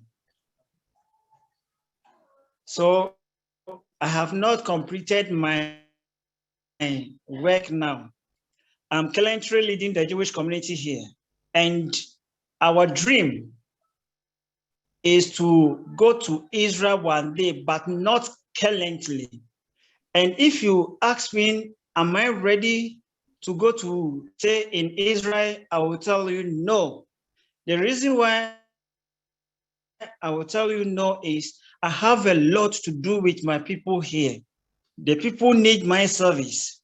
I have to teach them the Torah. I have to teach them the traditions and the customs. So going to stay in Israel,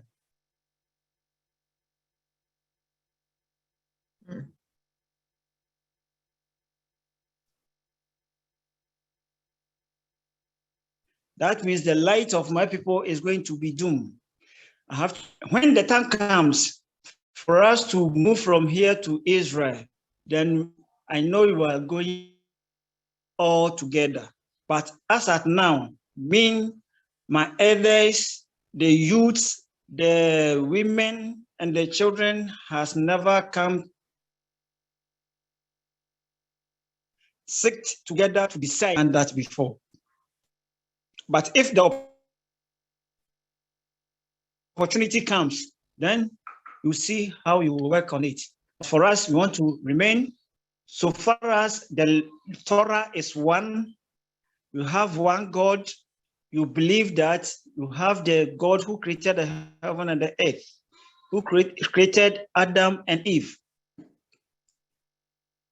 who helped Israelites, delivered them, redeemed them from the slavery of Egypt to the promised land. We all worship that God. If in Israel or you are in Ghana, you have one God, you have one Torah. If our brothers and sisters in Israel are keeping Shabbat, we also, the Hebrews here in Ghana, we also keep Shabbat. When it is time for Pesach, when they are celebrating over there, we also celebrate it here. You have the same thing. And we used to pray to Hashem that he should help those who are defending our holy land. He should give them the strength to defend the holy land. When the time comes, we will all move together. And God, I will say, Hashem has said, at the Nile shell, he will gather us from the four corners of the earth, bring us together, give us one shepherd to take care of us. We, the Jews here in Ghana, we keep our tradition, our customs, the way we eat, the way we dress up, the way we appear in front of other people. I would say the Christians, we are different. The difference means we have our Torah, which is guiding us. Other people, they don't have Torah, but we keep on. Whatever the Torah says you should do, we go about it. When the Torah says you should not go abide this one, we abstain ourselves from it. We keep our kosher. We separate the women from the men when they are in their menstrual period. When it is Pesach, you celebrate Purim, Shavuot, Sukkot. You do everything here as they are doing it in the land of Israel and everywhere else where the Jewish people are living. So we keep and hold it. And so far as God, Hashem has given me the strength and the knowledge and the wisdom to lead my people, I will hold to esteemed that I will do all my best to help train my people. Never in their life, if I'm alive or I'm not alive, they should never leave their Torah. The Torah is the only thing that can lead them to eternal life. Not to the promised land, but to the eternal life. So I keep on always encouraging my people. Hashem is there. We should obey his instructions. He gave us the commandments, the ordinances. We need not to forfeit it. We have to obey it. So we have a long way. And our forefathers also came from a long way to settle here. We don't want to mix anything. We don't have much time. I would have gone back 250 years ago and talk about it. Some of our brothers and sisters ask, where were you when that time? That's why you have a legacy. You have a history. from generation to generation. It has transmitted from them up to me. I want to leave a legacy for my people here, so that when I'm not there, I will have at least 3, 4, or 5 people who will also stood up and continue where I left. Jewish people here in Safi also, right now I'm creating another Jewish community in Accra. We are brothers and sisters. Many people have been visited our community here, but none of them have been able to stood up and said, we want to help you so that Israel can recognize you. Although you have been worked with Kulano, they did a lot for my community. I appreciate it. Before Lashon, they also did a good thing for me and my community. When I was in school in Uganda, Kulano helped me, and Bechol Lashon also continued from there. I appreciate whatever they did. But still, I remain, and I will say, we are here to keep our tradition and our culture. When the time comes for us to go, most of the people used to ask me, have you done convention for your people? And I said, no, I have not done it. And it is not part of our mission right now or our dream as at now. The time will bring itself. And I don't think it will come on between today or tomorrow. I don't know the will of God. I give everything into the hands of God, and I used to pray. If convention or not convention, you will remain and keep our Shabbat, our tradition, and our culture as Hebrews in Ghana. Anyone who wants to come visit our community, hear our history, can contact me through Kulano, through the face. I'm free. Our doors are always open for each and everyone who wants to learn from us. Thank you. Thank you, Alex. This is really valuable and enlightening about the way you are feeling Jewish traditions and affiliation to Judaism, a new affiliation to Judaism. So, okay. Hi, Serge. Hi. Can you see me? Nice to meet you in person. You're welcome. Nice to meet you too. So, welcome to Serge Etele from the Bet Yeshurun community in Kenya. I'm going to tell you some words about Serge and his contribution to the developing of the community. Sorry, I have lost the doc. Excuse me. So Serge, maybe you can introduce yourself and tell us what you have done for the community from the beginning. Okay, thank you very much for introduction. I want also to thank Dr. Edith Brodeur for this, and I also extend my gratitude to all of those who worked so hard to make this conference possible, and even more to those who have spoken already on this program, whose lives and words bear eloquent witness to why we have come here today. Let me say, I'm profoundly honored to be here at the same platform as all of these distinguished scholars and community leaders and leaders of organizations and people, and I'm grateful for the work they are doing for humanity. So I will introduce myself briefly. I'm Serge Etele. I'm from the Bet Yeshurun Jewish community of Cameroon. It's a community of about 100 people practicing rabbinic Judaism.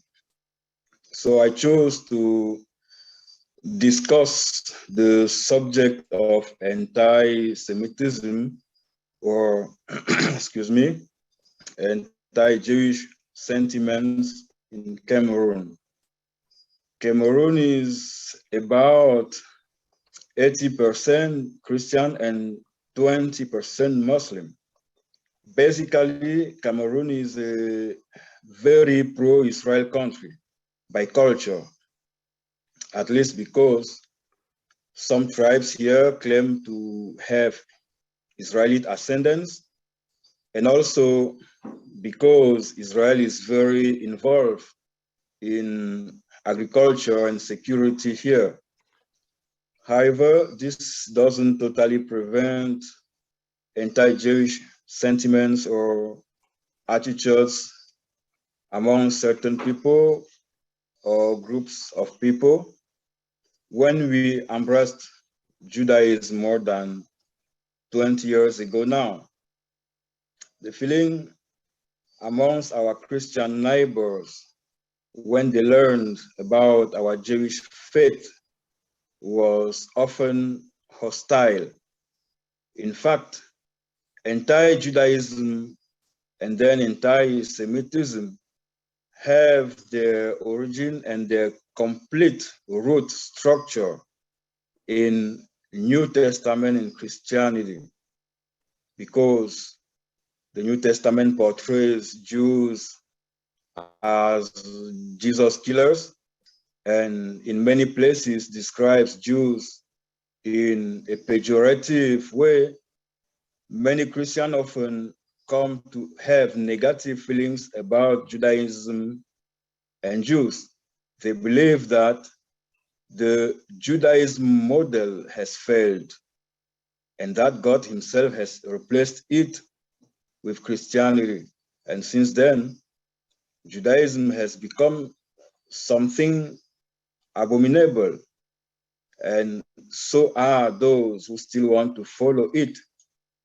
So it was difficult in the beginning to display our Jewish appartenance without raising some kinds of hostile comments or reactions. Fortunately, the hostility would be mostly verbal and would hardly lead to physical violence of Christians against Jews. But it can start verbal, and if you let it grow, it can turn physical, as we have already seen it in history. Sometimes the greatest hostility came from family members and friends. Families would grow resentment against their members who adopted Jewish style of life, because a Jewish person would no more eat in their relatives' homes and would no more attend family events like funerals or festivities, most of which are organized during weekends here, which means for us Shabbat. This often brought anti-Jewish sentiments because people had the feeling that Judaism had made us somehow arrogant and anti-social. So we had to find a way to address this. When the Sussmans visited us 10 years ago, this was one of the questions they were asked as Jewish person, how to deal with our non-Jewish families' events.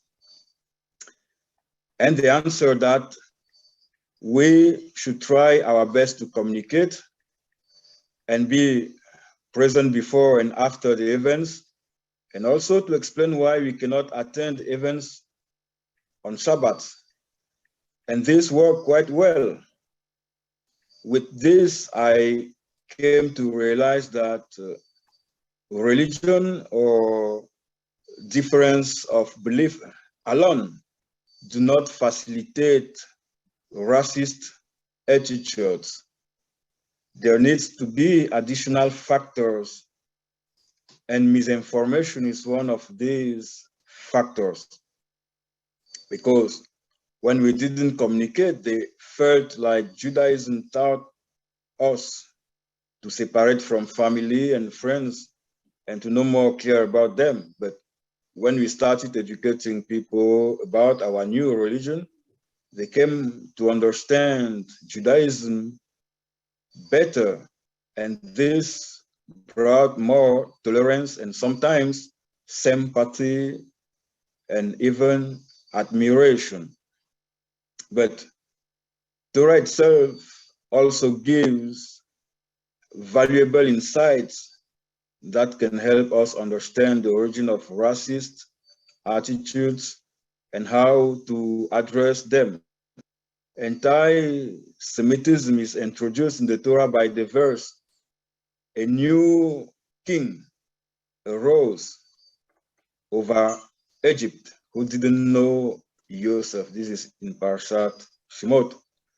Joseph was then the one who made the Israelite wisdom shine throughout Egypt. No one else carried out his role after his death, and then anti-Semitism came soon after. And in Bereshit, we see the first divine action inside creation when it said that the earth was Tohu and Bohu, is let there be light.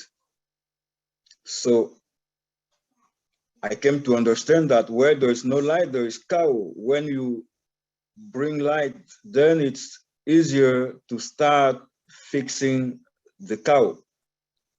The lesson of all this is that the more there's mystery and darkness around what we do, the more we are exposed to hostile feelings. But the more we educate people about what we are doing, the less anti-Semitism there is. People who surround us but don't know anything about our religion are more likely to endorse racist attitudes than others. They are more likely to believe whatever slander they hear about us or about our religion. But when they are educated about our religion, slander won't have much force. Other forms of anti-Jewish attitudes that I have seen in Cameroon mainly consist of some people repeating propaganda heard on social media or Western news. Today, many people feel like they have to be angry. Today, that many people feel they have to be angry against something. Excuse me. If you keep telling them that Jews are mistreating or genociding the Palestinians, and they do not have another source of information, then many will believe it and become angry at the Jews that they will now see as evil. Many times I have been personally confronted to people asking me why we Jewish people were now trying to do to Palestinians what Hitler had done to Jews. That is misinformation. So I believe sometimes things get worse because only wrong people keep speaking and spreading wrong ideas. So I salute the initiative of having Jewish media like I-24 broadcasting worldwide, because I-24 shows another picture of Israel and of the Israeli-Palestinian conflict. Many people now understand the situation better in Cameroon. So education and good information are very important. In Cameroon a few years ago, when you thought someone you were Jewish, they looked at you in horror because all they knew about the Jews was that they were the killers of Jesus, the wicked who invented the law of Talion, who tyrannized the poor Palestinians, and so on. But today, with the fact that many rabbis are now educating everyone about Judaism on the internet, explaining Jewish laws and concepts and practices, the fact that there are media that show more nuanced Israeli news, the fact that people no longer only have one version of the facts, that of the pro-Palestinians, but that they also have a Jewish version of biblical exegesis, and so on, ensures that there is more understanding and more sympathy for Israel and Judaism and Jews. Today, there are public YouTube videos showing how to make matzot, so no one would believe today's slander that would accuse Jews of putting babies' blood in matzot, as was claimed in Hitler's time. Those who believed those slanders probably knew nothing about Judaism. So having realized that it is important to educate other people about Judaism, I started a weekly radio program for this purpose, intended both to explain what Judaism and Torah are and how non-Jews can relate to them. Now I also maintain a Facebook page where I publish Jewish interpretations of the many passages that Christians interpret differently. The page is followed by many Christians who usually comment my posts abundantly. In the next 5 minutes, please. Thank you. Yes. But you have still 5 minutes. I'm almost done. I also maintain private discussion with some people who come sometimes as challengers and either end up convinced or they just walk away when they are out of arguments. Years ago, I also launched Tikkun Olam clubs in schools here in Cameroon, a program for students to learn Tikkun Olam values, but I was not able to maintain that program. I also wish to create schools where everyone can be educated, not only Jewish kids. So that are some of the initiatives I took to address anti-Semitism and many other issues for our world where Jews can be helpful. My work on this, however, is facing great challenge, one of them being lack of financial resources, but all this and the fact that people can now listen to Torah lessons freely on the internet has brought a curious shift in evangelical culture in Cameroon over the past 20 years. Christian scholars now emphasize the Jewish heritage of Christianity. In the past years, many evangelical scholars have attended Torah classes at our Jewish synagogue in Yaoundé. For different reasons, I could not continue to provide this program, but I keep having solicitations to run it again. They want to learn Hebrew to better understand the Bible, and they want to study Torah. And many Jewish voices also have encouraged this change of attitude, like, for example, Rav Dinovich, a French rabbi from the Lubavitch movement who is in Israel. He runs an amazing website where he publishes videos in French for Bnei Adam and Jews alike, and he is widely followed by French-speaking world. And also Rav Shlomo Riskin, my teacher and chief rabbi of Efrat, who encouraged this. So in conclusion, I have seen that educating people about Judaism in Cameroon has been helpful in combating intolerance and anti-Jewish sentiments and attitudes around us, creating the mutual trust that modern societies need to live in harmony. Thank you very much. Thank you, Serge. Your testimony, which brings a political dimension to the conference, Serge, is really interesting, really, and impressive. I'm going to tell some words about yourself. You are the spiritual leader of the Bet Yeshurun in Cameroon.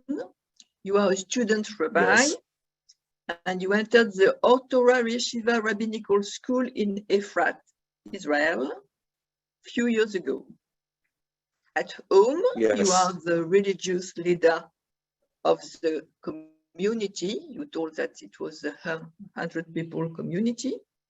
You are as well a computer web page programmer, designer, a human rights interreligious dialogue champion, and a lifelong farmer. And yes, you created the program for education for children, etc. So you are a political activist. This is the way we can tell this, and a spiritual leader, which is not so easy to be. Maybe I was telling that I am not going to try to conclude on a subject that is constantly evolving and changing. What we can say after the seminar is that there are many ways to be Jewish in Africa in the 21st century. In fact, in Africa, as elsewhere in the world, there are many ways to be Jewish. What is obvious is that African Judaism modifies both the religious landscape of Africa and that of Judaism. African Jews and their different kinds of affiliation and identification demonstrate that Judaism and Jewishness are going through profound changes in the 21st century. They form new diasporas and pose many challenges, among which the so-called biogenealogical approach of Jewishness. The impetus of African people wanting to be considered as Jews or to be Jews or to become Jewish constitutes as such a remarkable turning point in Jewish history. I thank you all for your contribution to the understanding of these new diasporas and to the opening of new analytical perspectives into the meaning of Jewish identity. That is the end of the seminar. Thank you all.